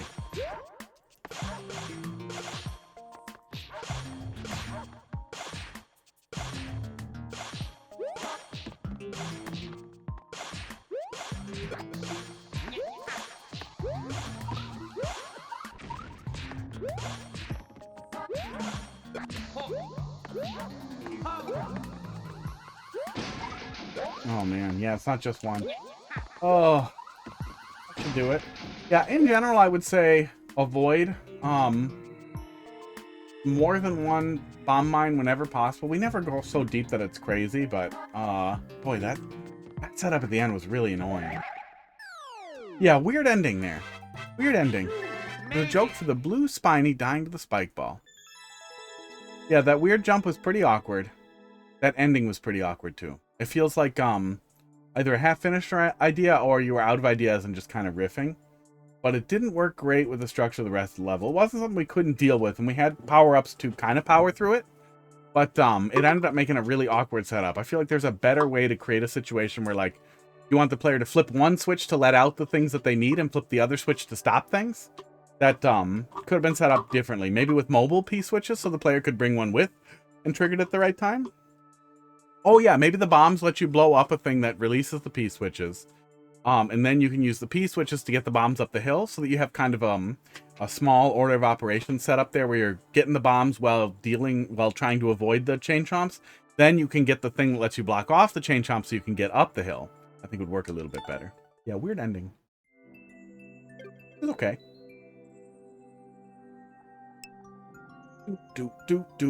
Yeah, like a blocked poip. Like a blocked poip. PKH. Let's see what you got there, Marcus. I know I've seen you before, but I don't remember what you submitted in the past. But I feel like if it had been a lot of... Usually if it's a lot of, Bean Burrito stuff, I go and change your name, on Twitch. Because it lets you do that per channel, so that it says it. And then I put a little shit emoji. BKG. Because otherwise I won't remember. The different rooms, different styles with some precision. 0.62% clear rate. Okay, that's on the cusp of too much, but we'll give it a good shot here. Old college try.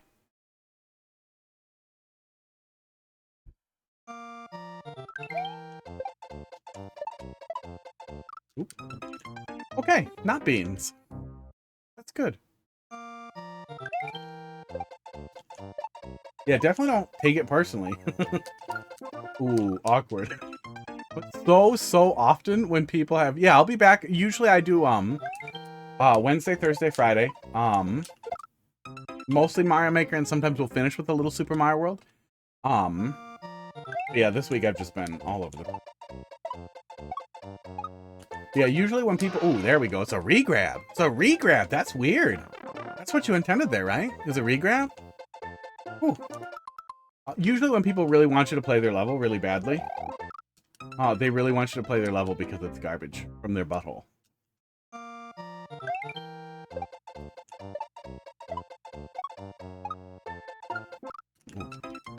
Or my least favorite thing. You have a pretty good idea. It's pretty well executed. But you're a awful person inside, and what you do is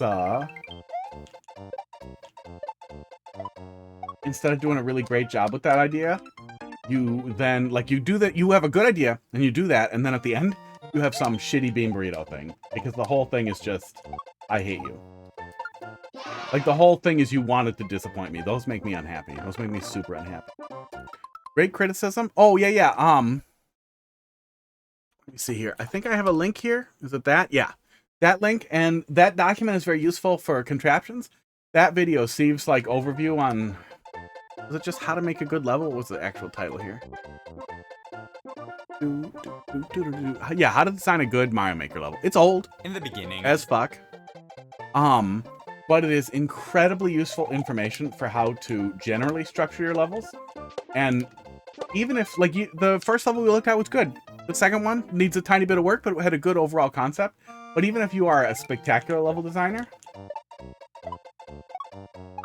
the way Steve gives you structure in that video, gives you a mental framework for how to design a level, is one of those things that you want in your brain. That once it's in there, it's so useful and so good for you.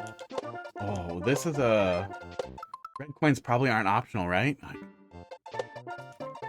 Yeah, it's worth a watch. It's worth a watch even if you feel you don't need any help, because it's really good stuff to have rattling around in your head.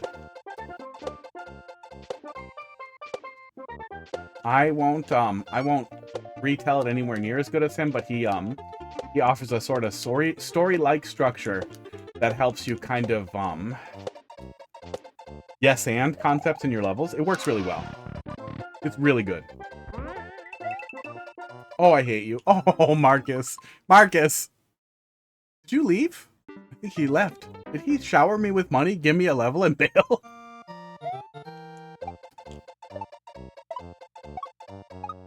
Is that premature ejaculating on a hooker? Is that what just happened?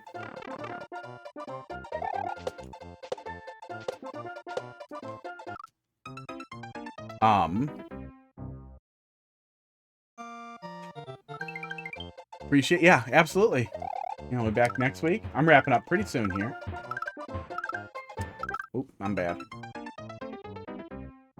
But yeah, man, Steve has been making videos again. He makes really great content that is almost it's the only thing that ever really made me want to make levels was his videos. But the stuff he has made recently has been intellectually interesting, but dealing with topics that make me so angry at Mario Maker and the Mario Maker community. Stupid RNG stuff.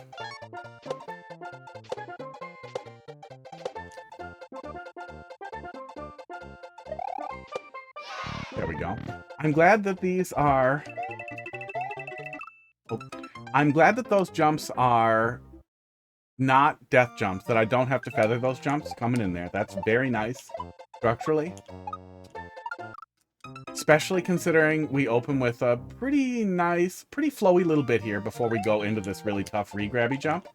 I think it's the right way to do it if you're going to do a high precision level. This is a great structure for the first room. Something gentle, that sets the thing. Hey, have a good night, Columbus. We'll see you later. I think that's excellent, especially if you want to trick somebody like me who isn't like an ultra precision player, but who doesn't mind precision if it's not terrible. $100 bounty for the best speed run on your super world when it's done. Cool.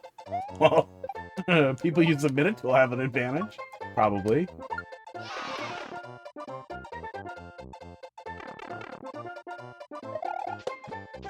It is one way to get plays on a super world. It is really too bad we didn't get a better super world browser though, or any way to just see I play super worlds. Like, there's no way for people to see, like, oh, there's a lot of activity on the super world. You just have the crappiest algorithm on Earth. Oh, I think I was too far to the left.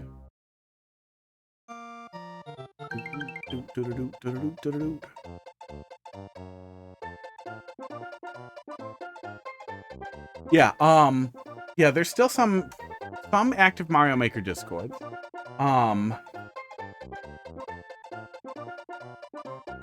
Maybe Team Jump also? Oh, I know there's that weird Discord of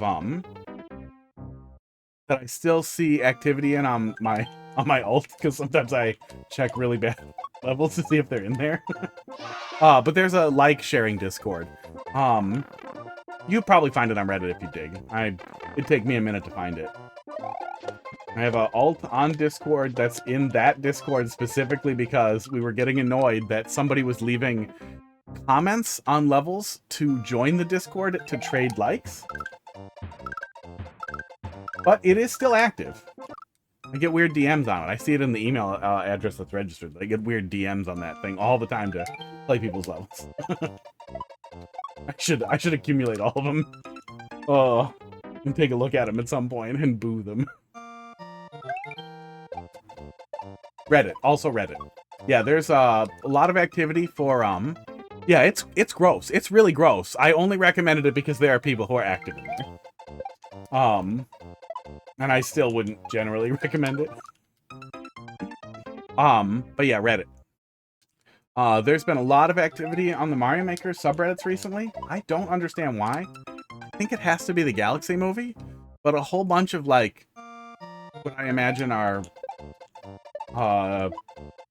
13 to 15-year-olds who are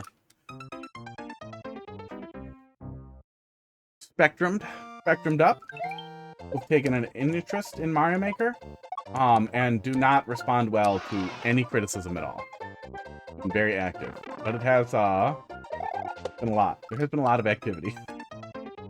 Oh yeah, and maybe active. I'm not super familiar with Mario Maker streamers. I just don't watch that much anymore.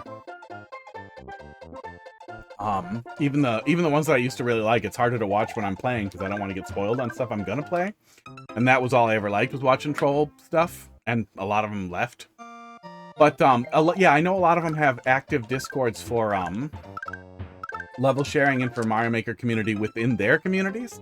That might work pretty good. Trying to think if there's anybody else who's real active. That's the only one I can think of. The only one I can think of is can't even remember his name. Yeah, but yeah, maybe those two. Yeah, but it is not very active. It's full of cat pics and occasionally food pics.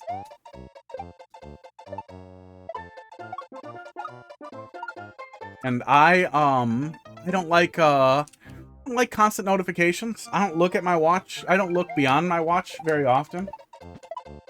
So sometimes I will ignore the Discord for a whole day. Or 2 days.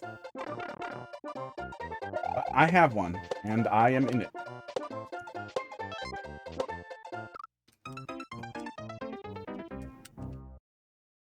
Yeah, I used to like Discord a lot, but like, I still like it. I just wish it was a little easier, I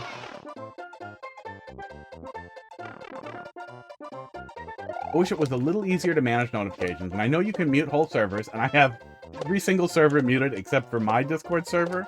One Discord server I'm in with friends. And I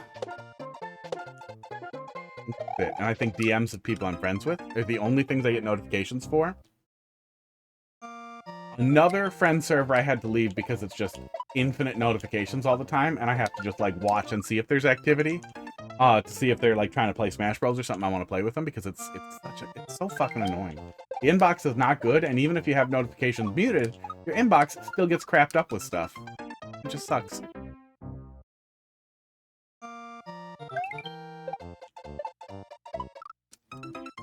Yeah, a lot of it isn't necessary.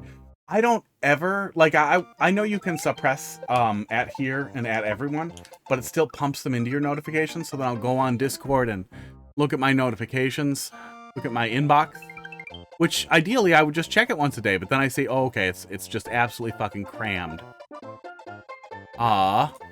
Absolutely fucking crammed with stuff from Discords that I haven't participated in like months or years. That I know I have selected, because I went through at one point and I did suppress everything from everywhere, and then individually turned on the ones I wanted. It's just too bad. Oof. Yeah, I think Marcus dropped this level in. Gave me a bunch of... Oh, maybe he wants to... Maybe he wants to juice the clear rate down? And that's why he wanted me to play it? Very weird.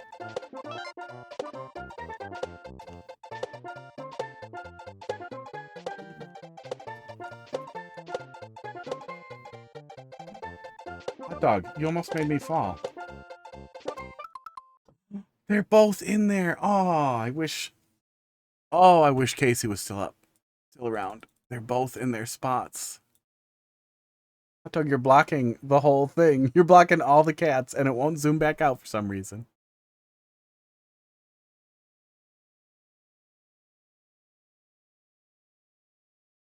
Oh, there we go. So was this Kaizo? Kinda, I think. Oops. Precision? Ultra precision? High precision?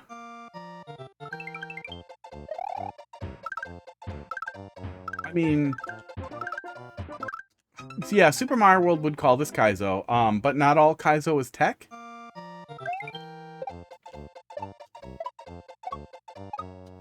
But this seems really focused on precision, so I don't know if people would generally call it just Kaizo or precision. If it was in Super Mario World, someone would be like, yeah, it's a Kaizo hack. But here, I think that mostly it would be precision. But there's lots of Kaizo that isn't tech heavy, and like Team Jump has a lot of high difficulty stuff that's meant to be Kaizo-y, but not meant to be just shell stuff. There we go.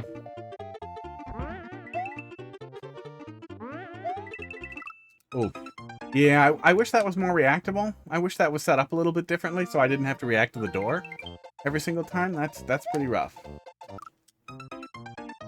Kaizo came from, I think it means arranged in Japanese or something like that, but it doesn't mean hard.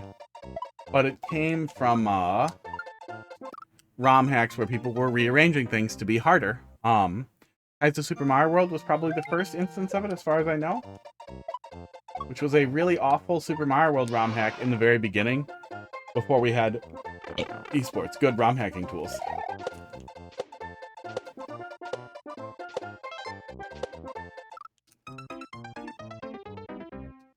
Well, over time, it took on the generally the meaning of difficulty, of a high difficulty experience. All of my cats are here. Yeah, hi. A dog looked at Pud making noise.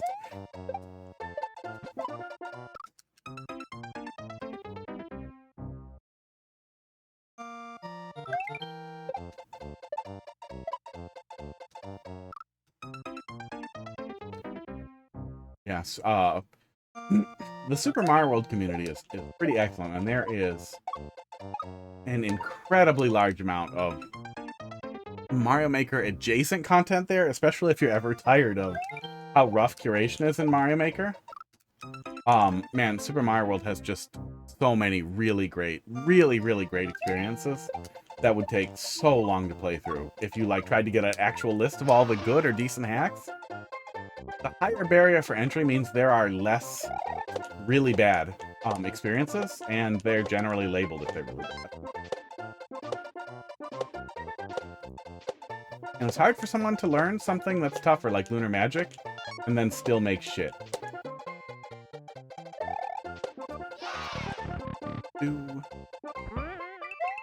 Oh.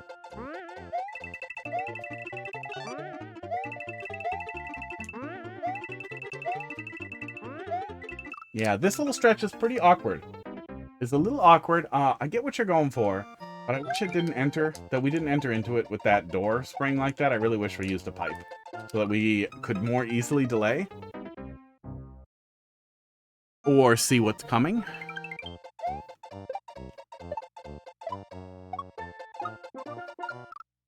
Yeah, RomHacks are surprisingly easy to get started on too.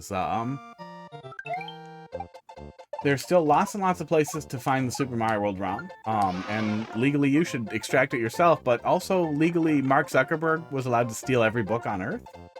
So arguably, precedent has been set that you can just download it, and if you ever get in trouble, then you just buy it, and you're good. That's what the judge told Mark Zuckerberg. Meta. After they stole every single book in existence.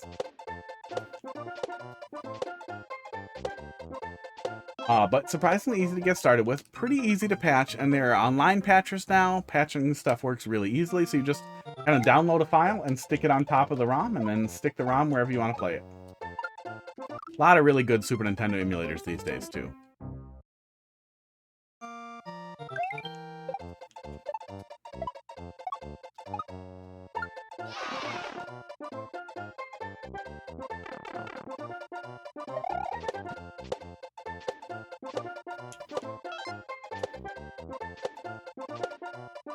Oops.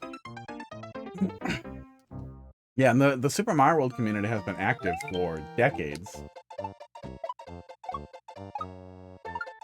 That's what's been pretty interesting for me, is just the ability to kind of dig backwards into stuff that you missed, and the sheer amount of things. Like I played like 30 or 40 hacks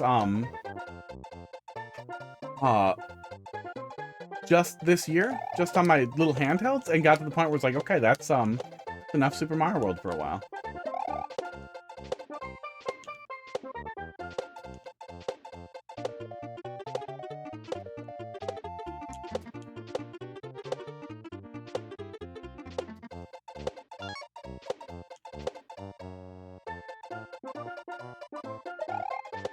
Yeah, that little list I linked before is a very, very helpful every time. Very, very helpful little overview of some absolutely spectacular hacks to start with. Yeah. This stretch is a little awkward and feels just the teensy. It has a coin trail the whole way through, which I think is nice for what you're going for. Pretty sure he's gone. Pretty sure he's gone. Give it a few more shots, though.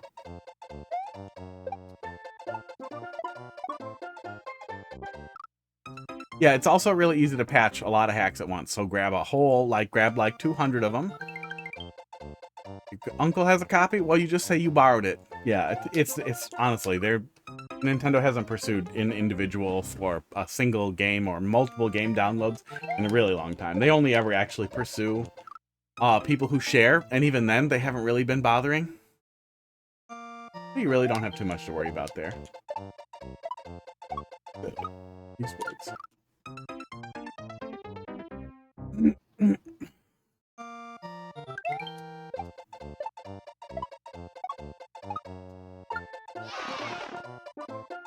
And I mean, if you have Nintendo Switch Online, you have access to Super Mario World on Nintendo Switch Online, which arguably means you own an entitlement to it, so boom. Emulating it should be legal. We more or less established precedent on that with that crazy Zuckerberg stuff. Now I'm getting pretty hungry. I gotta wrap up pretty soon. Love Mario, but you feel like there's not enough 2D platformers for it? Like 2D platformers in the same vein as Mario? Oh, that they don't make enough. Well, that, again, is why ROM hacks are amazing. Because there is an almost infinite number of them for every skill level you can imagine. And there are really good high difficulty ones that it is worth digging into the higher skill stuff, and it will make you good at everything else. It'll make you better at Mario Maker. It'll give you ideas for Mario Maker. Good for you. And there have been people making things in Super Mario World for so goddamn long. I think I downloaded a huge archive of all the hacks up to 2023. Let me see here. I don't remember how many it is. Let's see. SNES. Post-nasal drip is getting me. Do do do do do do.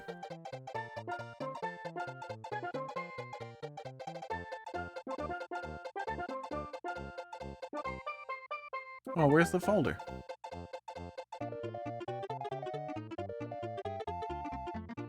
Lost the folder. I don't remember where it is, but it's tens of thousands, tens of thousands of very large Super Mario World-like experiences of varying lengths, but many longer than or as long as the original game.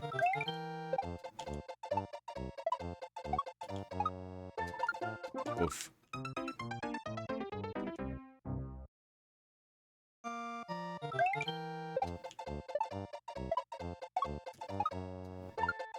There's some hacks for other games too, but that's the one that I think got the most attention. Oh my god. Yeah, my brain's dying.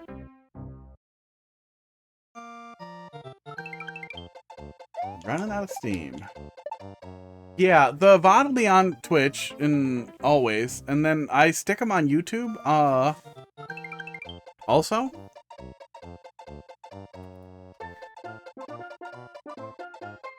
That first one. I think those other ones are dead. Yeah, are mostly dead. Yeah, there's some other games that see some hacks, but they're definitely less frequent and less active communities.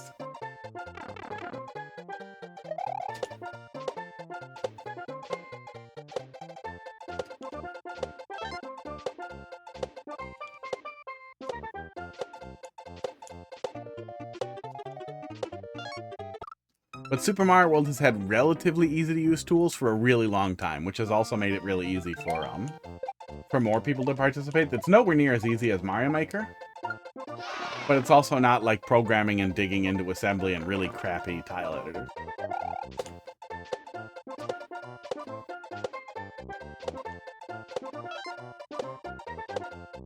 Well, PC gives you a lot more freedom too. And PC games tend to be a lot cheaper.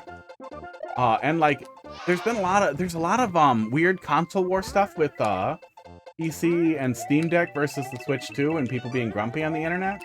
But one of the things that always stands out for me is like games that I bought on Steam 20 years ago, I can play on my Steam Deck right now. Games I buy 10 years from now, I can play on my old Steam Deck or on my new one or whatever PC I want forever. Like, anything I buy on the Switch 2, it's going to cost more, and there's no guarantee I'll get to play it on the Switch 3 or the Switch 4. That's the thing that always stands out to me for where I end up buying esports games. I bought a lot of games on the Switch 1 because I was really happy about how portable it was, but the Switch 2, we have handheld PCs that are also very portable.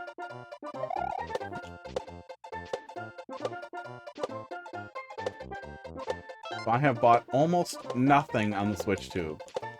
Like 1 or 2 first-party titles.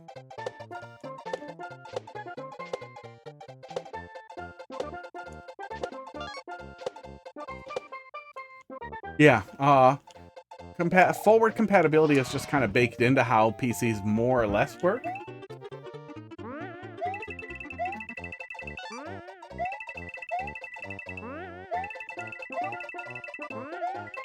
Aw, yeah, that one's tight. But yeah, I mean, it's always just a license. It's always just a entitlement. There's some movement in the other way with GOG and some other platforms that give you permanent ownership of games, basically, of access to executables. Steam, for the most part, is just entitlement, but Nintendo's digital purchases are also mostly just entitlement. And digital distribution does make it a lot easier to get access, but not owning your game sucks. but you also don't own your Switch games. Physical games you do. Game key card games are complicated. You kind of do, but also it's terrible. It's a terrible thing to do. And digital purchases are pretty much the same on every platform.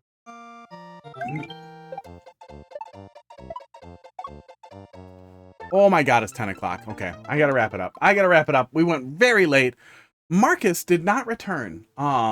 Let's take a look here, though, in case he's interested in watching the VOD. I would like to hope if you're gonna pump money into somebody to play your level, that's your goal. But I'm guessing maybe he wanted to just juice the clear rate. So I'm gonna try and pull it up here, and we'll take a peek at what we're missing. But I really like how it starts.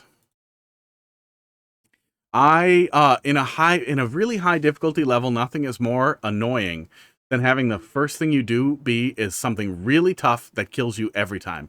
Then you're spending 8-9 seconds dying and 1 second playing. That feels horrible. So giving us this relatively consistent thing that ends in a tough jump is a really, really great way to set the tone without creating a horrible experience for the player. Feels like you hit the ground running every single time. Then we pipe down, and we do this. We introduce the red coins that seem almost certainly mandatory. And we come to here. I wish this was delayed. I wish this was a pipe. Really, I wish this was a pipe. Yeah, I really wish this was a pipe. Physical is probably your best bet for long-term ownership, but piracy ends up being so easy in all cases that they will be preserved one way or the other. But I still think physical is generally a better bet, but I like how easy digital stuff is, and I will usually just do PC if at all possible. Console is generally the worst experience unless it's exclusive, because we have no real guarantees of backwards compatibility. But hopefully that changes. It might change. Yeah, this we get pushed into this really fast, and I just kind of wish we could see it coming, that it was a pipe instead of a door. But it's pretty consistent. It's trailed the whole way, although we kept missing this one. It feels like this one's very tight. Definitely not a coyote jump, which the rest were. We wanted to jump at the very edge, so that one feels pretty awkward. I guess it kind of looks like you tried to indicate that with where these started, maybe? That's not clear. Yeah, not clear. That looks mean. Yeah, that looks like a really tough lineup, probably from here. 2, 3, 4, 5, 6. So yeah, from here with the lineup on the right with a little bit of speed. This also looks rough. Mostly platforming to this point makes these tight precision spots feel a little worse, but we get back to the platforming. We get a awkward little key, but we get a lineup to grab it too, and then we're landing in 2 tiles, so it's not terrible. These always feel pretty bad. I don't love these setups where we're bouncing in between spikes here. Okay, and the red coins are required. And then that was it. Okay, so we didn't miss too much, and I don't think it loses its way at any point either. Yeah, I mean, this long fall there really isn't any real precision there besides this little hug. You're doing a little hug and letting off, and then you're just hugging the left wall. Yeah, and then falling down. Oh, pretty easy. Not too far off. More of a breather than falling off. This one felt tight. I wish this was just a far jump that was easier to get. I don't know if it was just me, but it felt like it was a little tight. And I wish this room gave me a more careful, like a slower lead-in, or an optional spring. Maybe the spring's on the left that I bounce into as I come into the room, or I come in on a platform that falls down, and then a spring comes and hits me, or just do a pipe. Just have the player pipe in. But overall, pretty good experience for extremely high precision. Yeah, that one jump really stuck out. Well, thanks for sticking around there, Cloud XTV. We will be back Wednesday to yell at more Mario Maker levels, and I wanted to try to raid more this week, like a person who is good at Twitch, but not with much. I think 5 is my minimum, and we went for so long that nobody wants to touch the stream anymore, which understandable. People don't want to wait in line for too long. Yeah, hey, have a good night, have a good weekend. I am out of here. Yeah, good stuff.